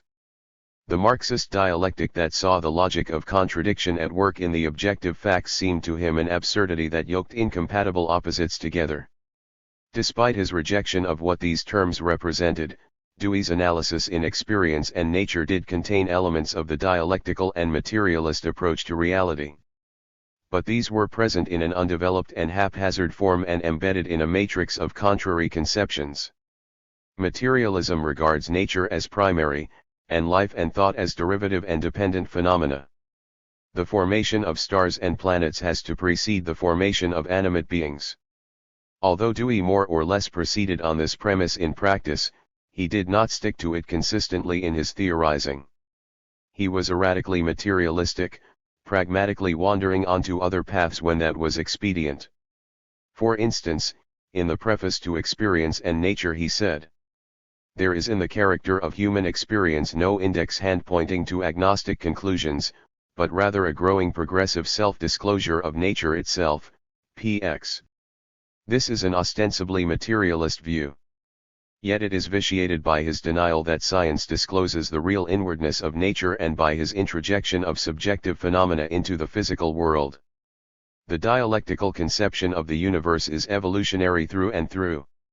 It looks upon the world not as an assemblage of fixed objects with unchanging relations but as a complex of processes in never-ending flux and development. Nothing is everlasting, no distinctions are absolutely rigid, no divisions are insurmountable." Dewey did his best to evolutionize all aspects of reality and overcome the hard and fast partitions and dualisms that afflicted the classical empiricists. Every existence is an event. The important thing is measure, relation, ratio, knowledge of the comparative tempos of change. In mathematics some variables are constants in some problems, so it is in nature and life, he 114. Declared, Ibid. p. 71. These thoughts are in accord with Hegel's logic. All things are in transition from one state to another, just as humans keep passing from one situation to another. Nothing is totally fixed and final. Dewey protested against eternal traits of reality, eternal laws of thought, eternal truths, eternal social relations, and the immutable standards of morality characteristic of many earlier systems of Western philosophy. They have seen themselves, and have represented themselves to the public, as dealing with something which has variously been termed being, nature or the universe, the cosmos at large. Reality, the truth. Whatever names were used, they had one thing in common, they were used to designate something taken to be fixed, immutable, and therefore out of time, that is, eternal, he remarked in the Introduction to Reconstruction in Philosophy, p. 12. In opposition to this metaphysical mode of reasoning, Dewey insisted that change was the most fundamental and universal feature of reality and every existing thing was historically relative to changing circumstances. His demand that philosophy do away with eternal entities, unchangeable relations, and absolute axioms in every field was progressive. However, he drew from this sound premise the incorrect conclusion that no general laws of the ever-changing processes of reality were operative and that it was unnecessary to look for them. Being is only a phase of becoming, the ceaseless process of entering into existence, enduring, evolving, and passing away. The processes of change, no less than the products of change, are governed by objective laws that can be, must be, and have been up to a certain point discovered, formulated, and applied. These laws of universal becoming, which incorporate the laws of being as an integral but subsidiary part of their totality, constitute the content of dialectics. Once the thoroughgoing mutability of nature is acknowledged, it is not futile to search for the general laws of its development, as Dewey suggests. The task is to uncover those laws that can provide the broadest and most profound formulation of the processes of change, embracing both being and becoming in their interconnections and convertibility. Chemistry has not been content to discover and analyze the separate elements or even to arrange them in orderly sequence in a table of atomic weights. It has gone further and sought to understand and explain the interaction and transformation of Dewey's Conceptions of Nature and Science 115. Atoms and molecules in their infinite diversity, as a guiding principle of its research. Philosophy and mathematics have passed through analogous developments. The first mathematicians dealt with invariant relations of space in geometry and fixed numerical magnitudes in arithmetic. Turning points came in mathematics when magnitudes were treated as variable, and spatial relations as transformable. This made it possible to represent not only states but processes in mathematical terms. Neither the invention of the calculus nor the introduction of groups of transformations into geometry abolished the validity or applicability of more elementary branches of mathematics, these were included as special cases of broader principles. Dialectical thinking stands in the same relation to formal and metaphysical thought as the lower branches of mathematics to the higher. It takes as its foundation motion and transformation, not static relations and states of rest, and draws out all the logical implications of this principle. Diamond suit *. In summation, Dewey did not present a coherent interpretation of the nature of nature, one of the central issues in philosophy. His account of the relations between experience and the external world, between matter and mind, between material conditions and actions, subordinated the objective to the subjective factors in human life under the guise of giving equivalent status to them both in the inclusive integrity of experience. He deprived causality of its objective basis by defining it as a purely logical category and awarding primacy to contingency in nature. He did not acknowledge the objective basis of scientific concepts and laws that makes them true as well as applicable and fruitful. He injected extraneous emotional reactions and mental functions like imagination into the physical world, thus blurring the boundary between what belongs to nature and what comes from human interactions with it. Dewey's empirical naturalism did not peer deeper into the heart of nature than any rival philosophy, as he claimed, nor did his instrumentalist conceptions come abreast of the most advanced procedures of contemporary natural science. They fell short of the aspiration of harmonizing experience with reality that motivated his philosophizing. Dewey's logical method. Dewey several times remarked that contemporary logical theory is the ground upon which all philosophical differences and disputes are gathered together, and focused reconstruction in philosophy, p. 134. This is so. The mainspring of a philosophy resides in the reasoning procedures through which its specific conclusions are reached. The method of production is as decisive in the sphere of intellectual activity as in the economy. Just as technology is an essential determinant of social structures, so the techniques of thought shape the framework of conceptual systems. The differences between pragmatism and Marxism are sharply manifested in the contrast between their respective logical methods. These are incompatible and should not be indiscriminately mixed together. It is necessary to understand the roots and the nature of the differences between the opposing logics of instrumentalism and materialist dialectics and choose between them in practice. Dewey was primarily a logician. From his earliest writings to his Logic, published in 1938, he displayed unflagging interest in the theory of thought.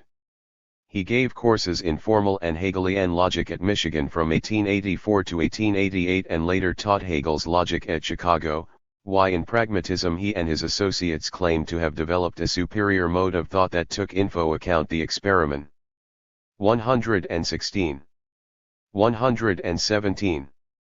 Tal procedures of modem science and gave a more correct, comprehensive, EMD concrete explanation of the nature of knowledge and the function of ideas.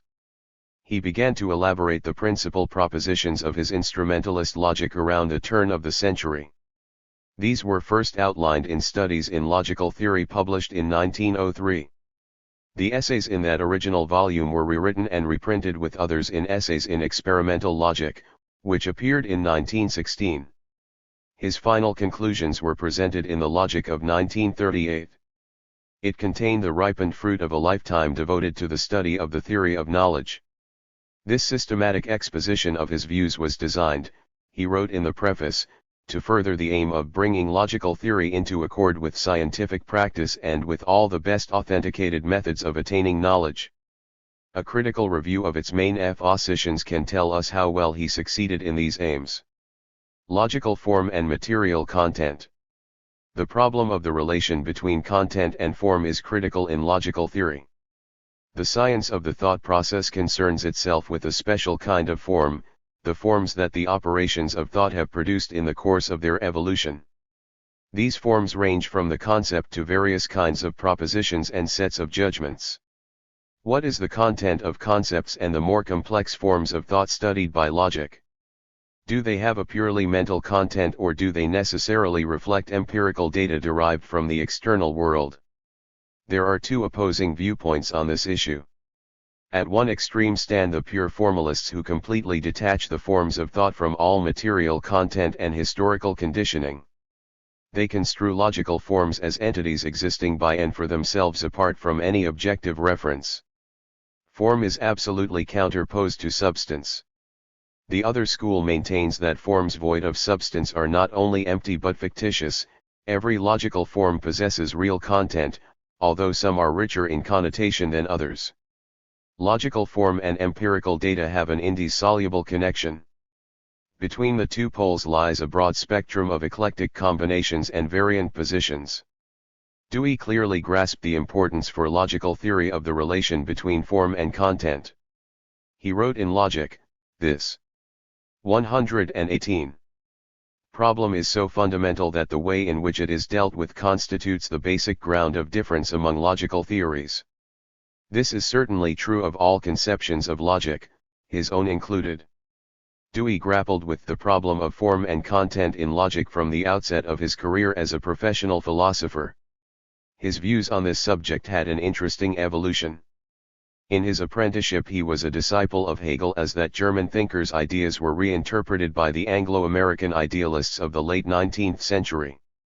He acquired a repugnance to formalism from the transcendental logic of the neo-Hegelians, which held that form and content, subject and object, reason and reality not only existed in inseparable unity but, in the last analysis of reality, where the absolute reigned, were even identical with one another. So long as he adhered to this outlook, Dewey was a severe critic not only of formal logic but also of the inductive logic that empiricists such as Whewell and John Stuart Mill had developed in the first half of the 19th century. Before Dewey, Mill had been troubled by the gap between the traditional formal logic and the actual procedures of modern scientific investigation as he perceived them. He had sought to overcome this deficiency by devising a supplementary logic of induction that purported to analyze and codify the actual empirical procedures of the natural scientists. Mill did not discard the deductive logic originating with Aristotle but kept it as a department of reasoning subsidiary to his newer inductive theory. He instituted a division of labor between the two. The deductive procedures of the older logic were supposed to take care of the formal aspects of the reasoning process, while the methods of induction that he enumerated, described, and classified were to cover inquiry into matters of fact.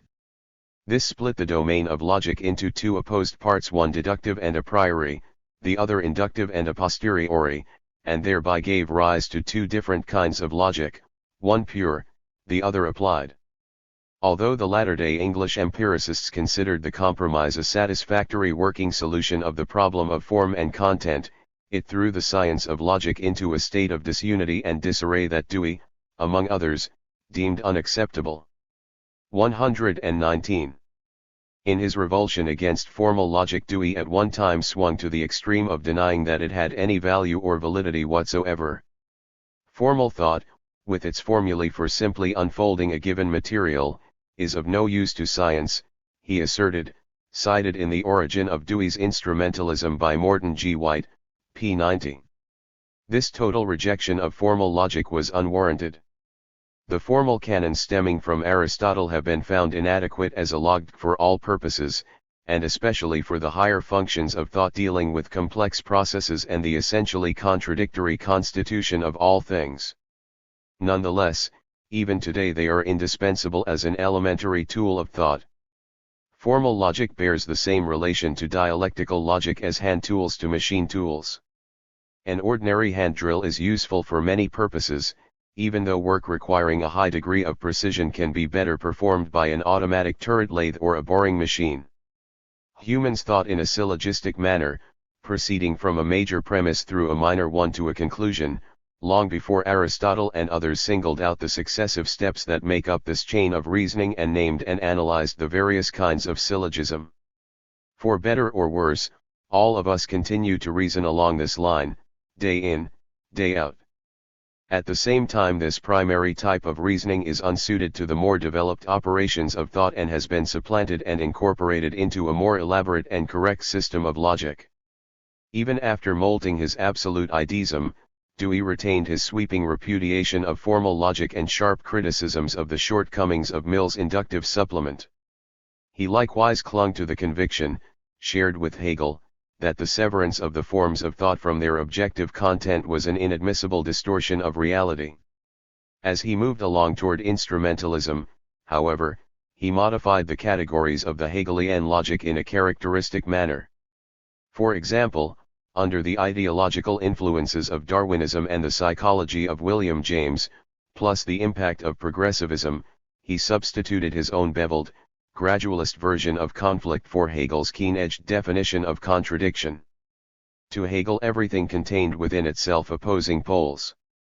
Their interactions generated the phases of the evolution of the entity until the eventual irreconcilable clash between the essential elements caused its transcendence to a new 120 and higher stage through the destruction of the positive pole the negative.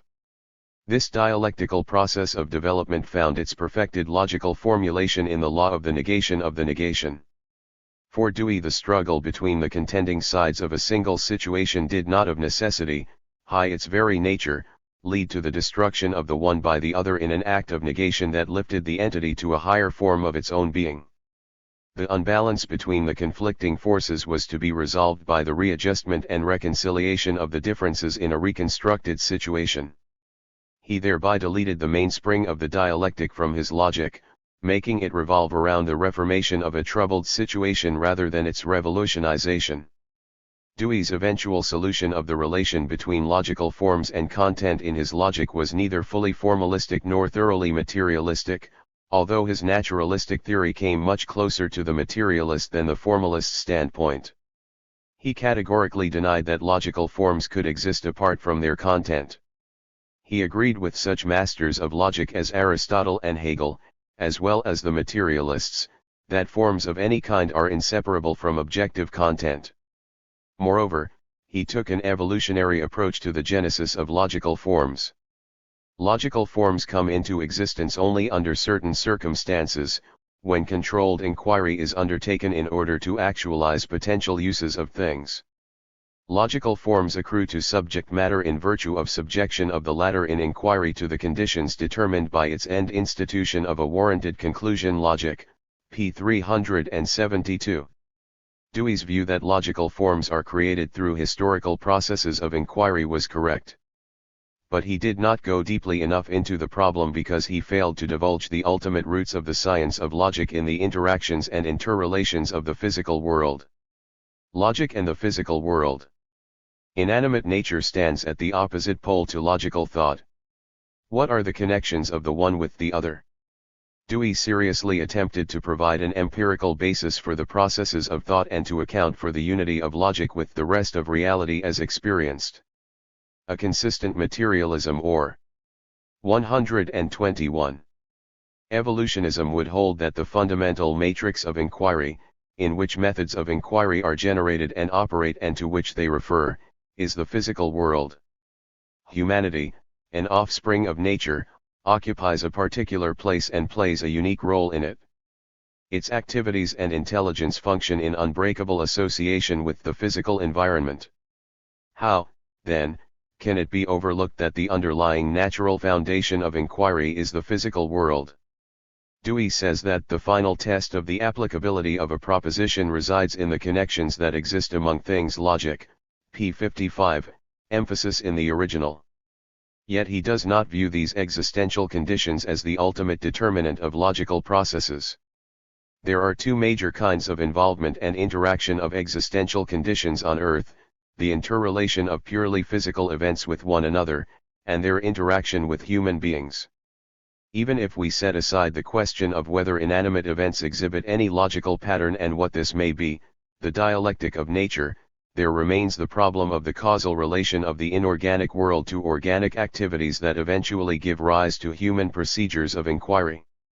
This problem is posed for logic by any case of conscious behavior.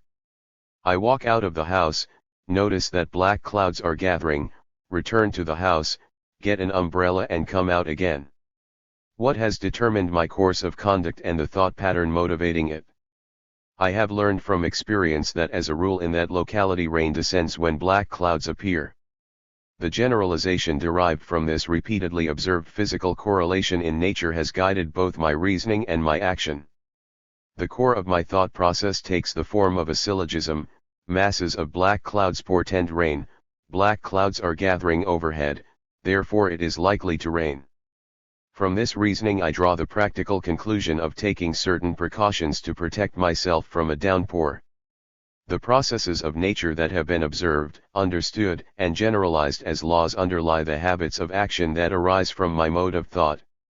In the last analysis, both my behavior and the concomitant reasoning depend upon the natural events I and others have experienced, noted, and reacted to. Yet this primary objective factor in the causation of my conduct and 122. Thought is absent from Dewey's explanation for the origin of logic. He neglects the first determinant of the thought process, the conditions of the physical matrix. He points out that although biological operations and structures are not sufficient conditions of inquiry, they are necessary conditions. This is correct. Why, then, are not the events and structures underlying the biological level also necessary, though insufficient, preconditions? They too prepare the way and foreshadow the pattern of inquiry. If one denies the supernatural, Dewey writes, then one has the intellectual responsibility of indicating how the logical may be connected with the biological in a process of continuous development. Logic, p. 25. It is all the more obligatory for a consistent naturalist to show how the logical is connected with the inorganic world and through what intermediate links. Dewey's failure to do this is the most glaring breach of continuity in his exposition of the real foundations of logic. The biological basis of logic. According to Dewey, logic is ultimately rooted not in the physical world at large, but in a special sector of it, the activities of organisms. The forms and content of logic have a biological basis. Its evolutionary beginnings can be traced back to the interactions between the organism and its environment and its corresponding motor adjustments. Habits that grew out of motor responses became the groundwork of learning. Habits of thought are the outgrowth of the repeated actions of animal behavior. Rational operations, he says, grow out of organic activities. Logic, p. 19. This is correct so far as it goes. But there is a step beyond this point. Genetically, organic activities grow out of preceding and surrounding inorganic conditions. By locating an objective foundation for logic beyond the precinct of the thought process in which it is immediately manifested, Dewey opposed the formalists for whom logic has no earthly roots or material reference. The pure formalists believe that the forms and content of logic are self-centered, self-generated, and self-contained, amounting to a mere subjective pattern within the human mind. They are unable to explain how logical thought came into existence, takes the forms it does, and can be applied fruitfully to objective reality except through some miraculous parallelism between the realm of reason and the 123. External world.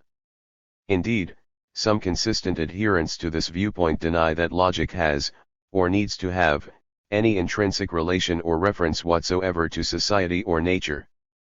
Dewey rejected this idealist position and searched for the correlation between logic and the outside world. He pointed to biology, as exhibited first in animal and later in human behavior, as the source of logical thought. He saw it as an instrument, a set of ideas about ideas and instrumentalities, that originated in the efforts of living creatures to adapt themselves to their environment and get along better in the world. It is true that habits of thought that produce patterns of logic are foreshadowed in animal struggles for survival and emerge out of the persistently repeated actions of human beings in their productive exchanges with nature. As Lenin observed, man's practice, repeating itself 1,000 million times, becomes consolidated in man's consciousness by figures of logic. Precisely, and only, on account of this millionfold repetition, these figures have the stability of a prejudice, an axiomatic character. Philosophical Notebooks, in Collected Works, Volume 38, p. 217. The forms as well as the content of logic were prefigured and evidenced in animal behavior long before humans became conscious of them and scientifically analyzed them. The formation of intelligence in humans was preceded and prepared by the evolution of sagacity among the animals. The higher animals are capable of many of the elementary operations of inquiry, including induction, deduction, abstraction, analysis, synthesis, and experiment. Their learned actions are predicated on primitive steps of reasoning from simple premises to conclusions. A cat is capable of reasoning on the basis of those limited generalizations learned from its experiences. When it stalks a mouse, it implicitly proceeds from the unstated syllogism, mice taste good, this is a mouse, it is edible. The mouse likewise acts in accord with its own generalized experience. Cats are dangerous, this is a cat, therefore, it is dangerous, and scampers away. Of course, neither the cat nor the mouse is capable of understanding that their behavior has a syllogistic pattern.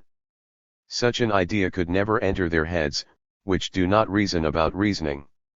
That feat of intelligence required the capabilities of a civilized culture, leading to the insights of an Aristotle. While Dewey is essentially right in his view that there is a community of factors in the respective patterns of logical and biological forms and procedures, logic, p. 41, that does not tell 124 the whole story. Logic, like biological behavior itself, is anchored in the external environment. Dewey went only part way in meeting the requirements of a materialist logic. He hesitated to develop the empirical side of his theory to its full logical conclusion. His refusal to admit that logic can be traced in its origins to the processes of nature, and that its content reflects these processes, coincides with the fundamental epistemological position of pragmatism that thought in general, and ideas in particular, do not disclose any antecedent reality. To assert that thought reflects reality is, in Dewey's eyes, to revert to the false and outmoded intellectualistic tradition of Aristotle and Hegel, who taught that the real was rational and the rational had reality. By removing the organic tie between reason and reality, Dewey did not, as he claimed, progress beyond Spinoza and Hegel, who believed that the order and connection of ideas was the same as the order and connection of things. He moved backward even from Aristotle. These eminent thinkers held that logic and nature are interdependent, that the same content is expressed in different forms in the objective world and in mental procedures, and that a logic without correspondence with external reality would be meaningless and worthless. In this respect, the older logicians were closer to the truth than Dewey, who left a gap between logic and nature that could not be completely bridged by recognizing the role of biological functions in the making of logic. Animal behavior, which comes between nature at large and human thought, itself rests upon the physical habitat. The social and historical preconditions of logic. Dewey next examines the social setting, or cultural matrix, out of which logical properties evolved. He singles out language as the prime factor in affecting the transformation of the biological into the intellectual and the potentially logical logic, p. 45.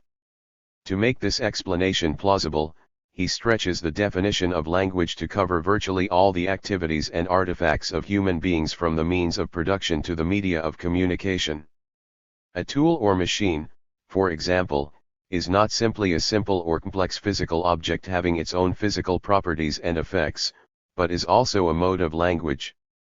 For it says something, to those who understand it, about operations of use. 125. And their consequences. To the members of a primitive community, a loom operated by steam or electricity says nothing. It is composed in a foreign language, and so with most of the mechanical devices of modern civilization. Logic, p. 46.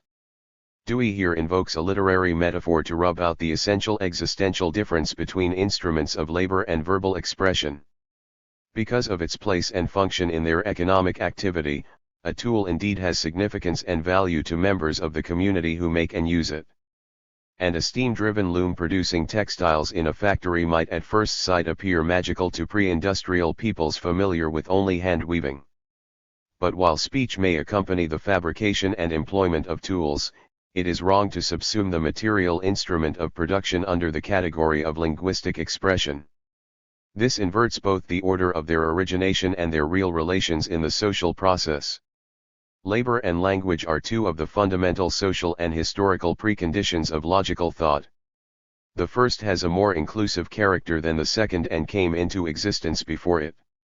Laboring activity was the novel and unique function that humanized our progenitors and elevated our species above the other primates.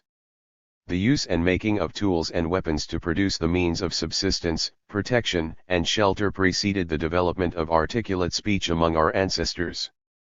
Tools have been found in Africa that are from 2 to 3 million years old. It would be more correct to classify language as a tool than tools as forms of expression, as Dewey does. Moreover, as Dewey's associate G. H. Mead recognized, gesture language, carried on with the hands and whole body, was a more rudimentary mode of expression and communication than talking in words and sentences. Even today, not only primitive peoples but we ourselves resort to this form of language without words when we nod our heads in assent or shake them in dissent. Laboring fostered the emergence of audible speech. Dewey himself writes that language arose as a medium of communication in order to bring about deliberate cooperation and competition in conjoint activities, that has conferred upon existential things their signifying or evidential power. Logic, p. 56. These conjoint activities were centered around procuring and producing the necessities of life. Articulate utterances were called forth. 126. By the cooperative behavior involved in working for a living. While the instruments of labor transmitted human energies to the materials worked upon, speech served as a medium of coordination among the laborers. The hominid that first learned to talk and think began by putting its hands to work both in producing and communicating, long before its tongue and brain became apt at verbal conversation. Dewey does not view speech as an outgrowth and adjunct of productive activity but endows it with a prior and superior status. Language is the producer of all that culture involves and is the only means of transmitting its acquisitions from generation to generation. Like Vico, he believes that language constitutes the essence of the human species. In actuality, the continuity of social development is based upon and assured by the transmission of the humanly created conditions of production, starting with the crudest stone, wood, or bone implements and the technical skills involved in their fabrication and use. The modification of the things of nature by collective work is the material matrix from which the earliest culture evolves. Once language emerges, it becomes an integral and indispensable element of human activity of all kinds, and primarily of productive activity. Speech and thought grow in importance as labor progresses. Dewey in his own way takes note of the primacy of work when he writes that tools constitute a kind of language which is in more compelling connection with things of nature than are words. Logic, p. 94.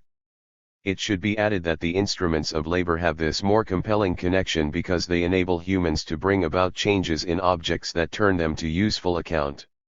Both tools and words, which can be likened to sound tools, serve and promote the purposes of labor. But without the interposition of the instruments of labor, words alone could not transform the materials of nature into useful objects. Dewey explained that the Greek thinkers who created the science of logic exalted knowing above doing and making. They hypostatized reason because of the class structure of their society, in which craftsmen, mechanics, and artisans were dominated and depreciated by the leisured aristocracy. But this insight did not inoculate Dewey against a touch of the same bias. He himself unwittingly made the head superior to the hand by 127. Giving priority to speech over work in the formation of humanity and the march of historical development. Since labor is animated and directed by purpose in the brain before it is objectified through practice, its activities promote the development of consciousness beyond mere sensation and perception. The labor process generates ideas, which find expression in articulate utterances. Thus labor, language, and thought evolve in constant interaction with one another. Logic is the science of the thought process. But since the results of thought are crystallized in language, the analysis of the forms of speech has provided the starting point and the raw materials for analyzing the patterns of thought. The connection between logic and language is based upon the union of language and thought. Dewey traces the origin of logic as an autonomous branch of knowledge to reflection upon the structures of language.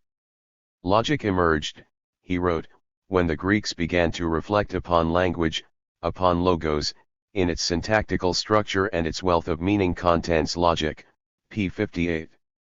The first analysis of logical forms preceded Firem analysis of the forms of grammar. This account of the genesis of logic conforms to Dewey's thesis that culture is primarily a product of language, which gives meaning to associated activities, and that language is the key to transforming the biological into the intelligible and the logical. But it is rather superficial to attribute the advent of logic to the analysis of language, although that study did play an important part in its making. What impelled the Greeks to focus sustained and deep-going attention upon the elements of rational discourse? The way for logical theory was prepared not simply by examining the structure of language, but by the exceptional conditions assembled in the secular and rationalized atmosphere of the most highly developed Greek cities. The science of logic is one of the many innovations of Greek culture, which range from the creation of philosophy, geometry, and rational medical practice to comedy and tragedy. The Greeks rather than other peoples of antiquity pioneered these developments by virtue of the special features of their urban life, which was based upon a merchant, craft, and slave economy engaged in elementary commodity production. The citizens of the democratic states like Athens participated as equals in public affairs. Questions of policy were settled not by 128 kings and nobles but by debate in the agora, where every male member of the polls could speak freely and follow the arguments of the contending sides. Skill in public speaking was the stock in trade of the advocate, the rhetorician, the sophistical teacher of wisdom, the statesman, the general, and even the ordinary active citizen. Dialectics flourished in the adversary proceedings and disputations of the assembly and law tribunals. This art of discussion by way of antitheses, invented by Zeno, was brought to perfection in the Platonic dialogues, which proceeded by way of contradiction and its resolution. One of the two principals in the debate put forward a proposition, which was challenged and opposed by the other. The discussion unfolded until the original thesis was either rejected or modified and restated in a form acceptable to both parties. Such practices gave an impetus to defining and classifying concepts, analyzing and naming the steps in the reasoning process, and discovering the rules that guided and governed them. These three aspects of dialectics were reflected in the threefold meaning of logos. This Greek term referred at the same time to the speech of orators in the assembly, reason, the capacity for arguing that distinguished humans from beasts, and the lawfulness in things. The democratization of written language along with public specie-making led to the study of grammar together with logic. Alphabetic writing, which was widely known among the members of the Greek communities, promoted abstract thinking and enabled the parts of speech and the elements of thought to become distinct objects of cognition. The growth of mathematics and theoretical problems raised by the new science of geometry provided a model of rational procedure for the logicians. Finally, logic was called upon to cope with the problems brought forward by the polemics of all the contending schools of philosophizing since the Milesians, such as the relation of the one and the many, the same and the different, the nature of contradiction, the status of the law of identity. Restless speculation about how the contradictory aspects of things could be rationally formulated and consistently defined preoccupied thinkers from Parmenides to Socrates. In such Platonic dialogues as the Theaetetus, all the elements that Aristotle was to organize into a systematic exposition of the canons of logic are present as in an uncrystallized solution. 129. Such were the immediate preconditions that gave birth to the first system of logic, which was formulated by Aristotle and his school. Appraising Aristotelian logic. Dewey's appraisal of formal logic casts light upon some distinctive features of his own logical positions. Aristotle's logic rests, he noted, upon his theory of being and of knowledge. The same pattern of characteristics is reproduced on the ontological, epistemological, and logical levels of Aristotle's system. In Aristotle's metaphysics, nature consists of unchanging substances with inherent and fixed properties. Each one of these entities is energized by a form that directs it toward a prescribed end. Altogether they constitute an ordered hierarchy of qualitatively different kinds of things, each with its special essential nature and possessing various grades of being from mere potentiality to plenitude. Aristotle teaches that the mode of cognizing objects differs according to the extent of their changefulness and variability. Sensation and perception, the lowest kinds of apprehension, deal with what is particular, partial, and unfinished, things that are disfigured by matter. Whatever is changing and tending to pass into its opposite, whatever is transient and perishable, can be sensed and perceived but is too indefinite to be rationally known. As an imperfect and unfulfilled entity, it belongs to the accidental, not the necessary and general. Necessary forms of being can be held up to scrutiny in two ways, by definition and by classification. The first sets forth the essence that makes things what they truly are. The second ascertains what kind of unchanging species they belong to or are excluded from. The objects of genuinely scientific knowledge consist of self-sufficient, self-active substances, having different essential natures, occupying places of different value in the hierarchy of species, and controlled by their own innate ends. The classical logic was molded by these presumptions. Each subject of a judgment is as self-contained and unchanging as each substance. Propositions must take the form of attributing a predicate to a subject in accord with the scheme of nature in which everything is identified by inclusion in or exclusion from a substantial species. Universal propositions refer to these self-contained substantial entities. 130. The syllogism is a chain of propositions that proceeds from a general premise to a particular conclusion through three steps of deduction. It is the logical analog of subsuming every entity under the appropriate species with its eternal characteristics. Dewey's delineation of Aristotle's ideas is accurate. The various segments of his philosophic system are all cut from the same cloth. Aristotle's doctrine that anything changeable is so imperfectly realized and unformed that it can only yield inferior knowledge goes with the view that only the permanent and imperishable, the perfected being, can be truly known by our reason and is thereby the proper province of logical thought. The elementary logic of Aristotle, and even more its underlying metaphysics, have been outmoded by the progress of science, culture, and logic over the past 2,500 years. The theory of universal evolution has proved that there are no timeless and imperishable entities in the universe. The theory of organic evolution has demonstrated that species of plants and animals are not immutable but, like everything else, come into existence, develop, and die out. Historical evolution shows that social formations are not everlasting but can be modified and even revolutionized in accord with the growth of the social productive forces. These revolutionary advances in the scientific and philosophical approach to reality have brought about a reversal in attitude toward change itself and the ways of dealing with it. For Aristotle, change was the mark of matter, which could be empirically handled but was not, like form, susceptible to intellectual grasp and logical definition and classification. Becoming was contingent, not necessary, particular, not general, it belonged to the non-essential side of being. Nowadays change, development, evolution are seen as the very essence of the material universe. Being is a phase of the never-ending processes of becoming. Meanwhile, physical science has done away with the teleological interpretation of motion and change as tending toward an inherent end. Dewey's criticisms of the metaphysical, non-evolutionary, teleological traits of Aristotelian logic are well-founded.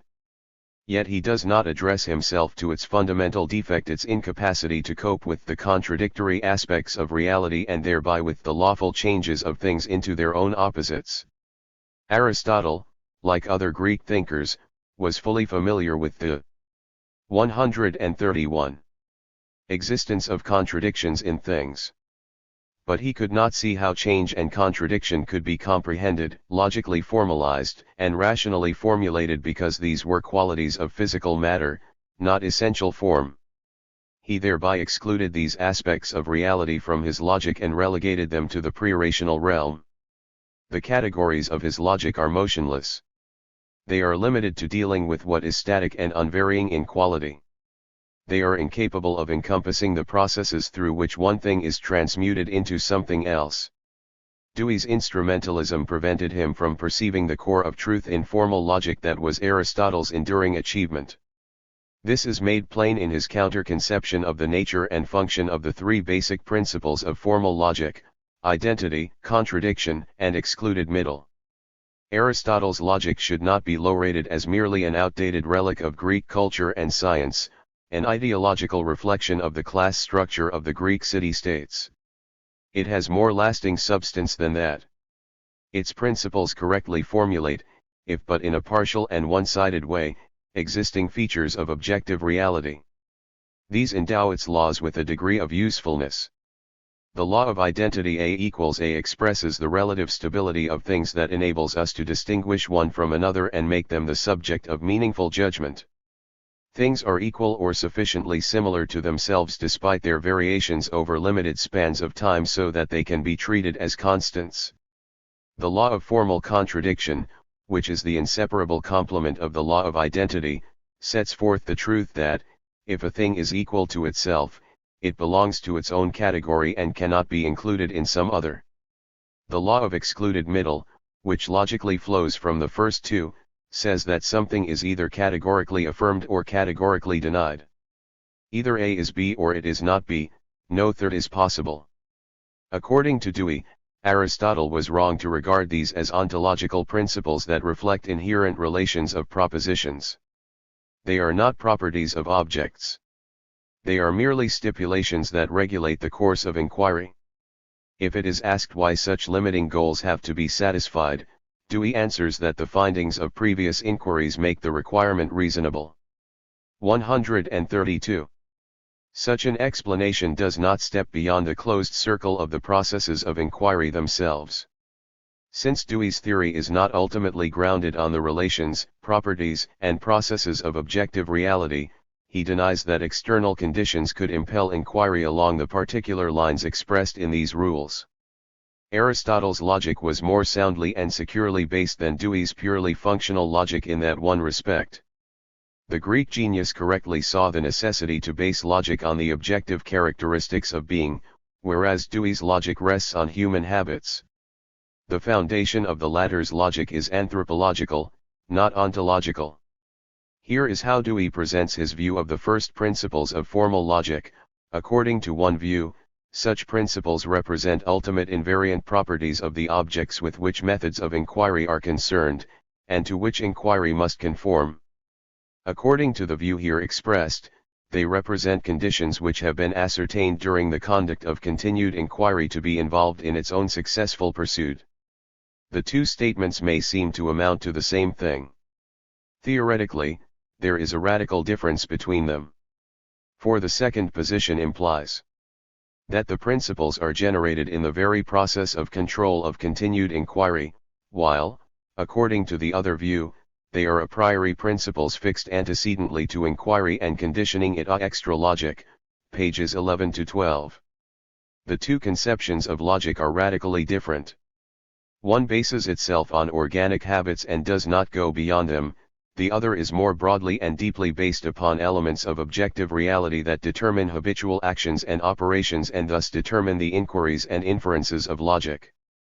The adjectives invariant and a priori inserted by Dewey do point to certain weaknesses of Aristotle's logic. But they also obscure the source of its strength and longevity.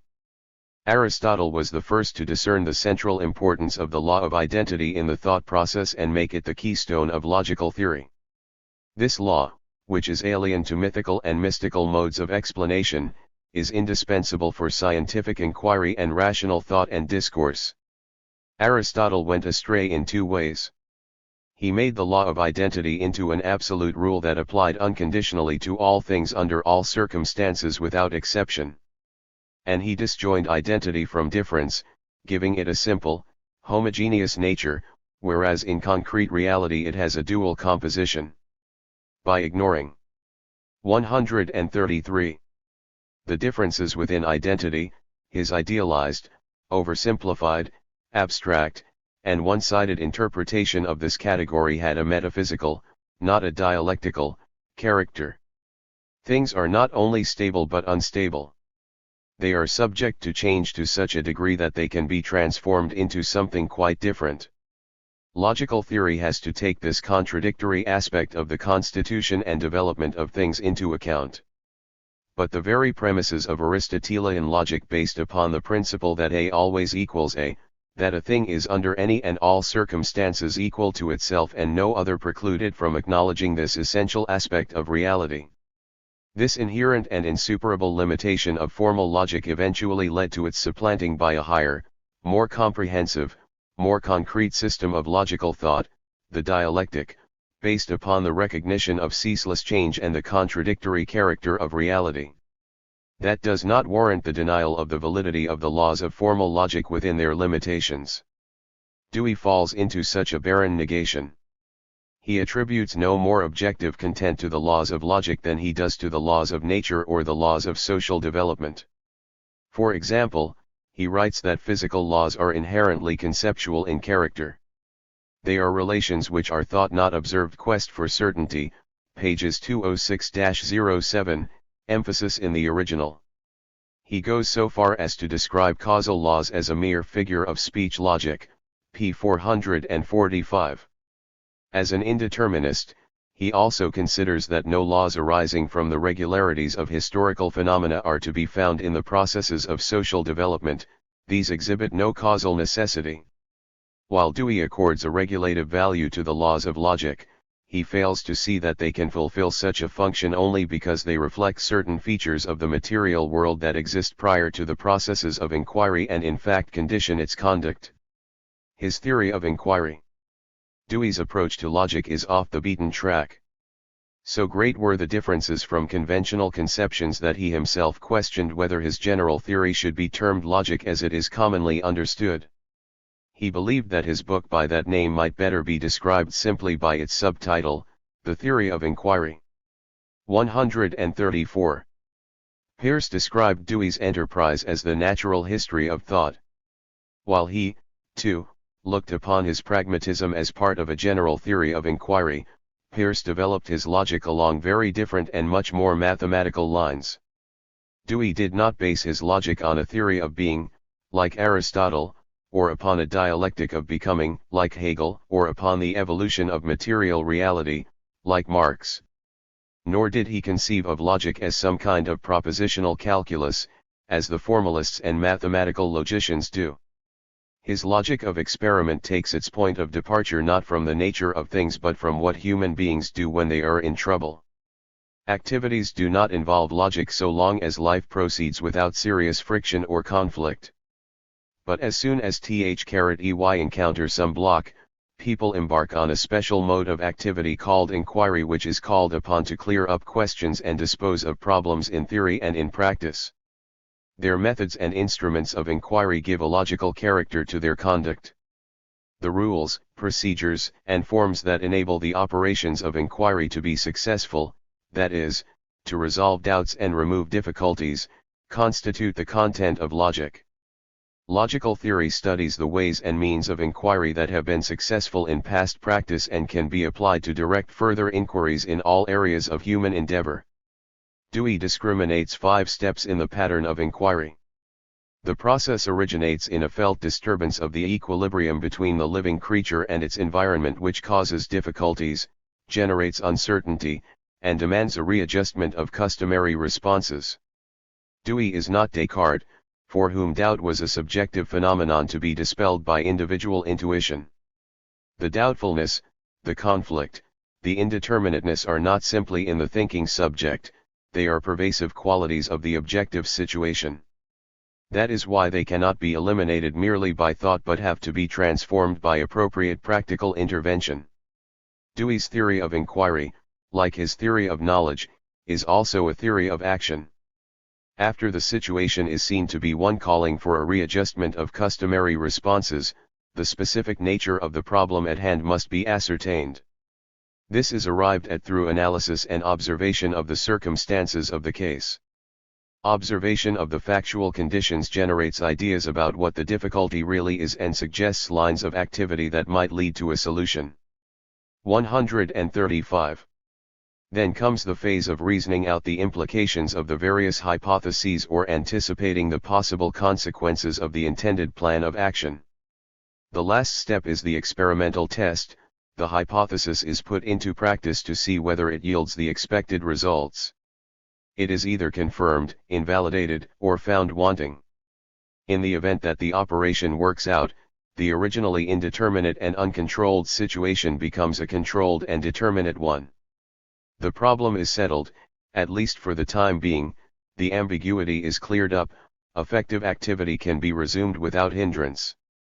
The following is Dewey's summary statement of this procedure of reflective thinking and intelligent experiment. Inquiry is the controlled or directed transformation of an indeterminate situation into one that is so determinate in its constituent distinctions and relations as to convert the elements of the original situation into a unified whole. Logic, pages 104-05. It may be remarked that Dewey does not as a rule draw a sharp and clear distinction between the objective and subjective factors in the given situation, but often leaves the two confused. This can be misleading because a situation may be indeterminate in two different senses, objectively and subjectively. As an ongoing process, it may still be developing, unfinished, unconsummated, its conflicting elements calling for discordant responses. Or the participant may be confused or doubtful about its nature and outcome, not knowing what to do about it at all and seeking to clarify his or her mind on these matters. A situation that is objectively determinate may appear uncertain to the individual. This difference becomes especially important in regard to the issues of the class struggle under capitalism. All the elements of traditional logic concerning the forms of inference and judgment and the types of propositions, quantitative, qualitative, particular, general, universal, are reinterpreted in accordance with this outline of inquiry, and their functions are fitted somewhere in the sequence. As Dewey wrote toward the end of his career, I tried the experiment of transferring the old well-known figures from the stage of ontology to the stage of inquiry, quoted in John Dewey on Experience, Nature, and Freedom, edited by R.J. Bernstein, p. 148. In Dewey's view, thought is not self-starting but is provoked by a specific disturbance. Inquiry proceeds from the initial state of interrupted activity, through ideation and experimentation, until it is consummated in a reconstituted situation that satisfies the 136. Need for continued functioning. A proposition is intermediary and a judgment is conclusive in the settlement of a situation. But final judgment is attained through a series of partial judgments. Logic, p. 133. A judgment itself is instrumental to the practical reconstruction that terminates the inquiry. The goal of inquiry is not the discovery or confirmation of truth. It is the attainment of a settled belief, the assertion most warranted under the given conditions. This assertion contains no necessity, it only has a greater or lesser degree of probability and can be unsettled even at the next turn of events. For most philosophers since Plato and Aristotle, truth is a statement about things as they really are and falsehood asserts what is not. For Dewey, truth as warranted assertion is a relation between the first stage of inquiry, a situation giving rise to a problem, and the final stage of judgment, which gets rid of the problem. A belief is warranted not by its causal conditions and objective correlates, but by the efficacy of its consequences. Any correspondence of statements or ideas to facts is not existential but operational. It is similar to the relation between a plan and its fulfillment or between a purpose and its realization. Dewey's model of logical behavior does point to many significant features of intelligent activity of the kind involved in a child's learning, an adult's figuring out his or her everyday problems, and a scientist's work. It bears the impress of his lifelong interest in the processes of education. Yet it deletes some basic factors of logical thought, misconstrues others, and is deficient in dealing with complex processes of a dialectical character. Its gravest fault, which flows from the pragmatic theory of knowledge, lies in the assertion that the principles of logic refer to no material content and have no objective foundation. Logical forms, as Dewey sees it, are constituted in and through the process of inquiry in order to carry it out. They are the result of prior inquiries in practical activities or scientific research that have proved effective in problem solving. But they do not reflect any antecedent existence. The conversion of eventual functions into antecedent existence is the greatest of philosophic fallacies. Dewey insists experience and nature, p. 35. If a predicate is affirmed of a subject, this rose is red. This simple form of judgment does not correspond to any property of that particular thing. Nor does the form refer to any general relation of objects. The subject-predicate relation happens to 137. Have been useful in repeated inquiries on countless occasions and is therefore available for further inquiries. Yet it cannot claim to have any backing in the actual integration of redness with the rose itself. The materialist holds that objective conditions in the structure of natural and social phenomena underlie the regular recurrence of the subject-predicate form of thought. According to Dewey, not such causes but only the practical consequences give this form validity. Logical and mathematical forms, he says, are intrinsically postulational. They are not given and imposed from without by any external causes but are created in the course of inquiry as the best means for carrying it to a successful conclusion. This denial of the objective relationship of the forms of thought to reality breaks down in regard to the most elementary unit, the concept, which expresses what is essential, determinative, and general in objects. Concepts are derived from perceptual materials based upon our sensations of objects in the external world. They are not arbitrarily postulated, their content is determined by the natural and social environment. The concept of humanity is an abstraction that comprises those essential characteristics that distinguish our species from all others, the capacity to make and work with tools, talk, reason, generate fire, etc. These attributes are common to all its members. To be sure, there are concepts of a very different kind. The centaur, half man and half horse, is one of them. In their form the two kinds of concepts are similar, both are mental images of something formed by generalization from particulars. But they have a diametrically different content in relation to the external world. One expresses what really exists, the other does not. This is not to say that centaurs have no mode of existence whatsoever. These creations of our imagination have a place in art, literature, mythology, and language. But they have no material existence. Dewey's interpretation of the principles and forms of logic as postulational is more formal than material. It slides over the difference between a man and a centaur. For him reasoning takes the forms that it does, Logic consists of the forms that it has, solely because of their successful usage in inquiry. They then become postulates for further inquiry. Thus, if our reasoning is syllogistic, that does not reflect the relations of anything outside of us, according to Dewey. This 138. Particular pattern of inference from a premise to a conclusion, which everyone engages in without ever having read a treatise on logic, is nothing but a habit that humans have fallen into because it brings results. But why has this mental habit been so persistent, and why does this form of thought produce results? Is it not because it corresponds to something given and imposed from without? Logical and other concepts give extremely simplified representations of the relations in objective reality and thereby inescapably distort them to a certain extent. The same is true of chains of concepts. The statement "the rose is red" formally dissociates two elements, the thing and its color, that are actually integrated. Thus the mode of linguistic expression can breed errors of abstraction and lead to metaphysical misunderstandings. It is like a snapshot that freezes a moving and changing reality into an immobile posture. Yet all this does not cancel out the objective relevance and truth of the proposition. Indeed, a syllogism unites the singular, particular, and general aspects of things and their mutual interconnections in a chain of reasoning. All men are mortal, general. Socrates is a man, singular, therefore, Socrates is mortal, particular. The process of organic evolution that Darwin disclosed exhibited this logical pattern. It is initiated by a deviation from the norm, singular, this variant is multiplied, particular, and eventually becomes the rule, general. That is one aspect of the logic of the origin of species. Peirce, who also grappled with the problem of the nature of general ideas within the framework of pragmatism, did so in a less shallow way than Dewey. What does a statement like "this is hard" mean? He asked. He answered that whoever tries to scratch or dent the object will find its surface extremely resistant compared to softer substances.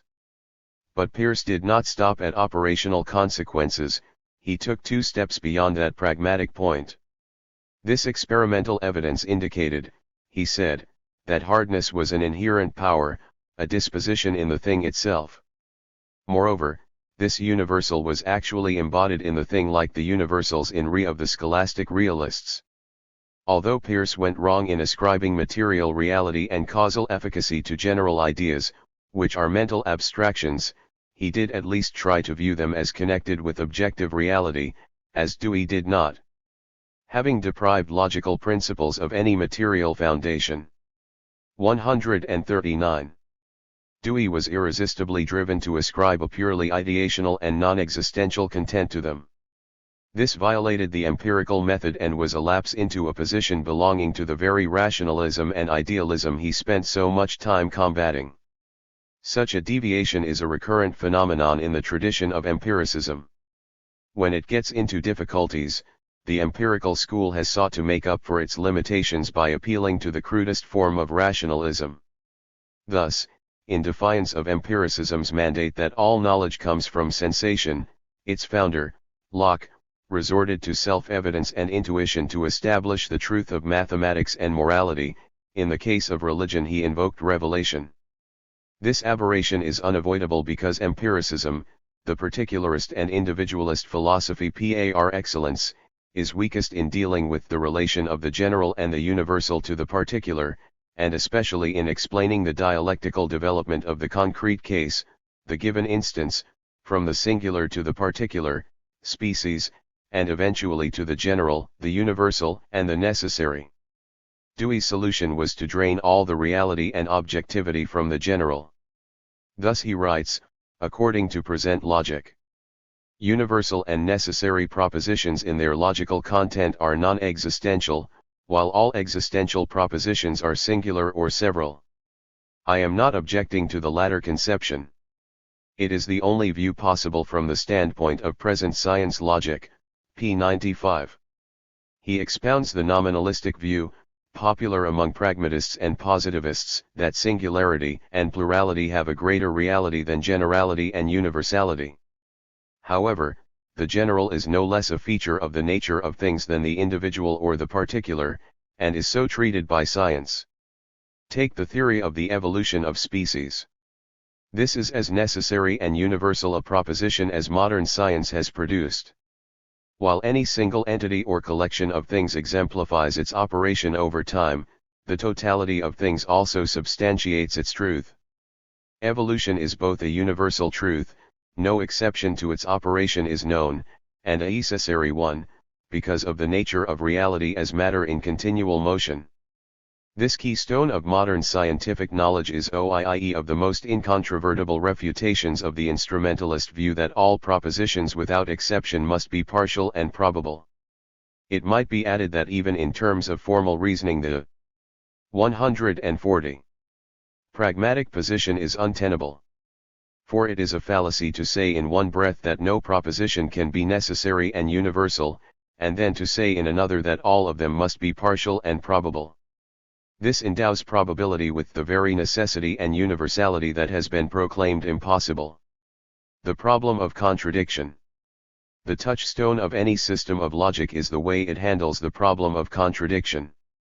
This question is so decisive because the universe in its endless movement and transmutation is inherently and irremediably contradictory.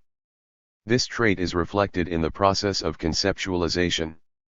Dewey discussed his views on this subject in Logic in the chapter on affirmation and negation. His own affirmations and negations can be summarized in the following propositions. 1.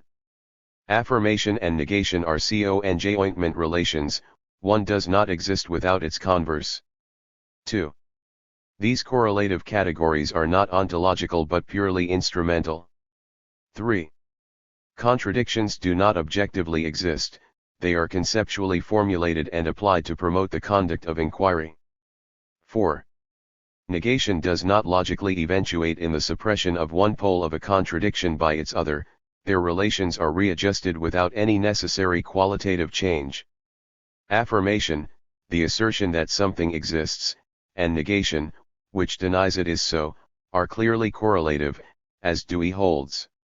The one is the antithesis of the other in the same sense as yes and no, plus and minus, debits and credits. The existence or non-existence of the determinate qualities of things finds expression in the judgments we make about the real world. These range in extremes from the categorical affirmative to the categorical negative. In Aristotle's logic, these two types of propositions are mutually exclusive. What is affirmative is not negative and what is negative is not affirmative, and that's that. This dichotomy accords with the basic laws of formal logic and is indeed dictated by its principle of non-contradiction. John Locke believed that the propositions what is, and it is impossible for the same thing to be and not to be were self-evident, necessary, and irrefutable truths, the axioms of all reasoning. However, these principles had been rejected by Heraclitus. 141. Before Aristotle made them the prime postulates of his system. The former asserted that everything both is and is not, is itself and its other, and that this unity of opposites is the source of all movement and change. Coming into being and going out of being are possible only through the continuous transition from one contrary to another. This dialectical conception of contradiction as an interpenetration and struggle of essential opposites which characterizes all things was the nerve center of Hegel's logical theory. Affirmative and negative determinations of the same thing or the same concept, which are ruled out of existence and considered irrational by the formal logicians, are deemed fully warranted by the contradictory nature of all phenomena, processes, and ideas. In concrete reality, these opposed determinations are at once the same and different, each is both its identical self and its other. A not only equals a but equals non-a, and the second equation is more profound and true than the first. In formal logic, if some proposition is affirmed, it can only be true or false, it cannot be both true and false at the same time.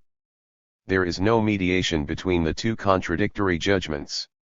In dialectical logic, the opposed determinations of positive and negative are differential moments or aspects of the same thing and can be both true and false at the same time, though not in the same measure. This generalization applies to the rules of formal logic itself. The assertion that A equals A is true insofar as it applies to something relatively stable. But it becomes less and less true as the object under consideration changes in its characteristics, and the assertion eventually turns into untruth as the object is transformed into its opposite. The leading principle of this elementary logic is therefore relatively true but quite false if taken as an absolute. Dewey denies that identity within difference and difference within identity, the key concepts of dialectical logic, express any concrete objective realities. Similarity and dissimilarity, the basis of contrast and comparison, are the products, he says, of the selection or rejection of data required for the operations of inquiry leading to the reconstruction of a given situation. The contrast between two things, or two features of the same thing, does not denote objective difference or identity but only different values in inference, reasoning, and reconstruction. The correlative concepts of affirmation and negation, in his 142 opinion, have a purely regulative function. Positive propositions do not assert what is or negative ones what really is not as Aristotle taught. They merely perform the office of defining what is to be included or excluded, what is relevant or irrelevant, in the conduct of an inquiry. From the standpoint of the functional connection of positing and negating with determination of unsettled or indeterminate situations, they are means, through the operations of selection and elimination they respectively prescribe, of requalifying the original indeterminate situation logic, p. 183. For Dewey, the functional efficacy of a positive or negative proposition does not depend upon whether its content corresponds to the facts of the case, but only upon whether it assists the inquiry to a successful conclusion, something that can be known or determined only after the event. This purely functional definition of affirmative and negative judgments removes them from the domain of knowledge. They are not true or false but only more or less useful. Although Dewey contends that this conception of the nature of propositions is thoroughly scientific, it takes into account only one side of the activity of science. Science is a process of unfinished investigation and endless discovery of the nature of things disclosed by experimental research and creative thought. It is open-ended. Whatever has been earlier affirmed is subject to later revision, correction, and concretization. The greatest uncertainty pervades the growing edge of science. The hypothesis is one of its means of development. As science advances, the hypothesis itself can develop from a suggestion or surmise into a verified fact or law. This aspect of scientific knowledge is scant in Dewey's account of its method. Science is not only a method of exploration of the unknown, it is also a solid body of knowledge about the laws, properties, and relations of the world. The totality of scientific truth grows as more accurate and penetrating theories and more comprehensive laws replace less precise and more restricted ones. These positive and negative conclusions about reality are the product of all the previous activity of science as well as the basis of its current procedures. These ideas are so useful in theorizing and in practice because they are true, not false. The law of gravitation discovered by Newton is no longer a hypothesis but the formulation of a fact. 143. That has been tested among other ways, by sending vehicles to the moon and bringing them safely back to Earth. Dewey writes that affirmative and negative propositions do not have a one-to-one correspondence with objects as they are logic, p. 198. However, if they are to be effectual in actually resolving an unsettled situation, they must have a certain measure of correspondence or else they would lead inquiry and action astray. This correspondence distinguishes them from purely speculative or fantastic assertions. By emphasizing that the sole meaning of a proposition is in the acts that have been or are to be performed, Dewey neglects the question of what does or does not actually exist. By divorcing his logic of action from the logic of being, he deprives logic of its most decisive dimension.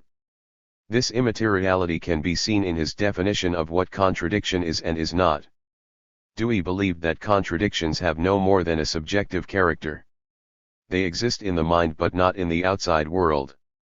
His disciple, Sidney Hook, has vehemently argued against Marxism that, while judgment, affirmation, and proof can be contradictory, it is nonsense to attribute contradiction to things and phenomena. Since the time of Aristotle it has been a commonplace of logical theory that propositions or judgments or statements are contradictory, not things or events. Reason, Social Myths and Democracy, p. 202. Marxism has a much broader and much more correct conception of the nature and scope of contradictoriness than the formalist, positivist, and pragmatic schools. Contradictions not only exist objectively but are universally operative, since everything moves and changes by the necessities of its inner nature as well as its external connections. Motion, a state in which an entity both is and is not in the same place in the same time bracket, is inherently contradictory. There are both objective and subjective contradictions. Dewey mentions the phenomenon of light, which has a dual nature. This discovery has an instructive import for logic. The old controversy over whether light was made up of waves or particles has been answered in a dialectical manner. According to the experimental data, neither of these contrary propositions is completely true or false. Certain tests show light to be radiant energy and others show it to be discrete units of matter. That is the concrete truth about this contradictory phenomenon. 144. Dewey notes that this contradiction is present or presents itself in the case of light. But he is unwilling to acknowledge that light is actually, in itself, physically contradictory. It is only construed as such for the purposes of inquiry. The duality has a heuristic value, that is, it leads a person to investigate light along those lines. In fact, the conclusion about the contradictory nature of light is more than an assumption that is useful in carrying on further inquiry, it is a true affirmation about its essential properties. In a footnote, Dewey takes pains to refute the notion that this step in the progress of scientific knowledge can be interpreted by a dialectical formula. The scientific problem has been solved, he says, not by the manipulation of the triadic concepts of thesis, antithesis, and synthesis but by analysis of specific conditions and experimental results. To be sure, no one but an errant idealist would believe that a logical formula could determine the course of scientific discovery. A concrete understanding of the contradictory aspects of light was gained only through experimental evidence. But beyond its empirical and practical side, what was the significance of this process of discovery for logic? Since light turns out to possess antithetical features, these features can be viewed dialectically. If the wave-like nature of light is taken as the thesis, and its particulate nature as the antithesis, then it can be said that thesis and antithesis underwent negation and the valid elements of both these exclusive assertions became integrated into a new and higher synthetic theory of the nature of light. Contradiction exists in social no less than in physical relations. The capitalist system is so contradictory because capitalists and wage workers are opposing social realities as well as economic categories. The antithesis is embodied in the single person of the petty capitalist who continues to work alongside his hired hands in the shop or in the fields. This transitional figure is a living contradiction, an aspiring boss who has not yet shed all the characteristics of his original status as one laborer among others and who may fail in his bid to join the exploiters. Debt is intrinsically contradictory. This sum of borrowed money is negative to the debtor but a positive asset to the creditor. On a broad scale, in the course of the business cycle the invigorating, positive, effects of borrowing are most evident during the boom, while its debilitating, negative, side is violently 145. Demonstrated in times of downturn and crisis. Such is the inner logic of capitalism. The objectively contradictory characteristics of phenomena acquire subjective expression when they are reflected in our thought about them. Formal thinking fastens upon only one side of a contradictory phenomenon and fails to see, or denies, the existence of its correlative. For example, the Soviet Union under Stalinist domination is one of the most contradictory countries of the 20th century. Thanks to the 1917 Socialist Revolution, it has the most advanced relations of production and forms of property.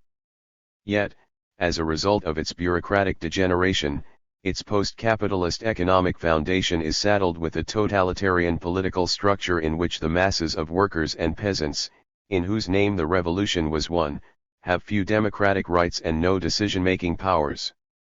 After the 1920s, Dewey could see nothing but the tyranny of the bureaucratic overlords in this complex social formation.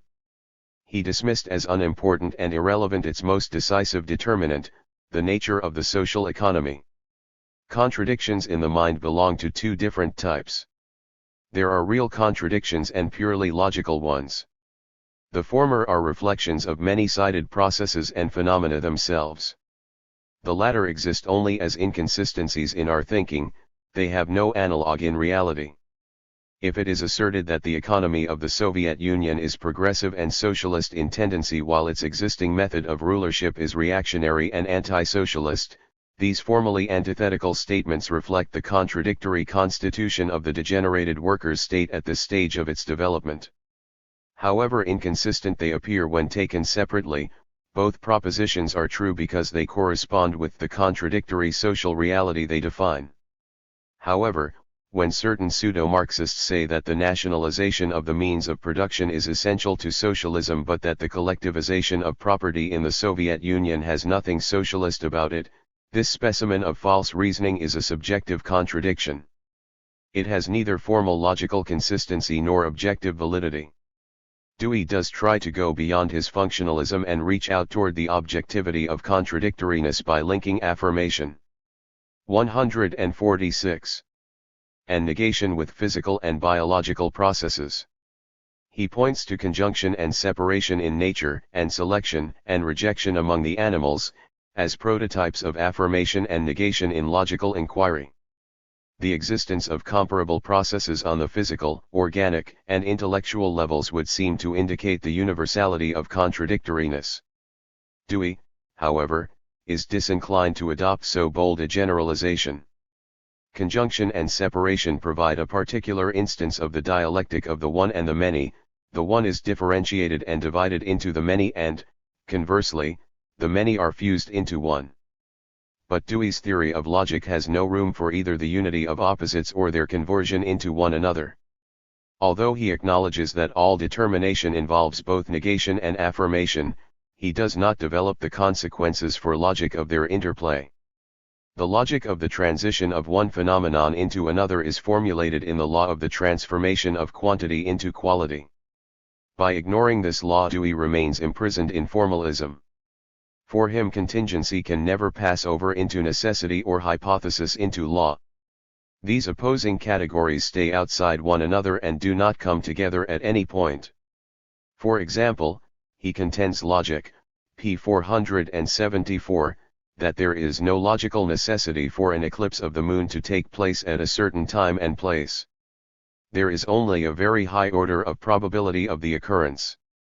But it can be argued against this view that given the nature of the existential conditions, the continued existence and relations of the Earth and the Moon, an order of probability so high as to preclude the possibility of non-occurrence acquires the character of necessity. And the necessity of such an event is not only physical but logical. Dewey is aware of the significance of contradiction.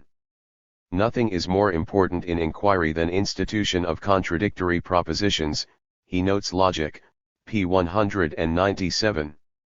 But he has a very special conception of the role of such propositions. On the one hand, they are not descriptive of reality. On the other hand, they are not strictly conceptual. They are regulatory expedients that serve to mark out the limits of an inquiry. To assert an either-or is to set the stage properly for carrying out an experiment.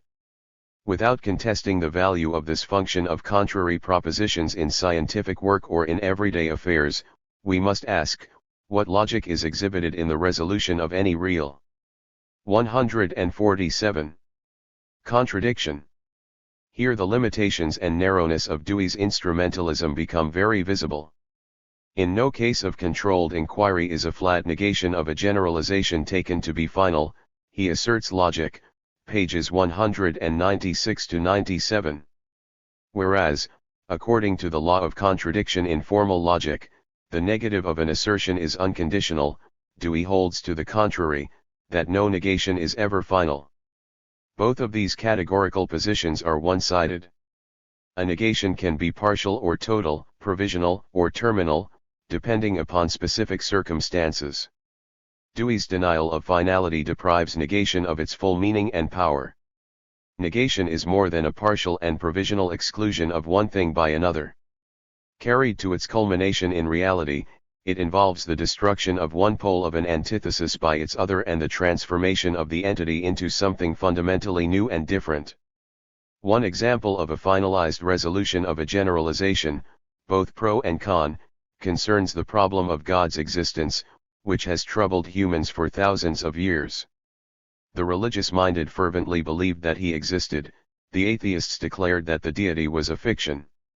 Scientific inquiry has arrived at the conclusion that the flat negative is true, whatever obscurantists and agnostics say. This definitive generalization provides the basis of a consistent materialist world outlook. Dewey's definition that all judgment, provisional or final, is the requalification of a given situation through its reconstruction holds good only until a situation undergoes radical change.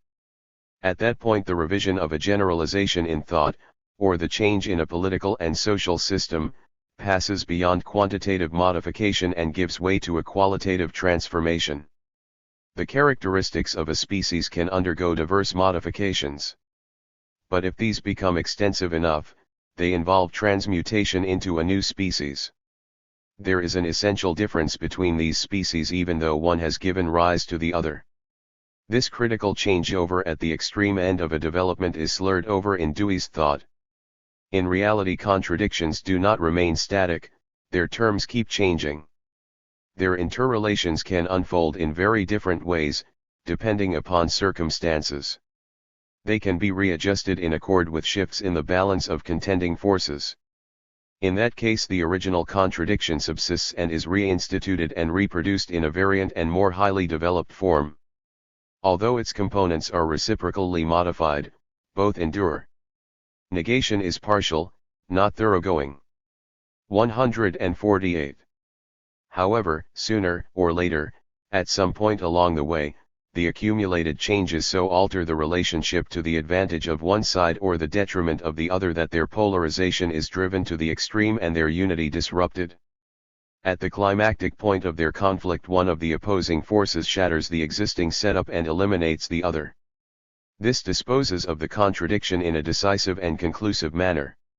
In the totally new formation that results from this radical negation, the unviable attributes belonging to the old components of the opposition are eradicated while their positive elements are preserved, although in a transfigured form. Dewey's interpretation of negation fits the conditions of that part of the process of change in which the affirmative and negative poles of a contradiction readjust their respective relation without fundamentally challenging each other's continued existence. But it fails to encompass and explain the ultimate stage in the evolution of negation where the contradiction is permanently disposed of in a revolutionary manner through the destruction of one side by the other. The contract opposed methods of dialectical and instrumentalist logic in dealing with the meaning of negation may be illuminated by two cases, one from the history of physics and the other from American history. Is the supplanting of Newton's laws by Einstein's theory a revolutionary event in physics? Dewey argues that this development disproves the contention that any valid scientific generalization is flatly and finally negated, the prior one is simply modified and revised. This observation is valid insofar as it is directed against formal logicians who would hold that the one was completely true and the other totally false, with no continuity or identity between them. In fact, both are true, although the relativity theory contains far more truth than its predecessor. The Newtonian laws have turned out to be a special case of the more general principles of relativity. Classical mechanics holds true only for certain definite domains of reality, its generalizations best reflect the movements of macroscopic bodies. It loses its validity in the micro-world, the sphere of quantum mechanics, and at very high speeds and at very great distances in the universe that are covered by the relativity theory. Whatever is correct in Newton's propositions has been 149. Reaffirmed and even corroborated at a more fundamental level, while the sweeping forms in which its key concepts were originally presented, absolute space, time, simultaneity, etc., have been disproved and discarded. The limits of their applicability have been charted and their absoluteness relativized. In what ways did Einstein revolutionize physics as Newton had done before him? Up to the 20th century, Newton's laws went unchallenged. Physics kept adding new data and spreading into new branches without controverting the theoretical foundations of the Newtonian system. Dewey pictures the transition of physics onto an Einsteinian basis as though no more was involved than a reformation of Newton's ideas. In actuality, the break in continuity effected a thoroughgoing reorganization of the structure and content of physical knowledge. The concepts of absolute space, time, and simultaneity were negated and replaced by relative coordinates. The concepts of mass and energy were retained but shown to be interconvertible. The conservation of mass and the conservation of energy were two absolutely separate principles in 19th century physics and chemistry. This extreme dualism was overcome by combining mass and energy into a single formula, E·mc². The sum total of their power is conserved in all physical processes, and in appropriate circumstances energy can be transformed into mass or vice versa. Moreover, new concepts were introduced to explain the behavior and properties of elementary particles. Relativity physics is as revolutionary compared to Newton's laws as nuclear weapons are in relation to conventional weapons. In both cases there is not a simple continuation or extension of the old but a qualitative change in content and consequences. Although the new laws of nature incorporated whatever had been experimentally confirmed and found valid in the old ideas, these were renounced without compromise in a decisive break with the past. This continuity in discontinuity is characteristic of all progressive development. Its fruitful negation is the opposite of the barren negation of formal logic. While Dewey recognized the affirmative aspect of this process of negation, he did not do justice to its negative side. It is true, as Dewey says, that new evidential evidence led to the revision and overthrow of the classical theory. But the testimony of these new facts, verified by experiment, necessitated 150. The creation of a more comprehensive conception, which negated Newton's principles. From the standpoint of logic, the rupture in these successive stages of progress in physics was more consequential than the residual elements of continuity between them. The worth of Dewey's logical procedure can also be checked by applying its postulates to the history of Southern slavery. From the colonial era, this institution was an extremely troublesome factor in American life. It flagrantly contradicted the principles of liberty, equality, and democracy proclaimed during the First American Revolution.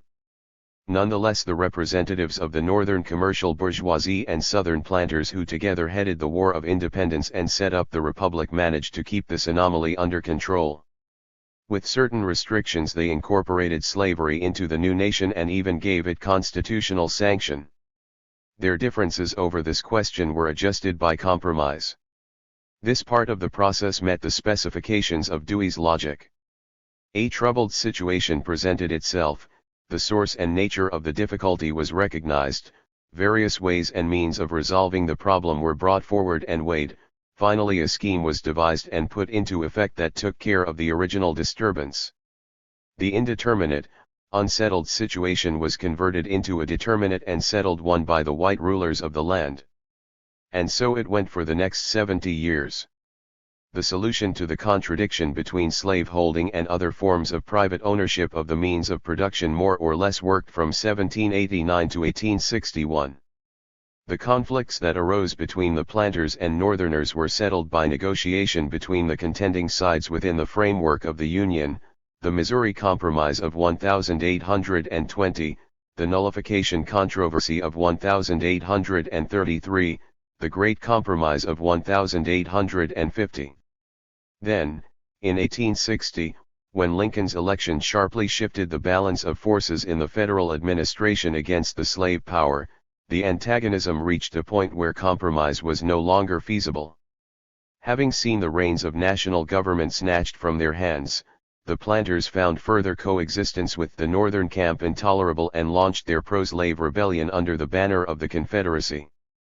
In logical terms, this signified that the components of the unity 151. of opposites constituting the contradiction that had plagued the country from its birth had diverged to the point where one pole had to completely negate the other. This was accomplished by the victory of the North, resulting in the destruction of the slave power and the abolition of slave ownership. The compromises from 1820 to 1860, terminated by the slaveholders' rebellion, demonstrate that Deweyan logic holds only for those situations where the antagonisms between contending social forces remain so undeveloped that they can be arbitrated by mutual accommodation. But the method breaks down in theory and in practice once their differences reach the breaking point. Dewey's logic of conciliation, readjustment, and reform, based on the premise that no generalization is ever flatly refuted, is applicable only to periods in which the class struggle has not attained the maximum intensity. On the other hand, the logic of Marxism, which corresponds to the real dynamics of the class struggle, can explain all its successive stages, from the evolutionary periods when relative class harmony and compromise prevail, to the revolutionary outbreaks when open class war is on the agenda. The dialectical law of the transformation of quantity into quality explains how the one period passes over into its opposite as the underlying class differences pile up and come to a head. It is a logic based on difference within identity which takes into account contradiction in all phases of its unfolding, from unity through increasing differentiation up to the revolutionary climax of qualitative change. Within the confines of Dewey's linear logic, it is incomprehensible why revolution, which overturns the old order rather than modifying it, is a rational occurrence. The dialectic not only forecasts the necessity of such an upset but prepares people for its advent. Logic and social problems. Dewey envisaged his theory of inquiry as a tool that was not only in accord with scientific practice but could be used to investigate social problems and to direct political activity. If, as he believed, philosophy should terminate in an art of social control experience and nature, p. 127, then logic should serve to make it feasible. He therefore rounded out his treatment of logic via an analysis of the procedures of social inquiry and recommended 152. His philosophy as a means for helping resolve fundamental conflicts within society. Unlike most traditional logicians, who set their logic apart from everyday life and scorn to put their doctrines to work on practical problems, Dewey aspired to go beyond the classroom and the author's study and show that his ideas and procedures could be applied in the arena of social forces. He was one of the few American philosophers to do so. Most academicians believe that any demand upon a logic to demonstrate its usefulness in social affairs is irrelevant and absurd. The absurdity and irrelevance is all on their side. A general logic, apart from specialized branches like mathematical logic, that cannot help clarify social processes and guide politics would be a trifling and sterile set of ideas not worth the attention of people seriously concerned about the problems and destiny of humanity. Today the very survival of civilization depends upon understanding the structure and dynamics of the system in which we live. A theory of thought that offered no aid or enlightenment to the supreme task of social change and betterment would be not merely diversionary but harmful, since it would block the acquisition of a logic that could fulfill that function. Any logical theory that claims to give a correct account of the forms and functions of thought should be obliged to prove its value in public affairs as well as in the departments of science. Indeed, social questions and political issues offer fields that severely test the strength or weakness, truth or falsity, depth or shallowness of any logical doctrine. The limitations of Dewey's method, already discussed in connection with one crucial conflict in America's past, are equally evident in relation to the current class struggle. The central historical problem of our epoch revolves around the struggle between capitalism and socialism. This is being fought out as well as thought out on a world scale.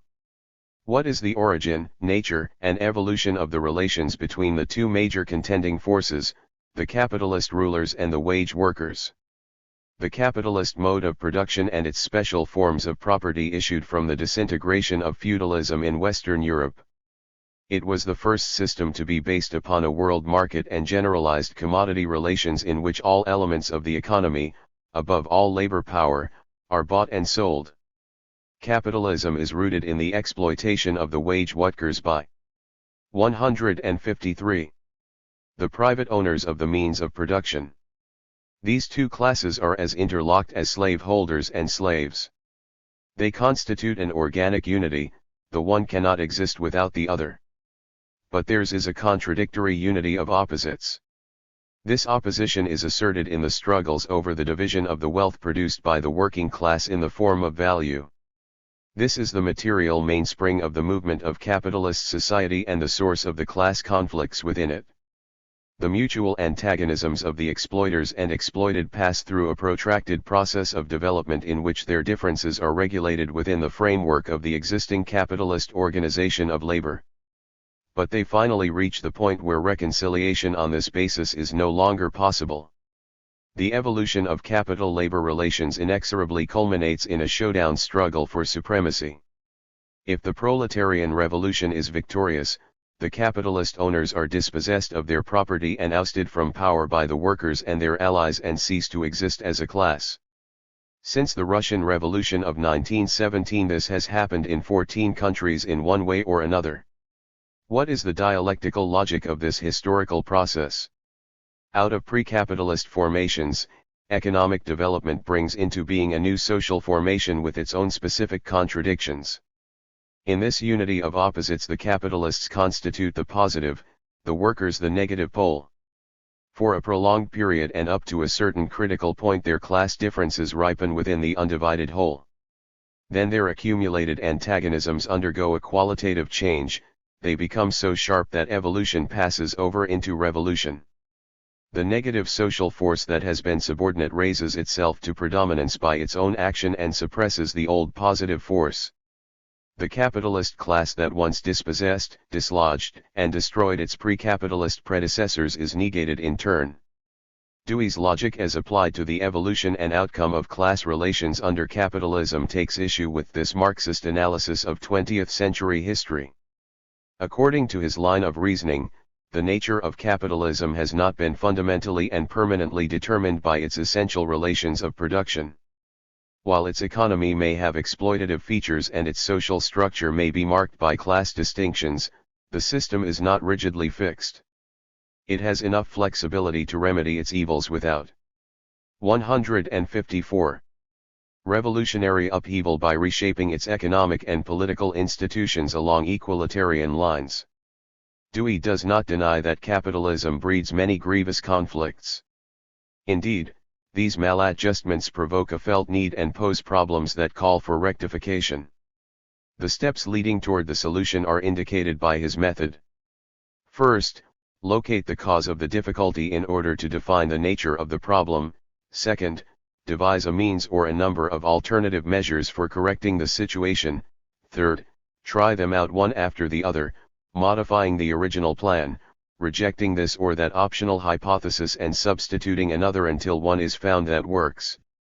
In this way the difficulty can be removed and the situation pragmatically reconstituted. This sounds like common sense procedure. And, in logical terms, that is what it is. That is how a burglar operates when he wants to pick a lock, or a mechanic proceeds when he tries to find the source of engine trouble so as to be able to repair it.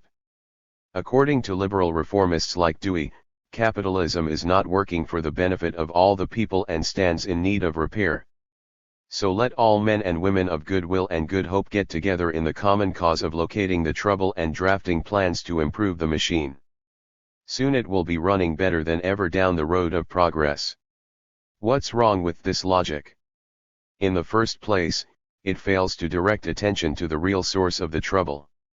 The cause is not the maladjustment of this or that part, the entire mechanism, which operates for the profit of the few, not the needs of the many, is outmoded. It no longer works. It is ready for the junkyard. Since the pragmatists' diagnosis is so far off the mark, their prescriptions for a cure are bound to fail. The methodological source of Dewey's error can be traced back to his definition of the aim of logic as the controlled transformation of an indeterminate situation into one that is so determinate in its constituent distinctions and relations as to convert the elements of the original situation into a unified whole. Logic, pages 104-05. This procedure might be applicable and effective if the situation that caused the trouble were actually indeterminate. But that is not the case with capitalism, especially at this late stage of its career. Its constituent distinctions and relations are so determinate that they irrevocably define its nature and predetermine the main course of its further development and ultimate destiny. The problems besetting working people cannot be 155. Resolved by patching up the system or rearranging its component parts. However, according to the pragmatic view, nothing can be so categorically determined and fixed in advance. The specific degree of determination of anything can be ascertained only after indefinite experimentation, not before. It is dogmatism to think otherwise. This supreme article of faith finds its sociological application in regard to the conflict between the capitalists and the workers. According to Dewey's logic, the exploiting mechanism inherent in the relations of the polar classes is not to be regarded as an unalterable feature of the capitalist structure, which can be eliminated only by its overthrow and replacement by a new order. The evils it breeds are subsidiary factors, excrescences that can be chipped away by gradual reforms. Capitalism retains elasticity enough to be transformed by intelligent people of goodwill with the right plan of therapy. It can become a classless society free of exploitation, inequality, and oppression. Marxist logic says, this liberal perspective is a pipe dream. Capitalism in its monopolist, militarist decadence has less and less resilience, its foundation and framework forbid its conversion into a progressive, non-exploitative, equalitarian society. Its drives go in the opposite direction and they cannot be turned around by liberalistic exhortation and doses of reform. Capitalism is already a unified whole consisting of antagonistic and irreconcilable forces. The only way to replace it with a harmonious social whole is to abolish the private ownership of the monopolized means of production, which is at the root of the trouble. And that requires revolutionary action by the working masses. Dewey correctly remarked, the first distinguishing characteristic of thinking, is facing the facts reconstruction in philosophy, p. 118. His logic suffers from the fatal flaw that it prevented him and others who think like him from facing the fundamental facts about the nature of American capitalism. The reform of logic and the logic of reform. How does Dewey's logic stand in relation to that of his predecessors and contemporaries in this field? Just as he proposed his instrumentalist theory of knowledge as the most reliable guide to diagnosing the ills of capitalism and reorganize. 156.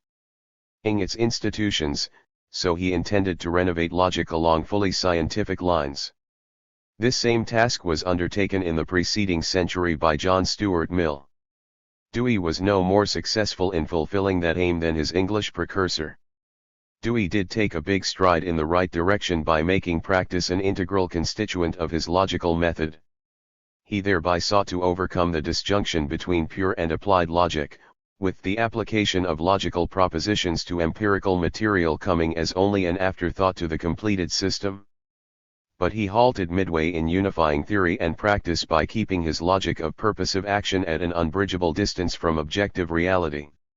Kant maintained that logic had not progressed beyond Aristotle's system, the principles of which were as unchallengeable as the axioms of Euclid's geometry. He was wrong on both counts. Dewey correctly observed that logic had advanced considerably since the Greeks, its principles have evolved as science has developed increasingly complex methods of inquiry. Dewey saw the motive force of logical progress in the growth of mathematical and physical science. As the methods of the sciences improve, corresponding changes take place in logic, he wrote Logic, p. 14. It might be added that advances in philosophy and the social sciences, including history, have also contributed important elements to the development of logic. The science of logic as an independent branch of knowledge has passed through three main stages of development. These are represented by the formal logic of Aristotle, the idealist dialectical logic of Hegel, and the materialist dialectic of Marx. Dewey's logical treatise is largely directed against formalism and the vices of the idealists, although he does not once mention Hegel by name. and he adverts to the views of dialectical materialism only in one or two casual paragraphs. Logic has evolved and its categories have become more extensive, precise, and flexible as our knowledge of nature, history, and the processes of thought has expanded. The immense improvement in this instrument of reasoning has enabled thinkers to probe more deeply into the essence of things and of thought and their modes of development. Dewey, however, did not believe that the advances in logic enabled us to copyright arrive at a greater degree of truth and insight into reality. As an instrumentalist, he regarded the norms of logic as essentially postulational, hypothetical, and tentative. 157. This kind of logical theory flouts the basic principles and practices of science, which aims to explore and explain objective reality by proceeding from hypotheses through theories to laws verified by empirical evidence and experiment. If exceptions to the rule occur, these are either more complex manifestations of the same laws or become the starting points for the discovery and development of new and wider laws of phenomena. Dewey concluded his exposition by explaining that every logic, whether related to the theories of knowledge of empiricism, rationalism, realism, or idealism, is a selective extract from some of the conditions and factors of constituted inquiry. His instrumentalist conception certainly lifts certain prominent features out of the total process of scientific investigation and our total knowledge of the world, but it exaggerates their role and slights others that are more fundamental and decisive.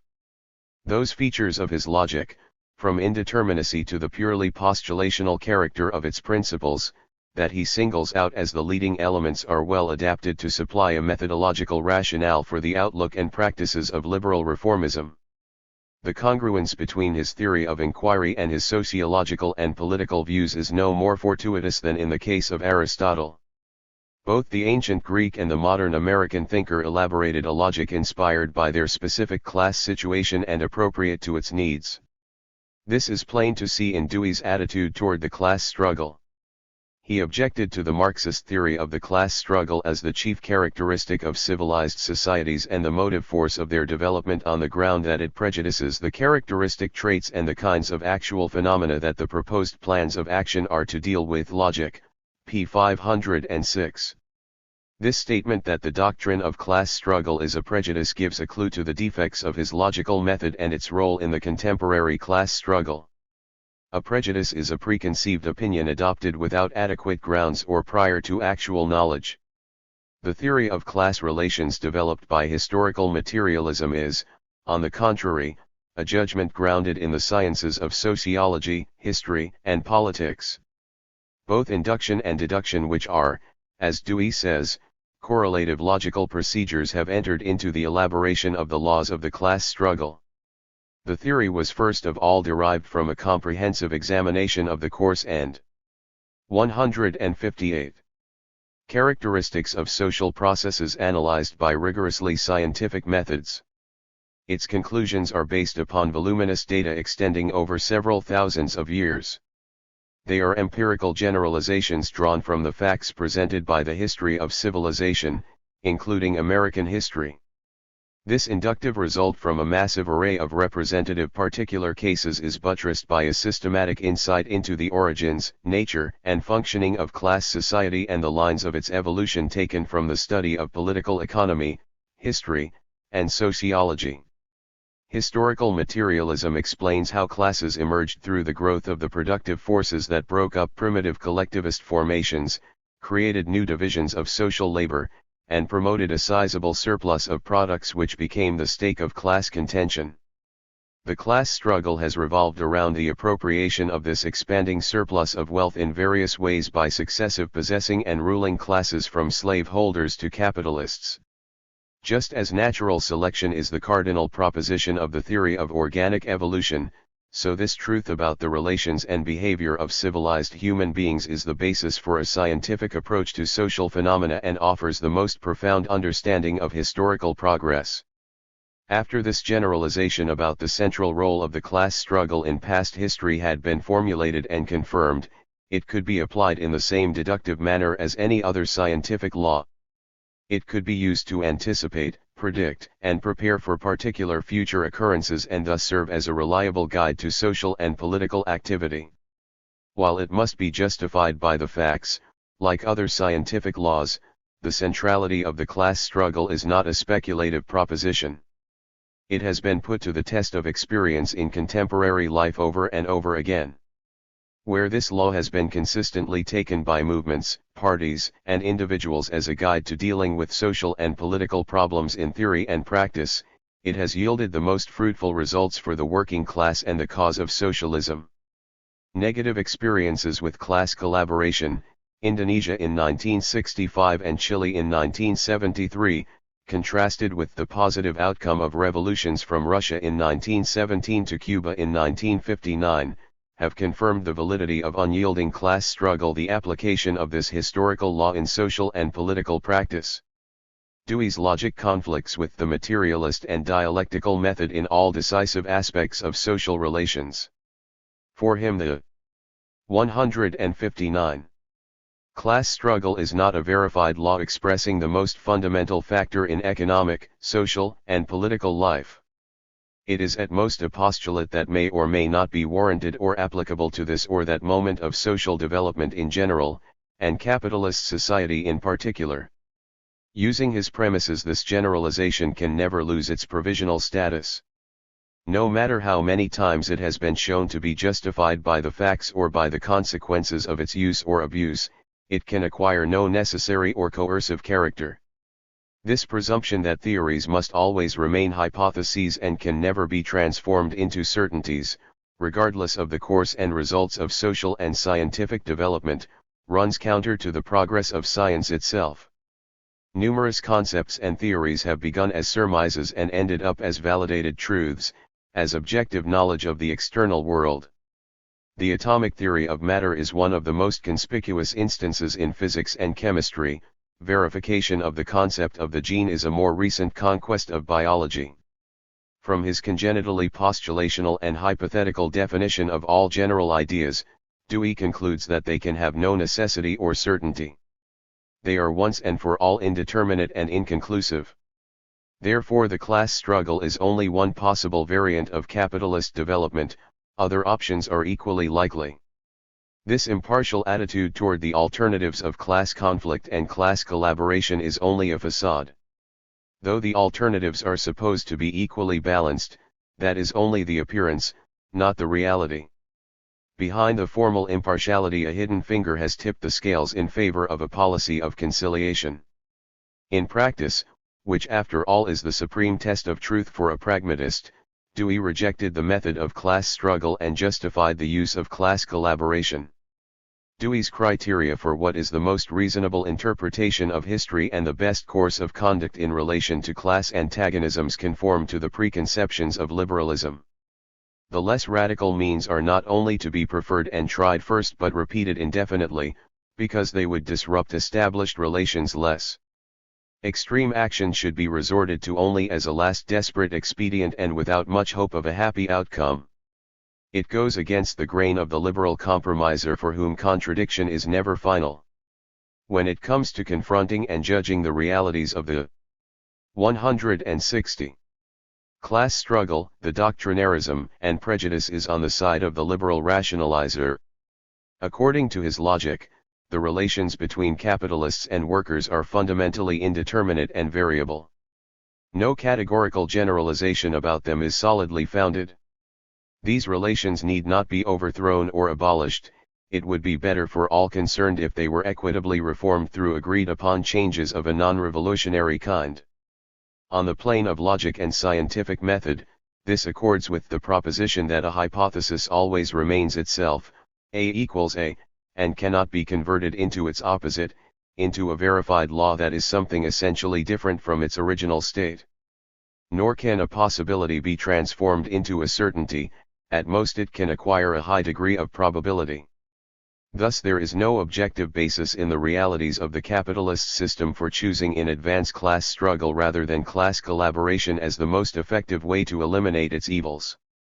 This line of reasoning, this set of inferences from premise to conclusion, leaves the field wide open for the means of social and political action to be chosen arbitrarily according to the inclinations of the individual. In reality, the decision is not made so capriciously and uncausally but in obedience to the class position one occupies and interests one defends, as happened with Dewey himself. Dewey's logic in social affairs did not formulate the best procedures of science. It departed from them to the extent prescribed by the requirements of middle-class liberalism. Although he urged logic to come down to earth and occupy itself with everyday problems, this opponent of the class struggle would not believe that in the last analysis logic could itself become an instrumentality of the class struggle. Nevertheless, the stipulations of his own teachings provided an ironic demonstration of this dialectical outcome. 9. The instrumentalist. Theory of knowledge. The answer to the question, what is the basis of knowledge, goes far to determine the real position of a thinker and distinguish one school of philosophy from another. This is especially the case with philosophers in the tradition of empiricism who, from Locke on, have hinged their method upon their approach to knowledge rather than upon a conception of being. Dewey's theory of knowledge is regarded as his capital contribution to American thought and is certainly central to his instrumentalism. In common with other empiricists, Dewey held that all knowledge depends on experience. However, experience is a tricky term, one which allows differing interpretations and inferences. It can become the starting point for arriving at positions as far apart as materialism and pure idealism. That is because experience is a complex phenomenon, having, as Dewey said, a double-barreled character. Experience is the active interrelationship between the external world and the individual, between the thing and its sensation, perception, image, and idea, between the objective and subjective aspects of human life. The history of thought demonstrates that philosophers can deduce diametrically different conclusions from this category, depending upon which side they view as primordial. It is therefore imperative to find out just how a particular philosopher uses, or abuses, the term to see where his thought is heading and likely to end up. Berkeley made experience identical with its subjective elements. 161. 162. And thereby used it as a ladder for ascending to spiritual idealism. Hobbes, on the other hand, brought forward the objective side of experience as the bedrock of his mechanical materialism. Dewey's version of experience is very different from the experience described in Hegel's phenomenology or the experience of the existentialists, fraught with anguished emotions. The nub of the problem lies in how the relations between experience and nature are conceived. Is experience considered to depend on nature, or nature on experience? Does the material world come first and experience later, or the other way around? Is nature experienced, or does experience give rise to nature? Materialism gives a plain, unequivocal answer. It says nature existed long before experience, which depends wholly upon the external world. Experience is connected with such higher forms of material organization as living, feeling, reacting, reasoning beings. It is a special phenomenon bound up with the interactions of living organisms with their environment. What is Dewey's viewpoint? It must be understood that he did not maintain any definitive position or adhere to a consistent line on this all-important issue. He wobbled all over the lot, unable to stay permanently in a single place. His evasiveness exasperated his colleagues, as Martin Gardner, a student of Morris Cohen's, testified. The question was whether Dewey believed that there was an actual external world, with some sort of structure, so that there could be a meaning to the correspondence theory of truth. Cohen, of course, like Russell, was a realist in his acceptance of a correspondence theory, and this was one of his principal disagreements with Dewey. I recall Cohen speaking, with sadness in his voice, of various attempts he had made to find out exactly what Dewey thought about this, and of his inability to pin Dewey down to an answer. He had finally written Dewey a careful letter, explicitly asking him for light on this point, but had received only a polite, but still evasive reply. Portrait of a Philosopher, Morris R. Cohen in Life and Letters, by Leonora Cohen Rosenfield, p. 171. Mead, Dewey's co-thinker at Chicago, was no less equivocal on this prime question. T.V. Smith writes, Long after I had become a colleague of Mead, I asked him one day at lunch, for instance, whether he thought that there was anything existing before life came upon the scene. This seemed to me a question to be answered plainly yes or no, depending upon one's drift toward. 163. Realism or idealism? Mead answered the question at great length. Or at least he seemed to think he did. I repeated the question for a yes or no answer. He answered it at greater length. I then asked him plaintively to answer it so that I could understand his answer. He seemed as puzzled at my perturbation as I at his equivocation. I never did understand, and, naturally enough, I came to doubt whether he did. I took it that he was confused, having left idealism, Hegelianism, and not having arrived firmly at anything else. This type of confusion, between the knower, or the knowing, and the known, seemed so to dog the steps of the pragmatists that I decided that they were all what I came to call basement idealists rather than, with Hegel, the Attic kind. They all seemed to me to doubt what I could not doubt, that anything existed apart from some experience, and yet they seemed unwilling to face the consequences of such a position. They wanted to be idealists without giving up the fruits of realism. It made them unhappy to be thus accused, but so they seemed to me a non-existent man, p. 48. At various times Dewey gave 4 different answers to this question of the relation between experience and nature. 1. The external world doesn't exist independently of experience. 2. It does, and he has never denied it. 3. It does, and then, on the other hand, it really does not. 4. The very question is meaningless. There is no problem, logically speaking, of the existence of an external world. Essays in Experimental Logic, p. 281. At least 2 things are evident from this careening about. Either he couldn't conclusively settle the matter in his own mind, and therefore couldn't give a clear and consistent response to others. Or he couldn't accept or tolerate the foursquare position of materialism. Certain passages in Dewey's writings appear to approach the realist standpoint. For example, never in any actual procedure of inquiry do we throw the existence of the world into doubt, nor can we do so without self-contradiction. Ibid, p. 302. But this statement does not really come to grips with the substantive issue, which is not whether the world exists, even Berkeley did not deny that, but whether the world exists prior to and independent of the experiencing subject. In 1909 Dewey wrote to James that his instrumental theory of knowledge is clearly self-contradictory unless there are independent. 164. And existences of which ideas take account and for the transformation of which they function. And he added, I have repeated ad nauseam that there are existences prior to and subsequent to cognitive states and purposes, and that the whole meaning of the latter is the way they intervene in the control and revaluations of the independent existences, quoted in The Thought and Character of William James, by R. B. Perry, Volume 2, p. 532. This, too, sounds as though Dewey admits the independent existence of the objective world.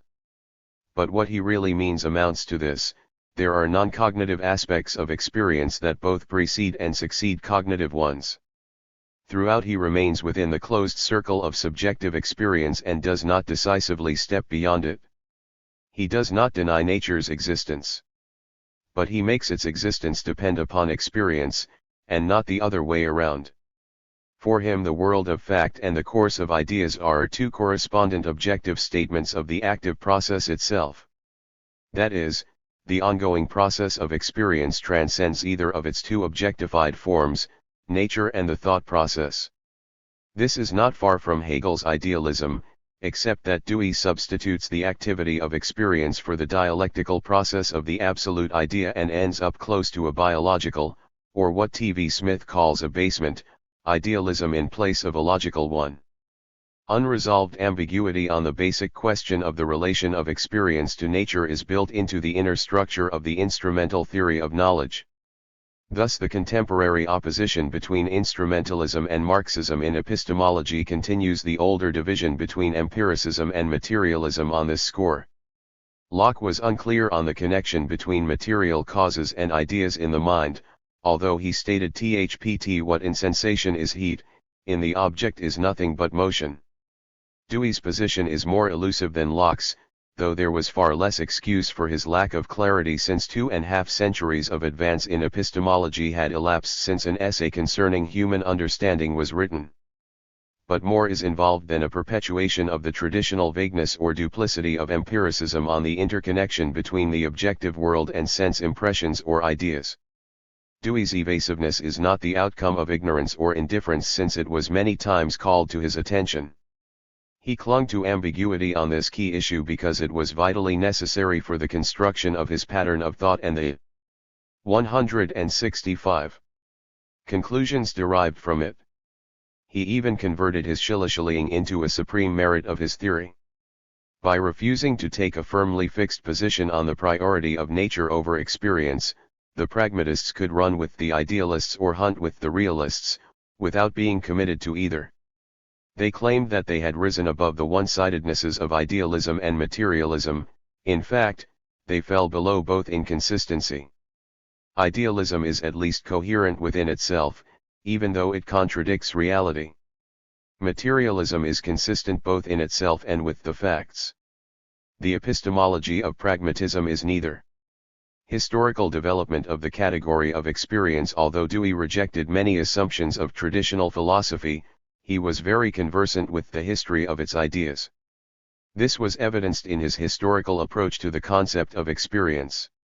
In a perceptive article called An Empirical Survey of Empiricisms, he singled out three main stages in its development. The first originated in classical Greek philosophy and was predominant until the 17th century, the second was British empiricism.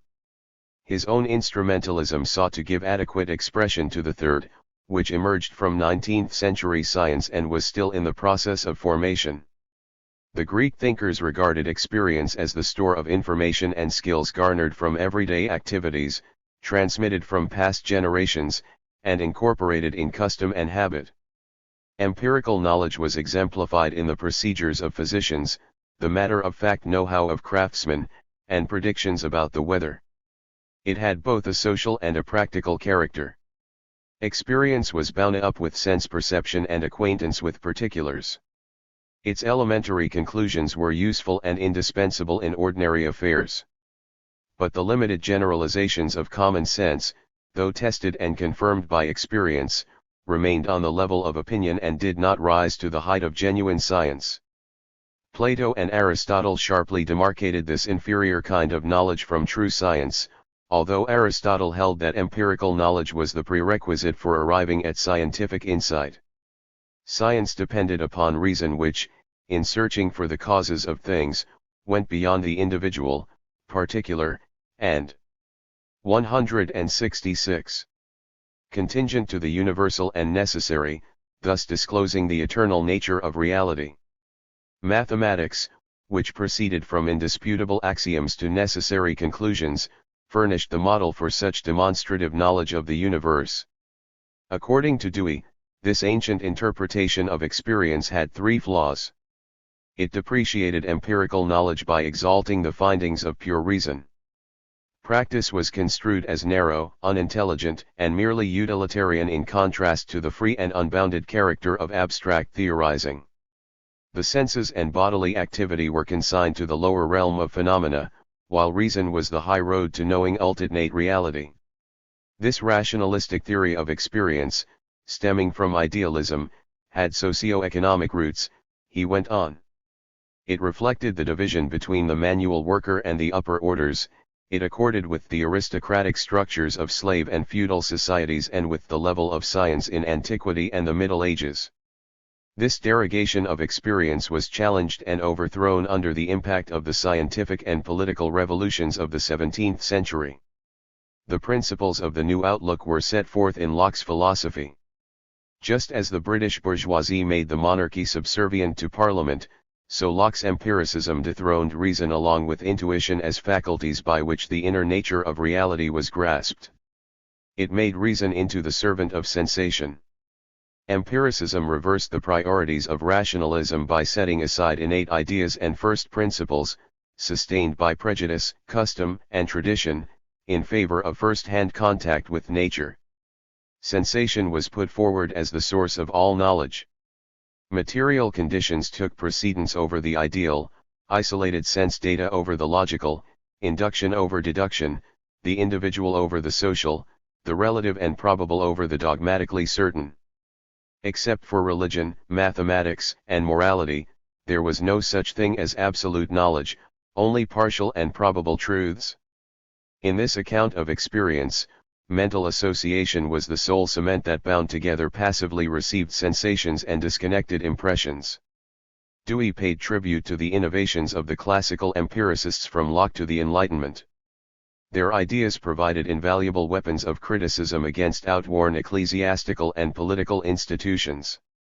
The most liberal and democratic among them affirmed the rights of the individual and promoted belief in the progress and perfectibility of humanity. 167. Through education and improvements in social circumstances.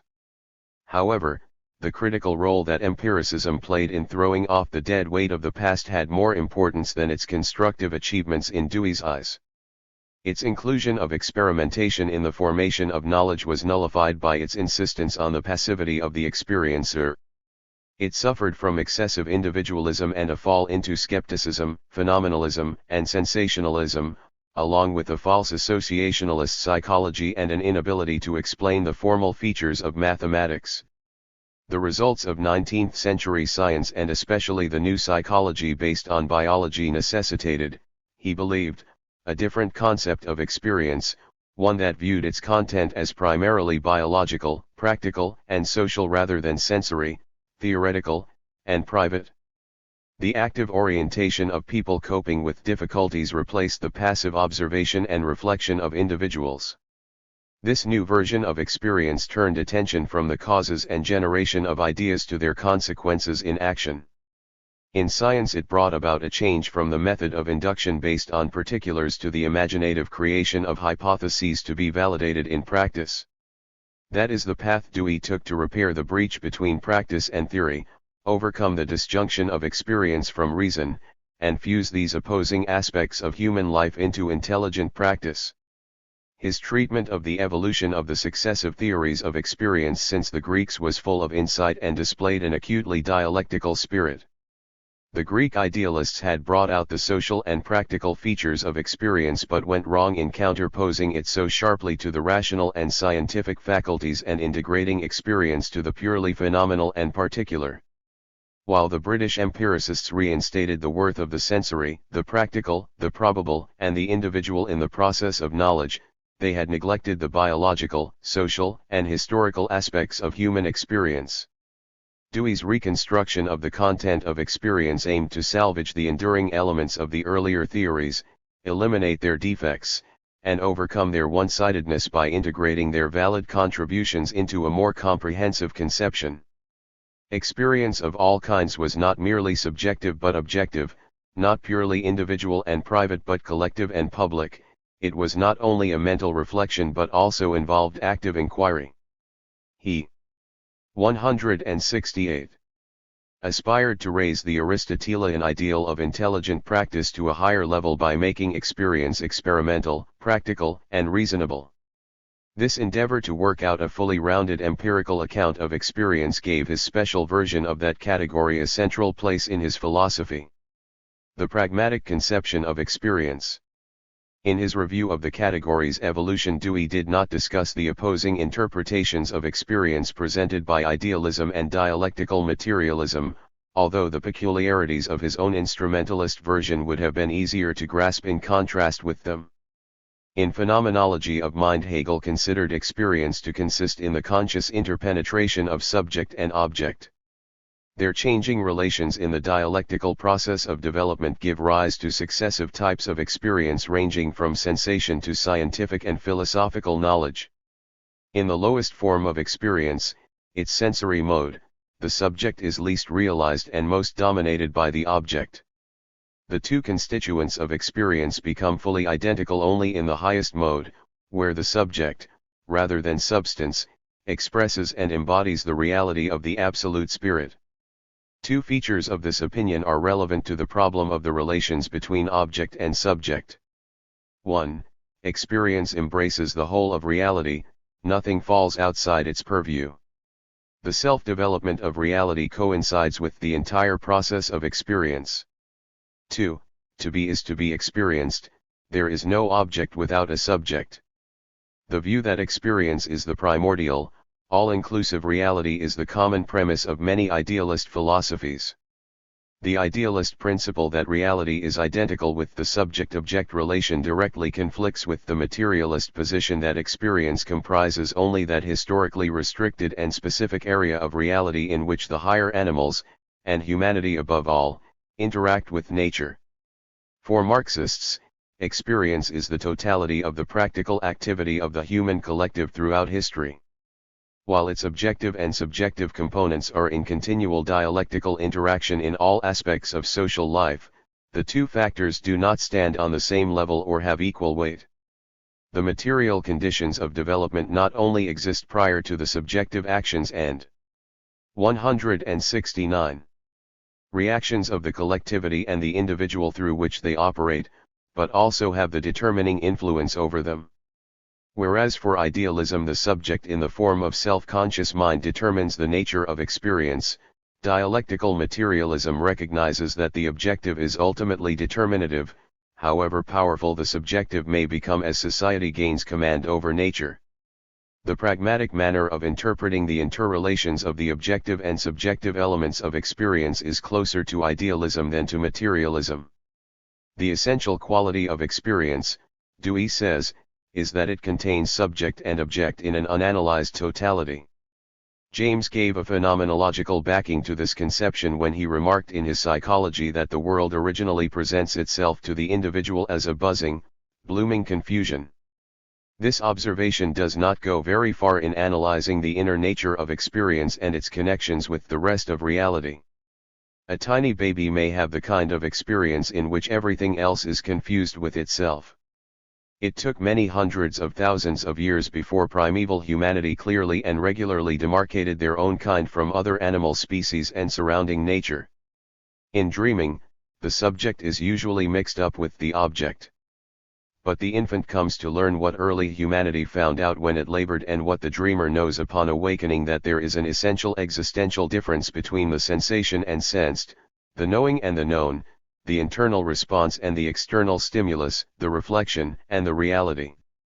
From that point on, experience is no longer an unanalyzed totality but is disclosed as made up of distinctly different, though interactive, objective and subjective components. The progress of knowledge and science disentangles them and clarifies their relations of dependence and independence. The spontaneous materialism of humanity takes it for granted that an external world comes before sensation, perception, or thought about it. Although Dewey is a stickler for the data of direct experience, he discounts this testimony of everyday life. It is important to understand why. The conception of the indivisible integrity of experience is the keystone of the pragmatic theory of being and the most distinctive feature of its theory of knowledge. It enabled its 170 adherents to obscure and even invert the actual relations between the objective and subjective.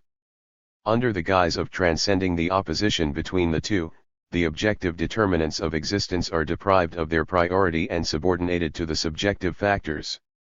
Instead of being posterior to the external world and derived from its interactions with the social subject, experience engulfs them both in an indiscriminate embrace. Experience thereby serves as a misty term in which object and subject become dissolved in a formless unity. James accentuated this all-inclusiveness of the pragmatic interpretation in his definition of pure experience. He wrote, "Though one part of our experience may lean upon another part to make it what it is in any one of its several aspects in which it may be considered, experience as a whole is self-containing and leans upon nothing." Essays in Radical Empiricism, p. 193. He thus assigned to experience a status that belongs only to nature. Nature alone is self-contained and self-containing. Experience, which is an outgrowth of nature on this planet, is not. James explained the anti-materialist service performed by this notion of the absolute autonomy of experience. It gets rid, for example, of the whole agnostic controversy, by refusing to entertain the hypothesis of trans-empirical reality at all, p. 195. He disposed of the independent existence of the world apart from experience by the easy expedient of dismissing it as a pseudo-problem. Dewey was not so offhand as James in dealing with trans-empirical reality. As a representative of the left wing of the pragmatic school, he took a much more naturalistic approach to the relations between the objective and subjective. But he shared with James the notion that experience was the all-inclusive entity, merging the objective and subjective, that absorbed the external world.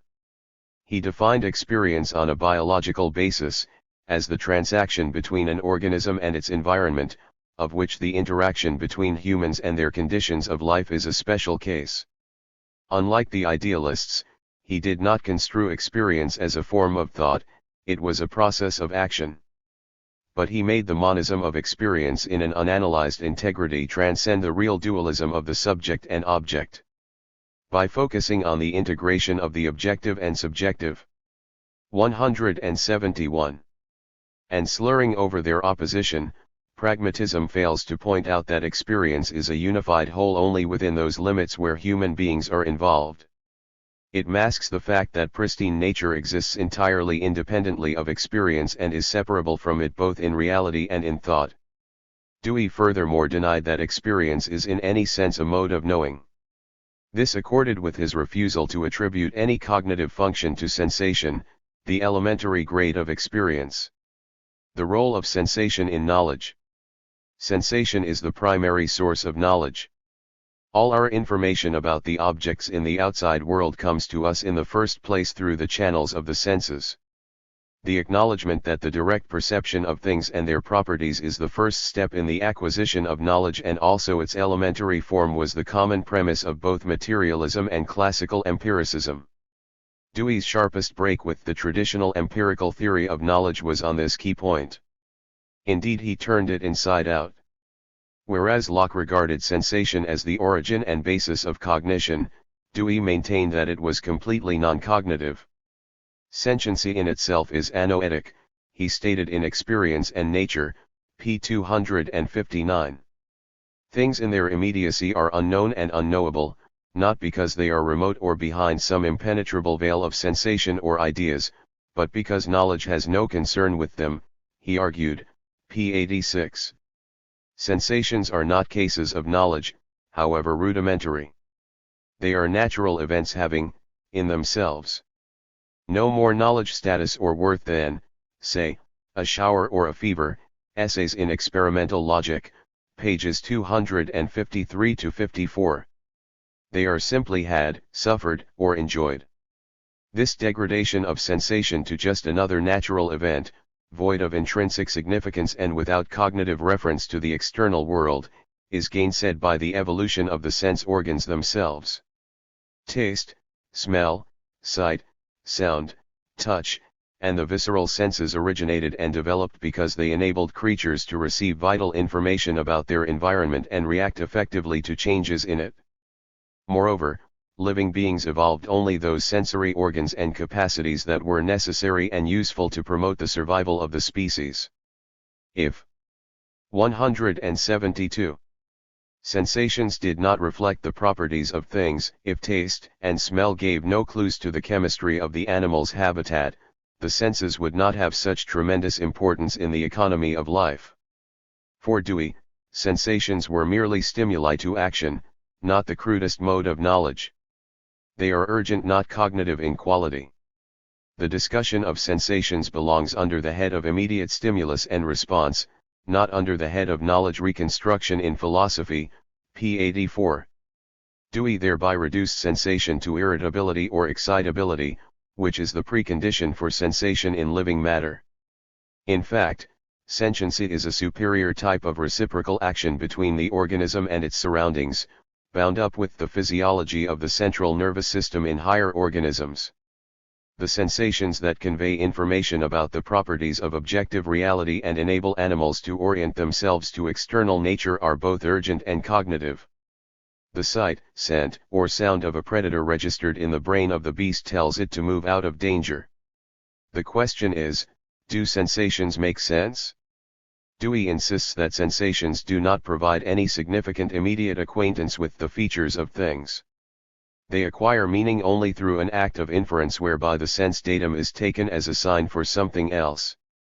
Knowledge is always mediated by such signs. Sensory qualities acquire cognitive function when they are employed in specific situations as signs of something beyond themselves. Logic, p. 147. If sensations bear no prima facie significance, how can the given sensory quality serve as a sign for anything except through a purely arbitrary connection? In fact, the representative capacity of the sensation is tied up with the characteristics it presents that have an organic connection with their source. Dewey explicitly rejected any realistic theory of knowledge that says sensations reflect the properties of things. He claimed, for example, that a toothache is at first felt as nothing more than a blank pain without the slightest indication of its intrinsic nature or origin. This does not jibe with either experience or dental science. The location of the pain in the mouth points to its specific character as the sensitivity of a tooth, leads us to classify it as a toothache rather than a headache, and sends us to a dentist. 173. Instead of a physician. Sensation can be vague and ambiguous, misleading as well as leading, since it is no more than the beginning and basis of knowledge. Yet this indefiniteness does not denude it of informative character. If a sensation's full qualities and connections were self-evident, further investigation would be superfluous. All the same, its specific qualities impart a certain degree of evidence in regard to its context. The sensory, motivational, and cognitive processes of pain simultaneously interact. The inferences that are subsequently deduced from sensory data are guided by its clues and predicated on its genetic connection with its causal conditions. However, according to Dewey, the pain as such has no ontological property. It can take on the logical function of signifying a toothache only by an act of inference on our part. Although it is not a representation of anything except itself, it thus becomes representative of something else. However, its representative capacity does not come out of thin air. That depends upon its organic relation with the objective conditions of its occurrence. Its ontological unity with the rotting tooth invests the pain with its evidential capacity and logical potential. The sensation was aroused by the pathological state of the object and is inseparable from it. Indeed, the experience of a toothache can exemplify the transformation of a sensation into verified knowledge. The excruciating sensitivity is immediately interpreted as a dental problem. The dentist tracks down its cause in the decay of a particular tooth. The pain disappears after he fills or extracts the tooth and does not recur. In this case, all the successive phases and degrees of knowledge have been brought into play. It starts from sensation, goes through perception and hypothesis, ideation, and culminates in practical alteration that removes the cause of the problem and is verified by the desired result. Yet the whole cycle hinges on the symptomatic character of the original sensation as the subjective manifestation of the diseased state of the real object, the tooth. Pain is nature's signal that warns the organism of danger. When a finger touches a red-hot stove, the painful sensation not only imparts a powerful stimulus to withdraw contact but conveys a meaningful message about the temperature of the stove. Although instrumentation is required to ascertain its exact 174 degree, the pain at once categorizes the stove as not cool but intolerably hot. This is not a matter of inference but of direct experience. The information-bearing character of sensory data is negatively demonstrated by the perilous situation of persons whose nerve endings have lost the ability to feel. All sensation has a dual character, it is both immediate and mediatory. What it discloses about itself also permits us to infer something about something else. A plant is immediately seen as green, not red or blue. This color is not subsequently attributed to it by inference, although our understanding of the complex physiological process by which light is transferred from the object to the human eye and the nerve impulses travel to the brain, making possible the perception of different colors, is a product of inferential knowledge resulting from prolonged scientific investigation. The particular color sensation is a trustworthy enough clue to the properties of objective reality to direct our inquiry and guide our action, as spectrum analysis proves. The sensation is a messenger that brings a report of something or other that is not identical with itself but has caused it to come into being. The ache is not a bare sensation but an ache of a tooth. However incomplete, fragmentary, vague, and confusing the sense data may be, its presence denotes the existence of an external entity with which it is causally linked. Any theory of sensation must recognize both the presentative and representative features of a phenomenon. Although the sensation is not identical with the object sensed, its qualities reveal their inseparability. Dewey deprived sensation of its objectivity by dispossessing it of any immediate informational character. In logic, he denied the existence of any immediate knowledge. The representational function he assigned to it thus becomes inexplicable except through a tie-up inferred in the mind after the phenomenon appears.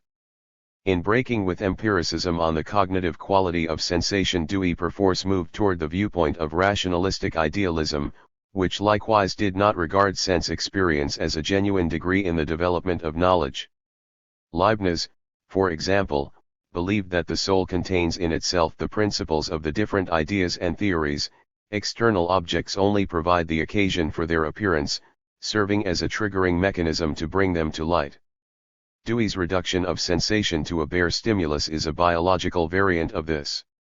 175. Approach. This is an eccentric view for a behaviorist like Dewey, since the conditioning of reflexes in the organism, which is the crudest form of experience, is the biological basis of knowledge. Truth and error. Aristotle defined truth and falsehood as follows: to say of what is that it is not, or of what is not that it is false, while to say of what is that it is, or of what is not that it is not, is true. Metaphysics, 101-26. This conception of truth and error is fundamentally sound and supplies the basis for understanding what they are. The content of knowledge depends upon the representation of objective reality in conceptual terms. What is known or not known, what is asserted or denied, is intrinsically linked with what is and what is not. Aristotle's formulation, though correct, is inadequate. This first approximation to the truth about truth is too simple to cover the complexity of the problem. Though it provides the indispensable starting point for comprehending the nature of truth and error, it has had to be amplified through several thousand years of philosophizing by a more comprehensive and many-sided definition. Aristotle himself refers in the same passage to certain difficulties about this conception that were brought forward by previous thinkers. Heraclitus pointed out that all things both are and are not. Anaxagoras maintained that there must be an intermediary between the opposing terms of a contradiction. But Aristotle could not see how there could be mediation between contraries in logic, nor how something could really be and not be at one and the same time. According to his logic, we must either affirm or deny any one predicate of any one subject. That is, a thing must either be or not be, a predicate must either be so or not so. Aristotle's scheme of things awarded primacy to being and unchangeable being to boot, in our knowledge of it. His logic subordinated becoming to being and thereby dialectics to formalism. 2000 years later, Hegel most fundamentally exposed the shortcomings in the Aristotelian approach to truth and error and indicated how to overcome them. Truth and error, he agreed, had to conform to what is and what is not. But what is the intrinsic nature of everything? It both is and is not at one and the same time. To one degree or another, every special state of being. 176. Is involved in a continual process of becoming something else. This contradictory essence of being, which is in an unceasing process of development, has to be expressed in logical terms. Just as everything is in motion and changing from what it is toward what it is not, so statements made about anything at any given time contain elements of falsehood along with truth. A statement about some of a thing's aspects and relations may not apply to others, and a statement that is valid under certain conditions may be contrary to fact when the conditions change. Therefore truth and error cannot be conceived or applied in a static and fixed fashion. The one can pass over into the other, depending upon the given circumstances and their changes. Hegel reversed Aristotle's priorities by subordinating being to becoming and formal logic, the science of fixed relations, to dialectics, the logic of development. This dialectical approach to truth and error was taken over and recast along historical materialist lines by Marxism. Since Aristotle, the correspondence theory of truth has been upheld by diverse philosophical schools, the Stoics, Aquinas, Spinoza, most materialists. Its most serious rival is the coherence theory propounded by the idealists. This makes internal consistency the hallmark of truth. The more systematic our beliefs, the truer they are. This doctrine is wrecked by the fact that what is formally consistent may utterly contradict reality and collapse when put to the test of social practice. The absence of essential relevance to objective reality makes this theory untenable. Dewey's instrumentalist conception of truth and error differs from both the correspondence and coherence theories. He discarded internal consistency as the criterion of truth after he gave up neo-Hegelian idealism. On the other hand, he rejected outright the principle that truth and error depend upon the correspondence, or lack of it, of the idea or belief with the facts of the case. He repeatedly stated that knowledge does not disclose or depend upon objective reality. The assumption that the true and valid object of knowledge is that which has being prior to and independent of the operation of knowing is a basic error. Known objects exist as the consequence of directed operations, not because of conformity of thought or observation with something antecedent. Quest for Certainty, p. 196. It is true that objects come to be known as the consequence of directed operations, but it is not true that what is thereby known 177 did not exist before and apart from the processes of inquiry. The double helix structure of DNA, which was discovered as the result of a complex series of directed investigations, existed within the molecules eons before its configuration was disclosed and verified. Because of the historical limitations of knowledge, truth has a subjective component. But it is essentially, fundamentally, objective. It is that part of the content of human ideas that does not depend upon the subject. Truth is inseparable from what exists in reality. Once truth is pulled away from that secure anchorage, it is cast adrift on the waters of subjectivism. That was the case with Dewey. He detached truth and error from their roots in antecedent reality and attached these qualities of ideas exclusively to the results of human action. For the instrumentalist, truth is not derived from conformity with what exists in the world around us but is created by and dependent on people's practical activities. Truth accrues to an idea or a hypothesis when it proves effective in disposing of a problem. While the settlement of a problem may testify to the truth of an idea, the practical activities of human beings do not create the correlation between things and our statements, beliefs, or ideas about them, whether true or false. They serve to disclose and verify this relation, i.e. substantiate it. According to Dewey, verification and truth completely coincide. Essays in Experimental Logic, p. 346. This identity is false. The two may coincide in ongoing situations where personal intervention is the decisive factor, as when I say I shall visit someone's home at 3 o'clock and then keep the appointment. In such cases I cause something to happen and make the assertion true. But where humans are not causally determinative of the facts, the truth about anything is not created but only validated by our practical activity. It was true that electrons existed before anyone suspected that fact, and it will remain so even if humankind should be wiped out. The pragmatists set up two criteria of truth other than correspondence with the real state of affairs. One is what people come to believe, the other is the advantages such beliefs bring. Both are subjective standards. James assigned truth to whatever ideas satisfied the wants and promoted the interests of the individual. Peirce and Dewey shared a more collective, though no less subjective, conception. 4. 178. Peirce, the opinion which is fated to be ultimately agreed to by all who investigate, is what we mean by the truth, and the object represented in this opinion is the real. How to Make Our Ideas Clear in Collected Papers of Charles Sanders Peirce, Volume 5, p. 268.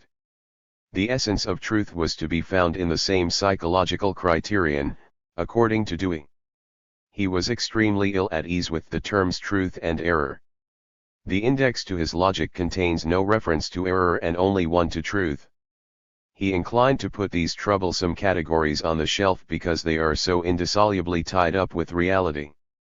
Dewey therefore proceeded to redefine truth as warranted assertability. This cumbersome circumlocution was designed to get around the substantive issue of what ultimately determines truth and error. It makes the truth hinge not upon correspondence with objective facts, but upon a decent respect for the opinions of mankind. Dewey's agreement with Peirce that the opinions of people in the long run are what we mean by the truth is a new version of an old error. Numerous philosophers and theologians have appealed to the common consent of humankind, the consensus gentium, to justify moral precepts or religious doctrines such as the existence of God and immortality. Thus the French royalist reactionary de Maistre asserted, truth, whose name men pronounce so boldly, is nothing else, at least for us, than that which appears true to the conscience of the greatest number of people, quoted in The Rise of Anthropological Theory, by Marvin Harris, p. 55. The revival of the consensus theory by the pragmatists transposed the general assent from the past and present to the far future. But that temporal shift does not eliminate the subjectivist core of this position. The universality of a belief is no proof of its validity. Unless and until the basis of such unanimity is securely established in the conditions of objective reality as tested by social practice, it can be as wrong as the once common belief that the earth is flat. The extent to which pragmatism has deviated from its philosophical progenitor can be measured by its reversion to consensus as the standard of what truth is and means. Classical empiricism was launched with Locke's argument in the first chapter of his essay concerning human understanding that, because of the immense variability of beliefs, the existence of 179 innate ideas could not be demonstrated by reference to common consent.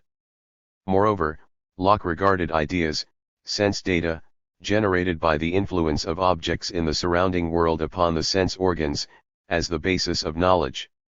For James, an idea is workable and therefore true if it supports the beliefs of a person in an indeterminate situation. For Dewey, the truth of an idea is equated not with the benefits it brings to the individual, but with its verification in practice. It is meaningless, Dewey says, to ask whether propositions are either true or false. He criticizes popular positivism for being in some respects the heir of an older metaphysical view which attributed to ideas inherent truth-falsity properties logic, p. 520. For him, propositions have no such qualities. They are either effective or ineffective in resolving difficulties. And if they yield successful or satisfactory results in practice, they are true or warranted. It might be asked, why do the most qualified observers come to agree upon a certain content as true rather than alternatives that are rejected as unwarranted? And what gives this content reliability in practice? The instrumentalist has no adequate answer. The correspondence theorists have a ready answer to such questions. Knowledge is both true and useful insofar as its content harmonizes with the facts of objective reality. Instrumentalism leaves this decisive aspect of the problem of truth and error in the dark. Dewey says, that which guides us truly is true. Demonstrated capacity for such guidance is precisely what is meant by truth reconstruction in philosophy, p. 128. But workability is a function of the conformity of ideas with the facts. Unless a map accurately delineates the features of an area, it will not guide the traveler to his or her destination. Its usefulness depends upon prior existing conditions. Just as a rear-view mirror would be useless and dangerous if it did not convey a reliable image of what was behind the vehicle, so sensations, perceptions, and the conceptions based on them would be misleading and worthless unless they indicated to some extent what is and, conversely, what is not. The defects of Dewey's instrumentalist theory may be illustrated by the following example of genuine knowledge tested by practical experiment. What is a particular fragrance made of? To solve this problem, the odoriferous gas is sent through an analyzer and all its constituent molecules are identified. When for 180 commercial purposes it is desired not only to know about its constituents but to produce the fragrance, the essential molecules are assembled and synthesized into an artificial replica of the natural odor. The natural and artificial fragrances have the same physical content and produce the same olfactory result, the two are interchangeable. Thus the original analysis and the synthetic reconstitution reciprocally confirm the validity of the conceptual reflection of the thing in chemical terms. Dewey's one-sided version of knowledge and truth focuses on the practical result but omits the antecedent molecular reality that makes it possible and determines it. This conforms to the pragmatic disposition to concentrate on the consequences of things, ignoring their causes and the links between them. Bertrand Russell noted that Dewey pays little attention to the problem of error even though it is inseparable from the existence of truth. An explanation of the nature of error would be a good test of the validity of his conception. But error is simply equated with unworkability. That brings us back to the question of what makes something work or not work. What makes a statement or theory unworkable, unwarranted, and not useful is the discordance of its content with what exists. The convergence as well as divergence of truth and usefulness is exemplified by the question of the shape of the earth. The assumption that the surface of the earth is flat is useful within very short distances and for all those purposes where its curvature can be practically disregarded. But it is not warranted, workable, or true for the earth as a whole. The fundamental falsity of the first statement and the truth of its contrary are determined not by the criterion of usefulness, which depends upon human needs and aims, but by the geological structure of the earth, which antedated humanity and exists apart from us. Dewey's instrumentalist definition of truth and error is wrong and unwarranted because it conflicts with reality. Relative and absolute truth. Dewey persistently polemicized against the existence of absolutes in any field, from mathematics to morality. He wrote an entire book, The Quest for Certainty, to disqualify the fruitless search. 181. For cognitive certitude of reality that had captivated idealists and materialists alike since the time of the Greeks. He himself was an unrestricted relativist. This viewpoint molded his theory of knowledge and his conception of the nature of truth. He regarded truth as relative through and through, it did not possess any objective quality. It is correct to say that all specific truths are, like the aspects of reality they reflect, variable, changeable, partial. That is one side of their content. But it is not the whole of their nature, it is not the most important truth about truth. Truth is a more or less adequate reflection in our minds of the world around us. But our knowledge at any given time presents only a rough approximation of that objective reality. It cannot be a complete or definitive representation of what is. The process of learning about reality is endless, since the universe has infinite aspects and is continually changing. Our knowledge proceeds from very partial truths to more and more comprehensive and profound ones. The body of verified information about the world grows along with the power of humanity over its operations. The succession of new scientific hypotheses and invalidation of old ones can give rise to the notion that truth has no objectivity whatsoever. But the process of development of our knowledge testifies only that truth is historically relative, not that it is purely subjective. Dialectical thinkers can agree with Dewey that there are no absolute truths established once and for all.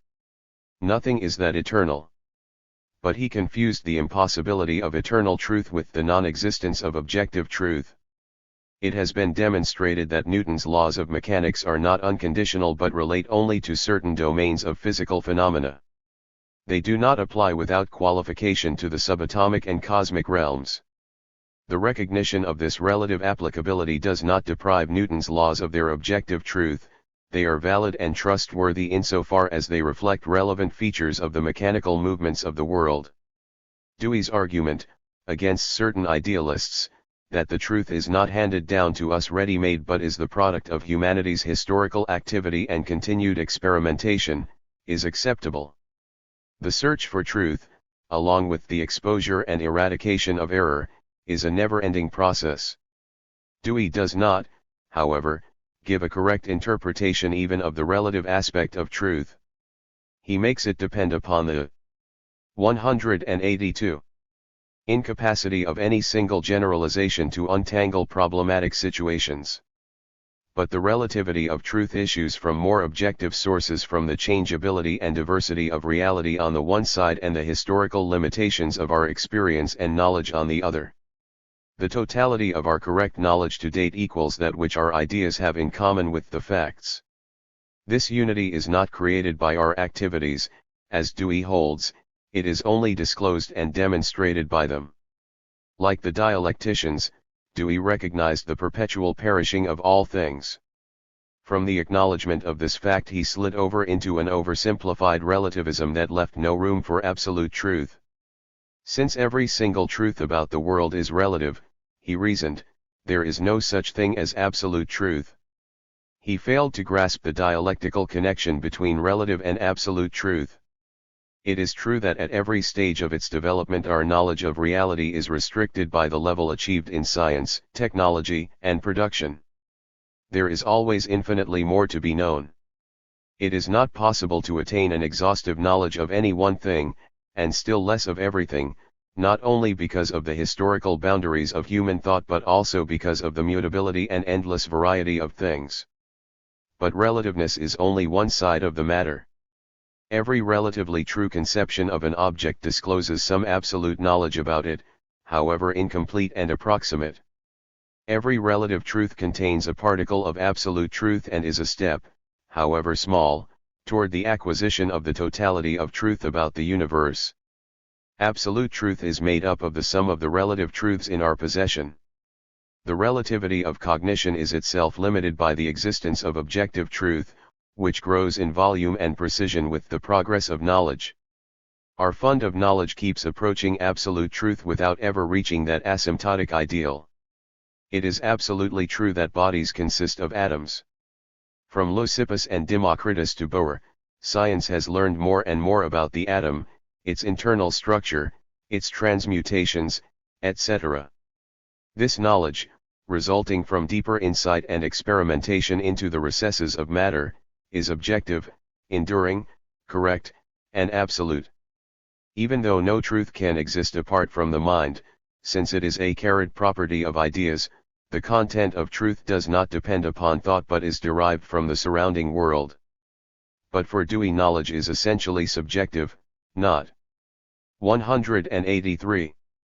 Objective, truth is purely relative, without any absolute character to it. One hypothesis replaces another not because it comes closer to objective knowledge and thereby absolute truth, but simply because it is more useful for given purposes. The nature of ideas. Dewey presented a singular notion of the nature of ideas. They do not have their source in objective reality, they do not disclose antecedent existences, and they can never be more than hypothetical. These three negations define the specific character of the instrumentalist theory of knowledge and set it apart from realist or materialist theories, which hold that concepts derive their content and meaning from correspondence with the facts, that ideas turn into truths and theories into verified laws when this objective relationship is substantiated. According to Dewey's operational conception of conceptions, ideas have three important traits. 1. They are instruments of intentional regulation leading to acts to be performed. 2. They are purely prospective and reconstructive, not retrospective or reflective. They do not refer to what exists, nor even to what has previously been achieved, but exclusively to what is to be done. Ideas are anticipatory plans and designs which take effect in concrete reconstructions of antecedent conditions of existence. Quest for Certainty, pages 166-67. 3. They are utterly conditional. Ideas and idealisms are in themselves hypotheses, not finalities. Being connected with operations to be performed, they are tested by the consequences of these operations, not by what exists prior to them, ibid. This one-sided view blanks out the most decisive characteristic of ideas, their intrinsic connection with objective reality. Ideas are intermediary and have regulative functions, they do have an intentional character directed toward the future, and they often do lack certainty. Instrumentalism goes astray not in recognizing these features and functions of ideas, but in taking them for the whole story. The real thing and its mental image have a common content but different forms, like the original text and a translation. What is objectively real has been transposed into the human brain and processed into the subjective form of concepts, categories, and logical laws.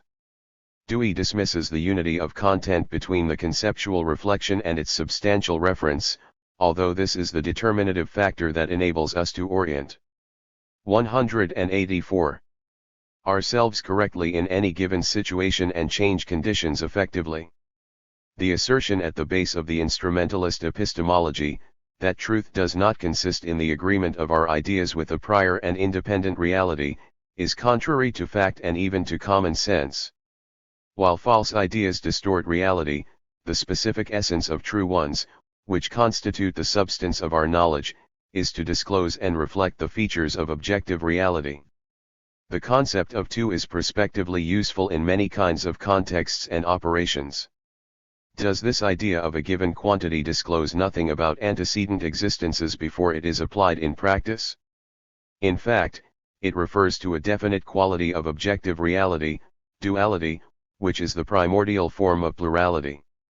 As a member of an infinite series of cardinal numbers, 2 is amenable to many levels of abstraction. Yet the content of this elementary mathematical conception in our minds corresponds to a specific aspect of independent material existence. Otherwise it would not so firmly have impressed itself upon the awareness of primitive people and even subhuman creatures. If ideas are purely instrumental to human purposes and directed towards something to be experienced in the future, as Dewey contends, it might be supposed that those ideas that have proved effective as guides in action not once but over and over again would thereby have demonstrated their correspondence with the objective reality they were derived from and led to. Dewey refuses to accept this conclusion. While we may rely more upon them, the nature of ideas is not substantially affected no matter how often or how fully they have demonstrated their serviceability. From the beginning to end they retain a provisional character. Genuine knowledge and definite truth thus become extremely elusive, almost elusive. They are something that never is but always is to be possessed.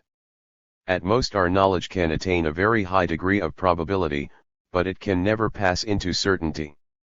Even the best established theories retain hypothetical status, he wrote in his last work Knowing and the Known, p. 328. This doctrinaire probabilism, embraced by positivists and pragmatists alike, cannot withstand the test of experience. It is absolutely certain that because of their biological makeup all people now inhabiting this planet will die within an ascertained 185. able period as their predecessors have done. This certainty is not grasped by animals and its truth only gradually dawned upon primitive humanity. Whoever believes that this is no more than a probability, so they may be immortal, will sooner or later succumb to this categorical law of life. The purposive and reconstructive functions of ideas cannot be separated from their representative content. These two aspects are integrated in the acquisition and usage of scientific knowledge. Dewey said, everywhere an idea, in its intellectual content, is a projection of what something existing may come to be. Quest for Certainty, pages 299 to 300. But it is even more a reproduction of what something has been and is. An idea not only indicates a possibility to be realized but summarizes a reality that may be possibilized, and the extent of its possible realization is given by the structural content of the concept as well as by the conditions of its development. The idea of flying to the moon was an impossibility until contemporary science and technology, plus the resources of two giant powers, made it possible. The plan was able to be put into effect because the ideas guiding the intricate acts to be performed were in conformity with the objective realities involved in the mission. Among these ideas was Kepler's discovery of the moon's elliptical path. It is not true that an idea's object can only be in the empirically attainable future, as Dewey puts it, that ideas are statements, not of what is or has been, but of acts to be performed. Thoughts arise from reflecting upon antecedent objects and events before they project plans for human action. Our judgments about what lies ahead are based upon a growing fund of prejudgments derived from the historical experience of humanity in its dealings with reality. While these contain a measure of uncertainty, they are useful because they have been removed from the realm of speculation and become part of authenticated knowledge. To establish that the essence of knowing lies in practical reliability alone, and not the conformity of concepts with the objects reflected by thinking, Dewey gives the example of a man lost in a wood. He has some notion of the way out and, acting on that map in his mind, finds his way home. Essays in Experimental Logic, Chapter 8. A materialist would conclude that he did so because his mental picture corresponded with the geography of the wood. Dewey would object to attributing the successful 186 outcome to any such archetypical antecedent reality. The objective determinants that made the plan of action useful in achieving the man's purpose are ignored. What Dewey sees as nothing more than coincidence between a plan and its execution, materialists more correctly and comprehensively view as correspondence between a proposition and the objective facts. If ideas had no objectively determined content, as Dewey believes, then one would be as good as another until tested. In actuality, they are far from being all on an equal footing. Some are better than others before the problem is tackled and the situation is reconstructed. They are more useful in directing activity and fulfilling our aims not only because of their consequences after the event, but because of their derivation and content before being put into effect. They reflect the essential features of the real world more precisely, deeply, and comprehensively. The relation to objective reality also finds corroboration in the failure of predictions. If a hypothesis is disproved by the results of experiment, this negative outcome casts an indirect light on the real nature of things. Knowledge goes through different stages of development, starting with fragmentary sensory knowledge and narrow empirical inductions and culminating in rational truths and theoretical knowledge. Dewey does not admit the full range of degrees in the progress of knowledge. He cuts away the modes of knowing at both ends of the spectrum, on the one side the crudest form of sensory apprehension, which humans share with animals, and on the other the height of conceptual abstraction occupied by physical laws like the conservation of energy and universal generalizations like the theory of evolution. We have previously discussed his denial that sensations in themselves have cognitive quality. Sensations count only as stimuli and registers of motor activity expended in doing things, he states in The Quest for Certainty, p. 156.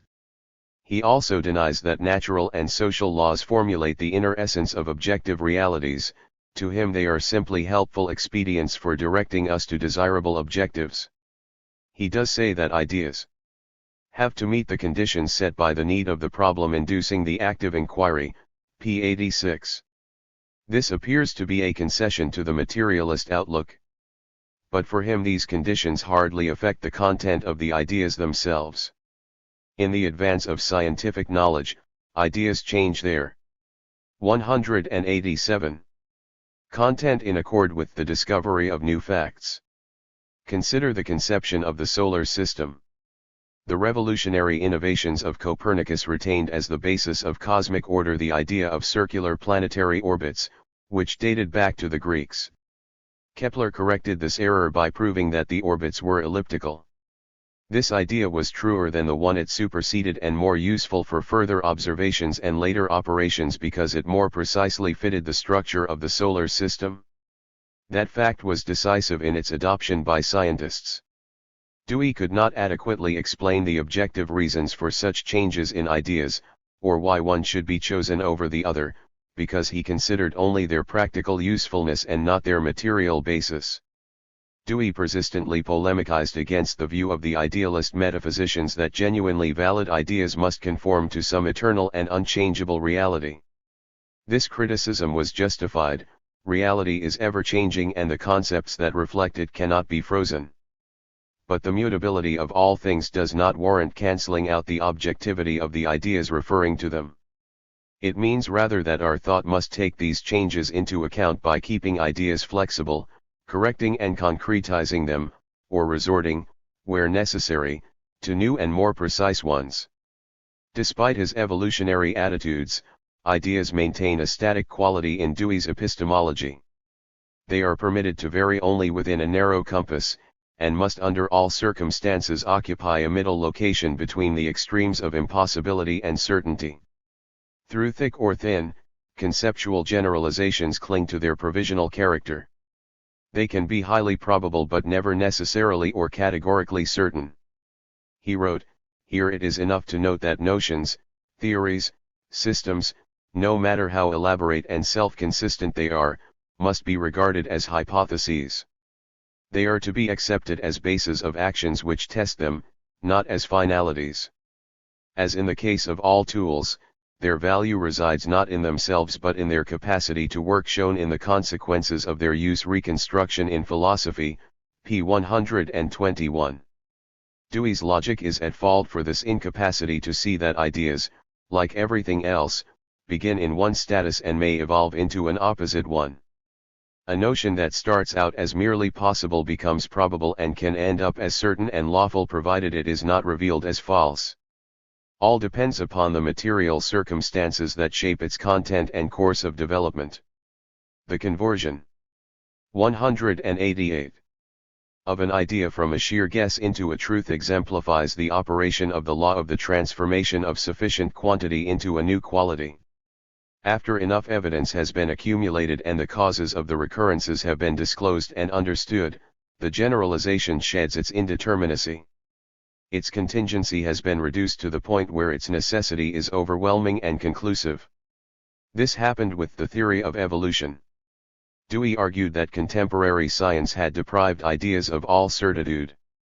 Theory, in fact, that is, in the conduct of scientific inquiry, has lost ultimacy.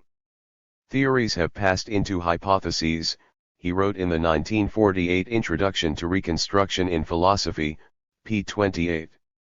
However, if such theoretical constructions as phlogiston, caloric, and the ether have become dead hypotheses, other once speculative theories have graduated into verified truths. 19th-century science converted the conservation of energy from a hypothesis into a fundamental law of physical change, and this has been expanded by the 20th-century discovery that mass and energy are equivalent and interconvertible. This is no longer a tentative speculation but a confirmed law which has become the bedrock of present-day physics. The gene went through the same process of verification in 20th-century molecular biology. It is still uncertain whether the quark exists as an elementary subunit of the proton. The fate of this hypothesis will be decided on the basis of further experimental evidence proving or disproving its actual existence, its truth, or falsity. This will likewise determine its degree of usefulness in microphysics. Dewey's theory of knowledge dovetailed with his theory of being. He insisted that ideas are inherently suppositional and purely conditional and can never change into certainties, regardless of the findings of physical, social, and scientific development. This stemmed from the pragmatic assumption that reality is so indeterminate, contingent, and precarious that no conceptual generalizations can be definitively proven, and that natural, social, and mental processes are not lawful. These errors make his epistemology and his ontology equally defective. The object and the object of knowledge.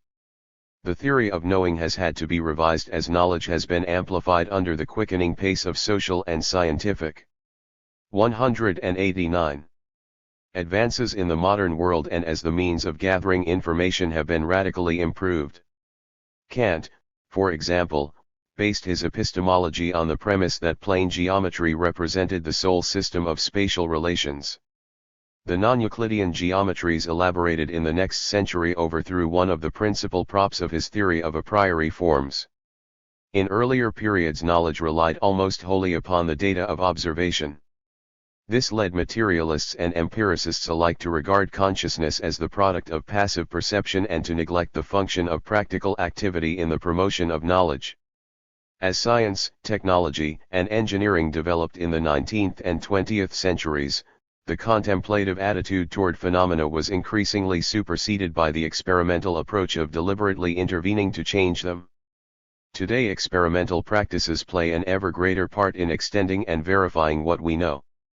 Dewey called attention to this qualitatively distinct stage in the modes of understanding the world and sought to draw out its implications for philosophy.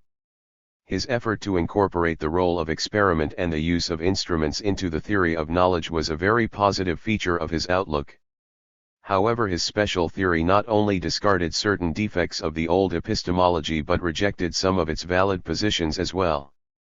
In order to make room for the practical and reconstructive side of knowing, he felt impelled to crowd out the materiality of the object.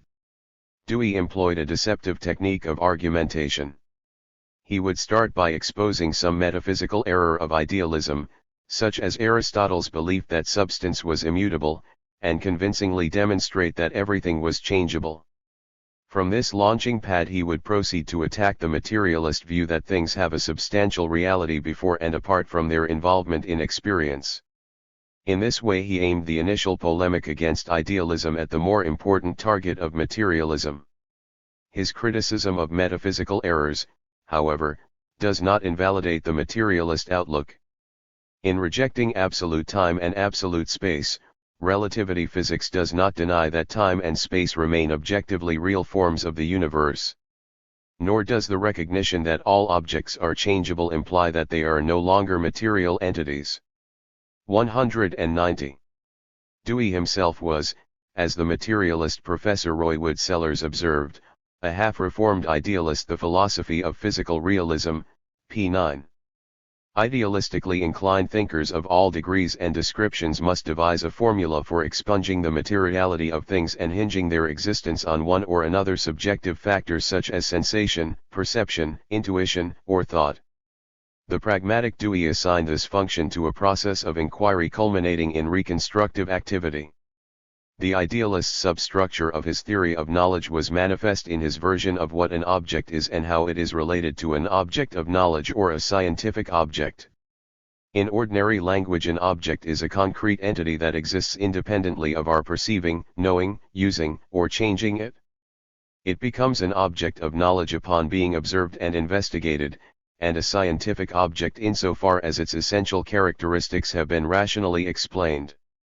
Dewey gave quite different meanings to object, object of knowledge, and scientific object by depriving the object of any substantial character or ontological status. It was dissolved into the sequence of changes a thing passes through, the sum of the relations it enters into, and the meanings it acquires. Its quality of objectivity was not regarded as intrinsic but rather as derived from its engrossion into human experience. The object does not exist in its own right, with all the wealth of its specific determinations, apart from the subject. It becomes a determinate object only as the result of inquiry. As part of experience, it thus has a purely conceptual and instrumental character. For Dewey, objects remain enclosed within the charmed circle of inquiry and are not permitted to step beyond it. The dematerialized objects are replaced by products of knowledge in the form of objects of knowledge or scientific objects. Pluto, the smallest and remotest planet in the solar system, is invisible to the naked eye and was unknown until it was discovered after decades of search in 1930. When it became an object of knowledge to astronomy, this heavenly body did not change as a result. What happened was that a new theoretical and practical relationship was established between ourselves and the object. Dewey's theory confused this existential transformation between ourselves and the external object with the transformation of the object itself. The basic errors of rival theories of knowledge, he wrote, come. 191. From the assumption that the true and valid object of knowledge is that which has being prior to and independent of the operations of knowing. They spring from the doctrine that knowledge is a grasp or beholding of reality without anything being done to modify its antecedent state, the doctrine which is the source of the separation of knowledge from practical activity. The true object of knowledge resides in the consequences of directed action.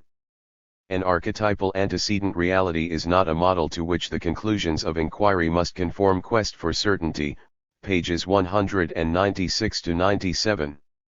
This sacrifice of the antecedent and autonomous being of objects equated them with the ideas we have of them or the uses we make of them.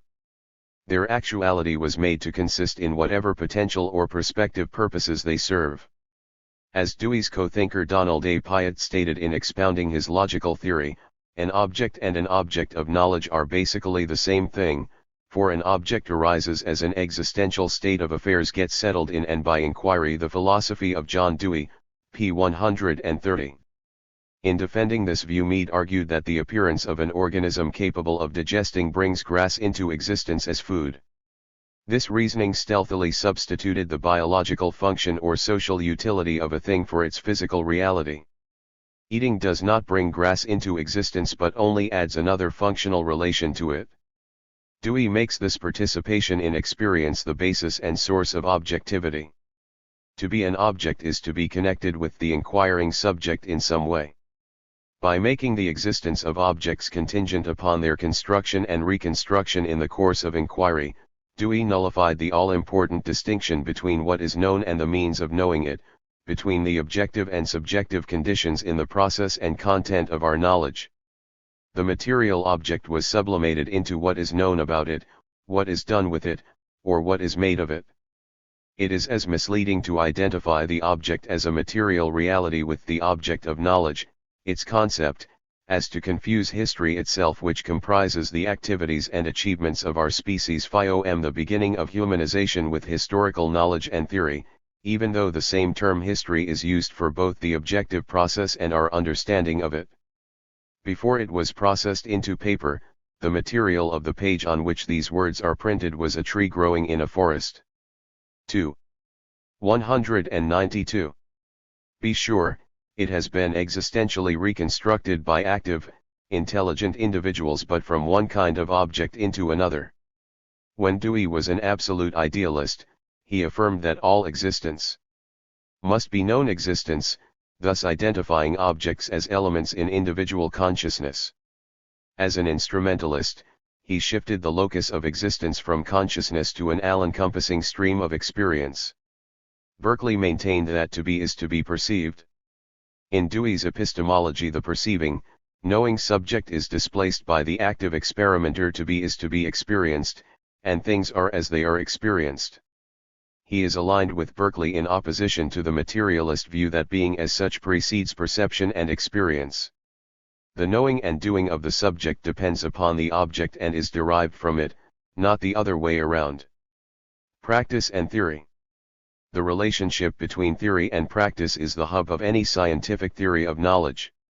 Instrumentalism's approach to this problem differs from idealism and rationalism on the one hand and dialectical materialism on the other. Pragmatism upholds the unity of theory and action and gives primacy to practice in their interaction, as its baptismal name, taken from the Greek word pragma, action, indicates. Dewey himself designated his standpoint as experimental empiricism to distinguish it from the passive reception of sensations in the older empirical epistemology and align it with the method of natural science. As a partisan of reconstructive activity, Dewey campaigned against the separation of knowledge from action upheld by the classical tradition, and he condemned its metaphysics, which made practice inferior to theory. In accord with their disparagement of labor and the primitive level of their science, Greek philosophers, especially the idealists, disregarded the role of experimentation, of doing, in the acquisition and testing of knowledge. Most of their successors up to Bacon's time followed suit. The principal tendency in Western philosophy, accentuated by Christian theology, has been to exalt reason above experience on the ground that theory gives access to absolute and perfect being, to the properties of ultimate reality, whereas practice merely has commerce with imperfect, changing material things. The tenacity of these rationalist values can be seen in the fact 193. That the Encyclopedia of Philosophy, republished in 4 volumes by Macmillan in 1972, contains no entry on practice. Apparently this category does not deserve philosophical consideration, although the editor claims in the introduction that no philosophical concept or theory of any importance is not identified and discussed in the work. Px. Dewey had far more respect for the worth of practical activity. He disdained any glorification of ideas for their own sake. He assigned philosophy the task of overcoming the division between routine practice and experimental intelligence in fields ranging from the sciences and logic to morality and politics.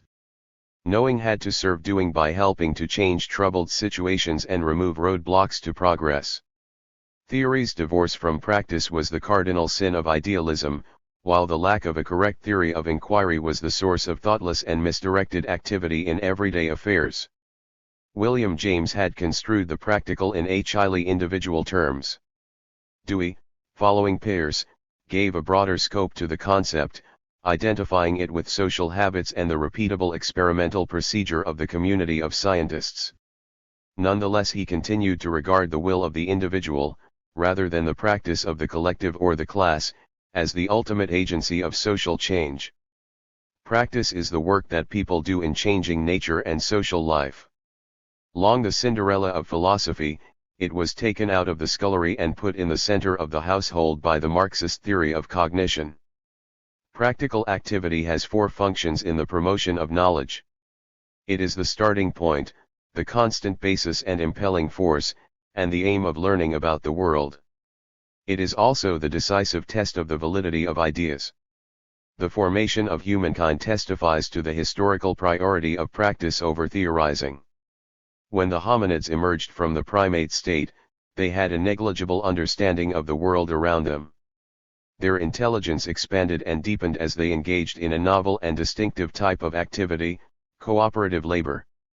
In procuring and producing their means of livelihood through purposive and regulated interchange with nature, they gradually accumulated insights into the forces of nature and the properties of the objects they fashioned and used. The interplay between practical experience and rational comprehension is exemplified by fire, the first chemical process. 194. Humans learned to generate and control. It provided warmth, light, and protection, and gave greater digestibility to food.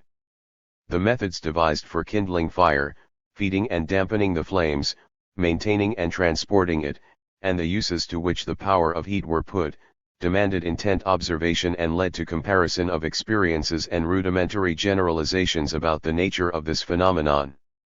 In the course of time, the empirical data derived from the technical practices connected with the applications of fire in cooking, heating, metallurgy, pottery making, and other productive activities laid the basis for the theoretical science of combustion. 500,000 years of social practice preceded the knowledge that heat was a mode of the kinetic energy of molecules. Practice is also the progenitor of the social sciences. The science of politics began with Aristotle, when the new practices issuing from the convulsive changes in the class alignments and methods of rulership of the more advanced city-states of ancient Greece had to be accounted for, justified, and criticized. In the 14th century, Ibn Khaldun set forth the first elements of sociology under the impetus of the transformation of Arab life brought about by the transition from nomadry to settled urban conditions. The science of statistics and the theory of probability were developed out of the needs of insurance, state finance, and commerce. The cognitive capacities of humanity have kept growing in extent and depth as their practical abilities and control of the environment have progressed. The requirements of social practice have been the main spur to the advancement of knowledge. These have not only set the specific tasks to be solved by inquiry but accelerated the pace of cognition by discovering ways to solve problems and devising instruments and equipment, such as scales and retorts, the telescope and microscope, that open new pathways to knowledge. Geometry and writing, two of the most valuable acquisitions of knowledge, are means of scientific inquiry. Both came into existence at the dawn of urban civilization as a result of practical needs. Elementary geometry, which deals with such properties of space as lines, angles, triangles, circles, and other figures lying entirely on one plane, originated in Babylon and Egypt with a few empirically arrived at statements involved in the problems of surveying and measuring land. It was subsequently systematized into formal and logical shape by Euclid around 300 BC. 195. The development of writing shows graphically how practical interests prepare and promote theoretical ones. Pre-agricultural and uncivilized peoples are illiterate, they have no need for writing and have not invented any such system. Writing had a practical economic origin, it was used by priestly and military administrators in the cities of Mesopotamia, India, and Egypt to keep accounts. This innovation was to revolutionize the transmission of human knowledge and become the characteristic mode of expression of theoreticians, scientists, and the intellectual elite, from the ancient scribe to the modern author and journalist. Practice is the major purpose of cognition. People study the world and investigate its properties and laws in order to apply this understanding to satisfy their social needs, create useful things for the betterment of human living, or in class societies to advance their class interests. However gratifying the pursuit of greater theoretical comprehension is to the individual, however indispensable pure research is to the advancement of science, theory by itself cannot change reality any more than emotion can. It would be pointless and sterile apart from implementation in social action, it would not advance without the prod of practical necessity. This holds true for both the natural and social sciences. Even though the practical uses and social ends may not be immediately and clearly in view, they are the ultimate justification for theorizing about any subject. Becquerel's discovery of radioactivity was at first a purely scientific piece of knowledge. Before long it was put to use in medicine, X-rays, and later in nuclear fission. The secular democratic ideology that conflicted with the divine and absolute right of the monarchy found fruition and vindication in the revolutionary movements of the popular masses that actually overthrew royal power. Finally, practice is the supreme and definitive test of the validity and objectivity of ideas. The existence or non-existence of truth, the correlation between ideas and facts, is proven by the results of practice. If people deliberately act upon their knowledge of reality and attain the ends they aim at, the successful results certify the correctness of the ideas, their correspondence with the nature of the things perceived or thought about. Conversely, failure signalizes falseness or insufficiency. The unity between truthfulness and usefulness was finely expressed by Francis Bacon. There is a most intimate connection and almost an identity between ways of human power and 196. Human knowledge.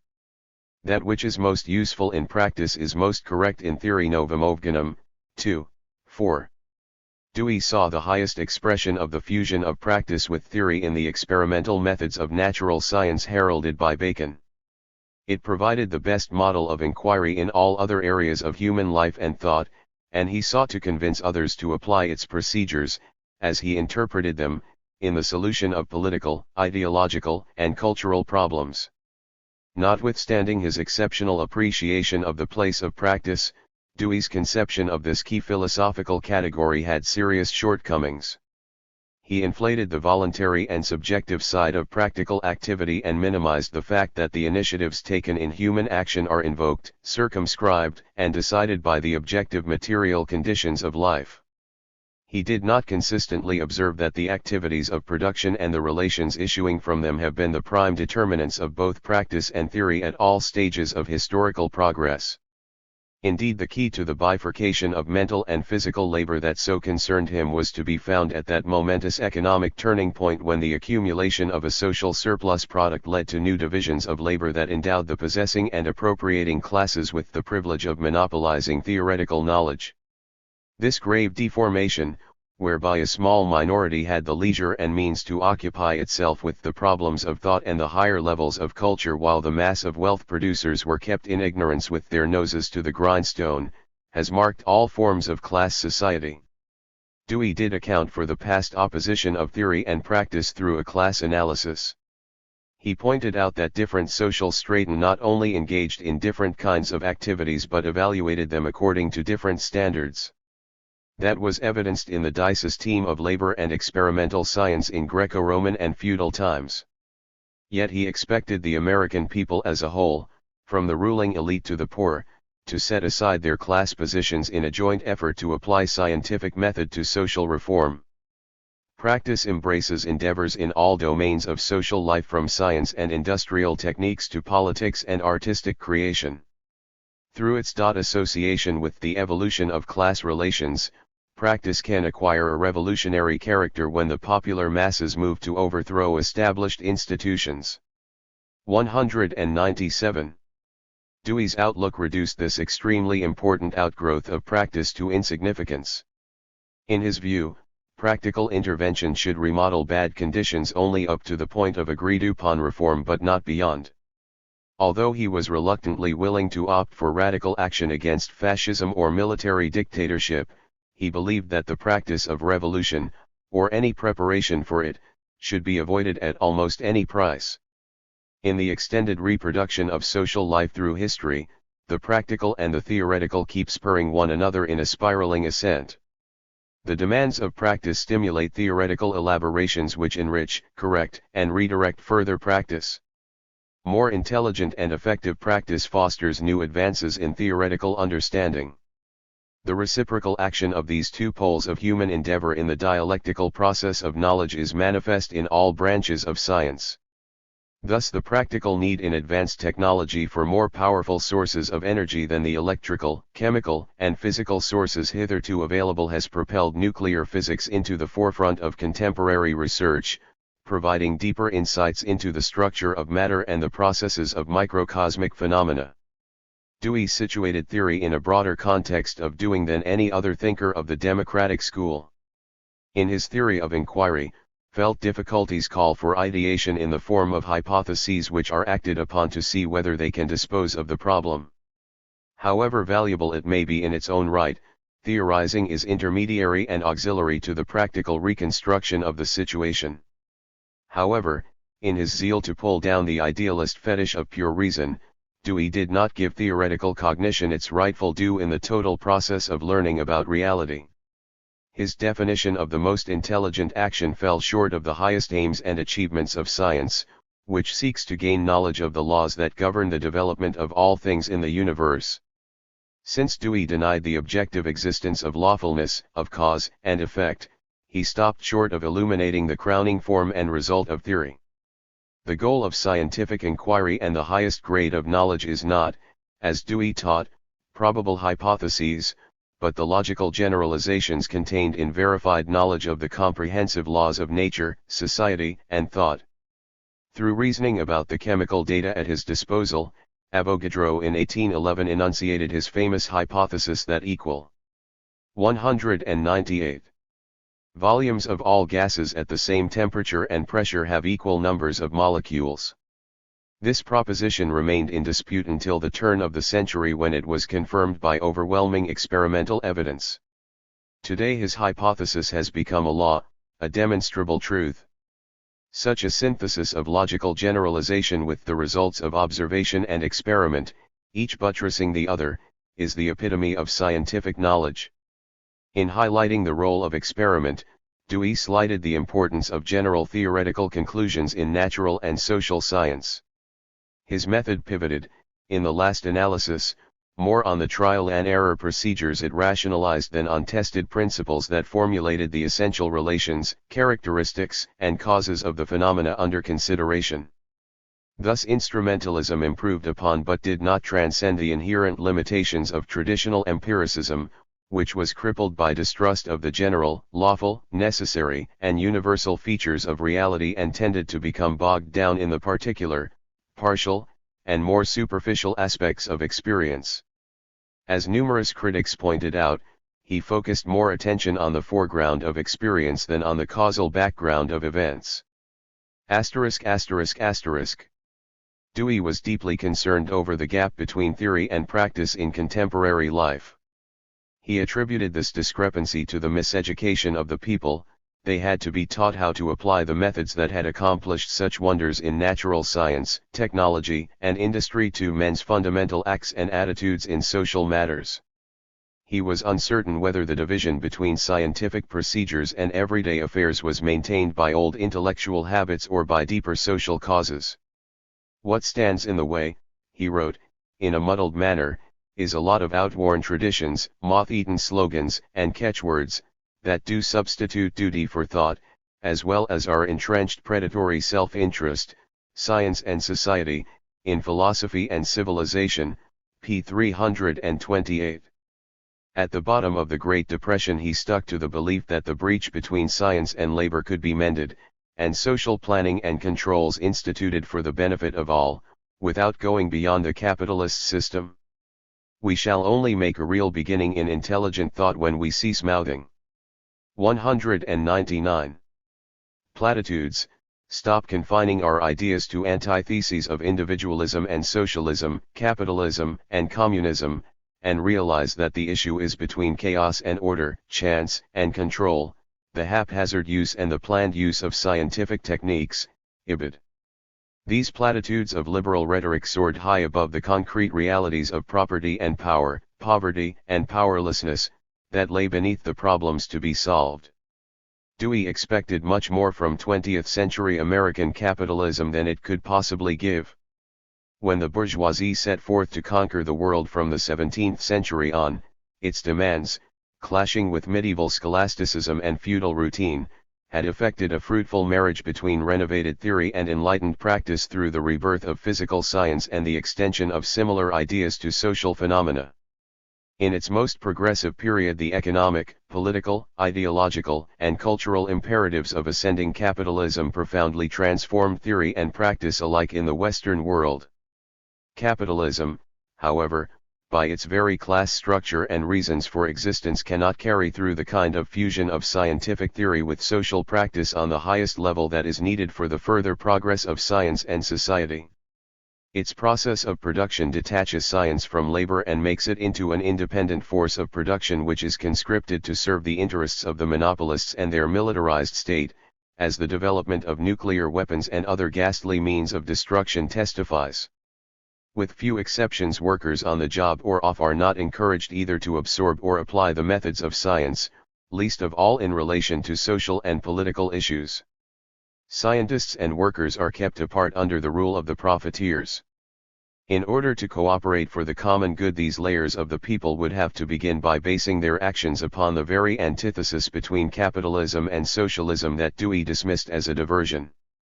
The only practical way to overcome the evil effects of the separation of theory from practice, which is rooted in the constitution of class society, would be to imbue revolutionary action with the teachings of scientific socialism in a militant mass movement to abolish capitalist property and power. Dewey's recommendations foreclosed this. That is why his instrumental theory of knowledge is an inadequate and ineffective instrument both for the scientific understanding of society and its practical reorganization. 10. History, Society, and Politics. Proposed methods for resolving social conflicts formed the center of gravity of Dewey's philosophy.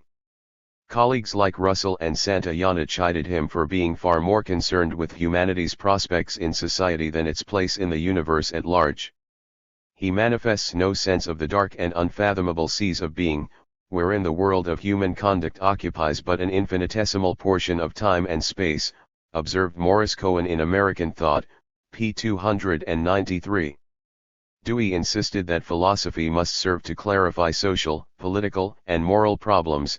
Any philosophy that sidestepped the treatment of such disputed issues, or subordinated them to loftier considerations, was otiose and harmful.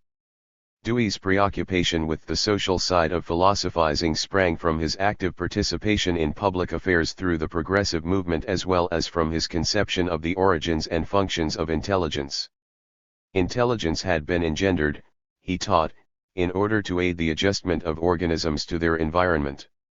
It had undergone further development into conscious thought through the medium of language, which enabled humankind to share experience and thus to anticipate the consequences of current processes. Philosophy, as the generalized method of inquiry, was for Dewey the highest form of intelligence. Just as intelligence intervened to reintegrate the disrupted relations between the 201 creature and its surroundings, so philosophy had been balm in social conflicts and sought to provide solutions for them. The mission of contemporary philosophy, he said, was to undertake in the most conscious manner the office of detecting and removing social maladjustments, which earlier philosophers had touched upon without fully comprehending what they were doing. Dewey demanded that philosophers turn away from pretentious and futile dealings with ultimate and absolute reality and apply themselves to the pressing problems of social life. When it is acknowledged that under disguise of dealing with ultimate reality, philosophy has been occupied with the precious values embedded in social traditions, that it has sprung from a clash of social ends and from a conflict of inherited institutions with incompatible contemporary tendencies, it will be seen that the task of future philosophy is to clarify men's ideas as to the social and moral strifes of their own day. Its aim is to become, so far as is humanly possible, an organ for dealing with these conflicts, he wrote in Reconstruction in Philosophy, p. 45. While emphasizing the social role of philosophy, Dewey disqualified its scientific character. Marxism affirms that philosophy can have a scientific foundation based upon a true knowledge of reality and its general laws of development. Dewey declared to the contrary that the main cause for the split between philosophy and science is that philosophy has assumed for its function a knowledge of reality. Instead of searching for the truth about things, it brings out values to be secured and shared by all. It is a liaison officer between the conclusions of science and the modes of social and personal action through which attainable possibilities are projected and striven for. Quest for Certainty, pages 309, 311. That is, philosophy, unlike science, concerns itself with possibilities and values rather than realities and truths. Dewey's philosophy of history. A philosophy that is to cope with present-day social and moral strifes should be equipped with a correct conception of the course and causes of history.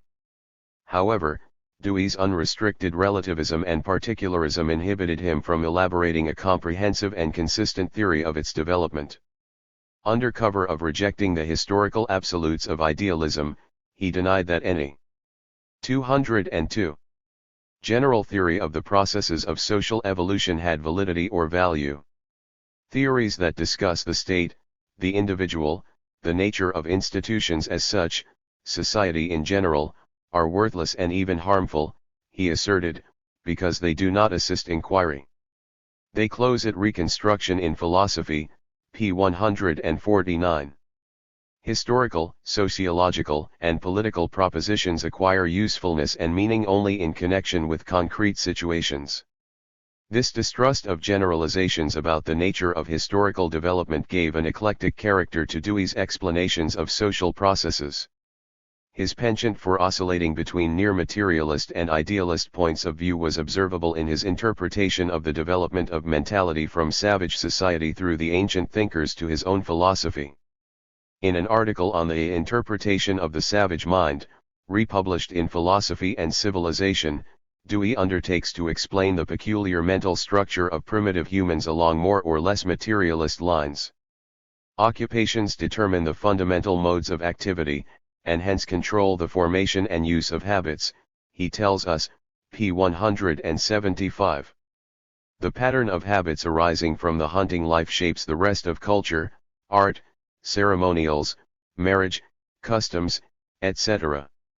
Dewey likewise applies this criterion to later stages of social development arising from agricultural, pastoral, military, trading, craft, and commercial pursuits. He even traces our present basic mental structure to the original responses conditioned by hunting as modified by all these subsequent occupational activities. Dewey extends the same sociological mode of interpretation to the history of ancient philosophy. The predominant features of the classical idealist systems from cosmology to psychology reflected the class structure of Greek society. Here is one citation out of many.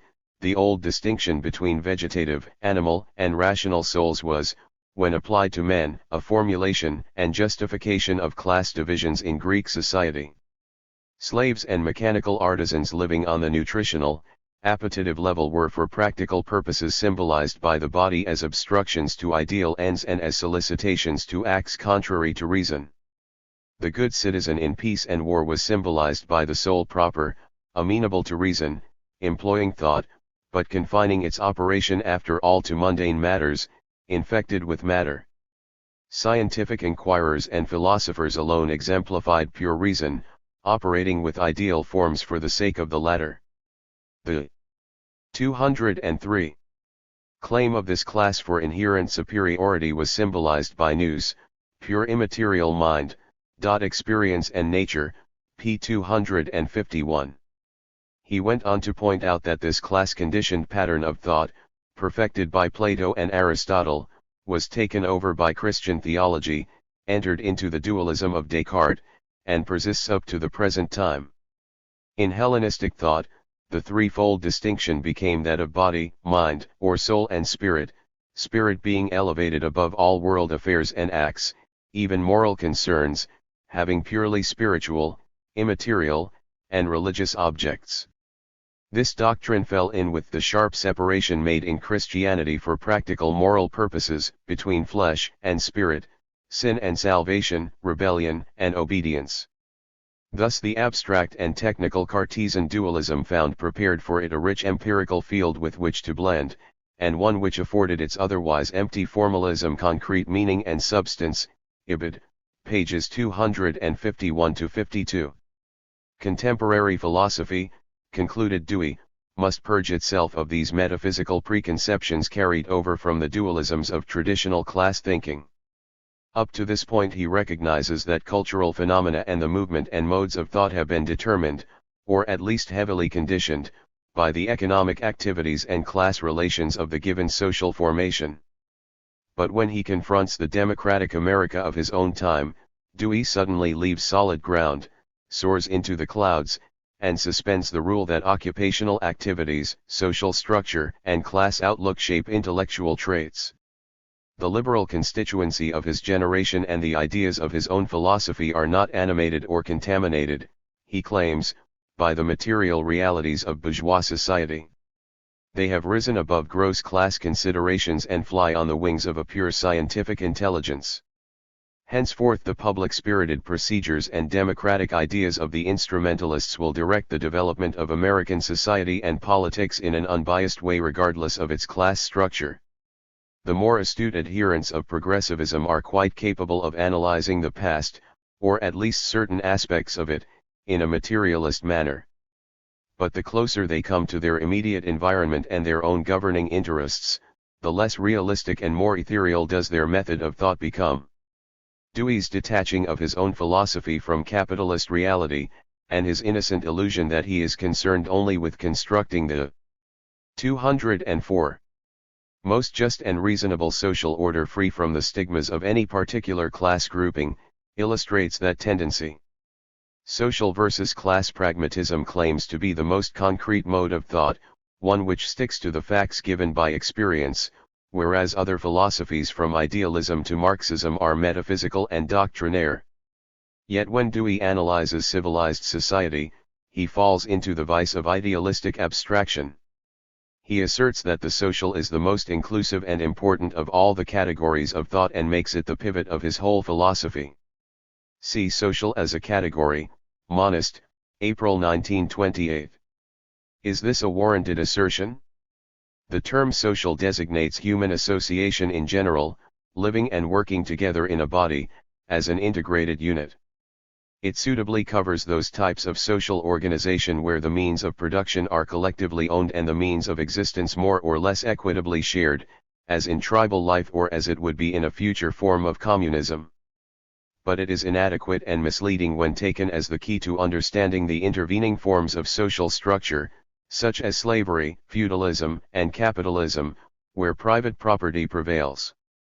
Such societies function as integrated units, but they are made up of antagonistic elements. Where society is split into owners of the means of production and propertyless laborers, into exploiters and exploited, rich and poor, rulers and ruled, the concept of class is more concrete, central, and applicable than the broader term social. Under such economic conditions, class formations are the actual way in which the social is realized, the specific form in which social ties are expressed. The particular class relations of production and the special type of property ownership not only define but supersede the more general relation of common participation in a single social order. The connections between its components resemble the relation between the horse and its rider, not that between equal partners. The members of slave, feudal, and capitalist societies, which are built upon antagonistic relations, are governed by different laws of development and animated by different motives than those living under collectively owned economies. Dewey's unconditional elevation of the social over the class concept obliterates the fundamentally different historical end. 205. Economic factors which actually determine all the other manifestations of social activity in class formations. At the same time, it illicitly introduces the notion of the harmony of social forces into a situation where conflict really predominates. This presupposition serves as a pedestal for Dewey's contention that class interests, ties, and conflicts are not the dominant type of social relation under capitalism, and more particularly in democratic America. Whatever influence class considerations exert, they are not necessarily decisive, he believes, in any domain from politics to philosophy. The shared universal human relations summarized in the category social are, should be, or will be, his tenses are not always clearly defined, predominant over narrow class factors provided the scientific method of instrumentalism is brought to bear. Dewey derives his conceptions of society and the state from this false assumption that the bare fact of belonging to the human race or inhabiting the same country counts for more than any other relation. Society and the state. Dewey presents a pluralistic theory of the structure of society and a conception of the state as a public servant. The social order is composed of societies, associations, groups of an immense number of kinds, having different ties and instituting different interests. They may be gangs, criminal bands, clubs for sport, sociability and eating, scientific and professional organizations, political parties and unions within them, families, religious denominations, business partnerships and corporations, and so on in an endless list. The associations may be local, nationwide, and transnational intelligence in the modern world, p. 382. This picture of society as a loosely woven tissue of diverse groups without organic relation to one another is superficial and misleading. Society is not the sum of separately functioning groups overlapping and interacting in a haphazard manner. Each historical type of society forms a definite whole in which its component members have a specific connection with one another. The basic relations of its structure are constituted by the positions the respective layers occupy in the social economy. In civilized societies, the forces of production, which include both the means of production and living labor, the economic 206 system corresponding to the level of these forces, along with the state structure and the cultural superstructure, are all interdependent elements of a single concrete social formation having its own laws of development. Dewey brushes aside this organic unity, which marks each of the successive stages of social development, and breaks up the determinate social organization into disconnected bits and pieces of activity. This conception of society as a mosaic of external associations does not provide any criterion for determining the comparative rank and specific gravity of any given relation. It is thoroughly indiscriminate. In principle, it allows for one kind of association to be as significant as any other. In reality, the economic relations of people are decisive in determining the nature of the social organization. The slave status of the blacks, for example, determined not only their individual existence but the essential nature of the entire social system of the Southern states before the Civil War. The differences and conflicts arising from inherently antagonistic economic relations manifest themselves directly or indirectly throughout the range of subsidiary social relations. The ownership of corporate bonds and stocks largely determines what the associations, attitudes, and outlook of the big capitalist will be. The fact that a person without property has to work for wages for this very capitalist corporation, and thereby belongs to the proletariat, means far more to him or her and to the rest of society than, say, church affiliation. Membership in a union has far greater social consequences than induction into a fraternal order or joining a bowling team. Dewey, however, flattens out these qualitatively different types of association, throws them into a grab bag, and ties them together under the heading of the public. Such a theory of free-floating and equally graded publics might have had a certain semblance of plausibility in reference to a small trading and farming community of the 19th century like Burlington, Vermont, where property was more or less evenly distributed and distinctions of wealth and social standing were not too glaring. But it ignores the fundamental facts of life in the highly centralized monopoly capitalism today.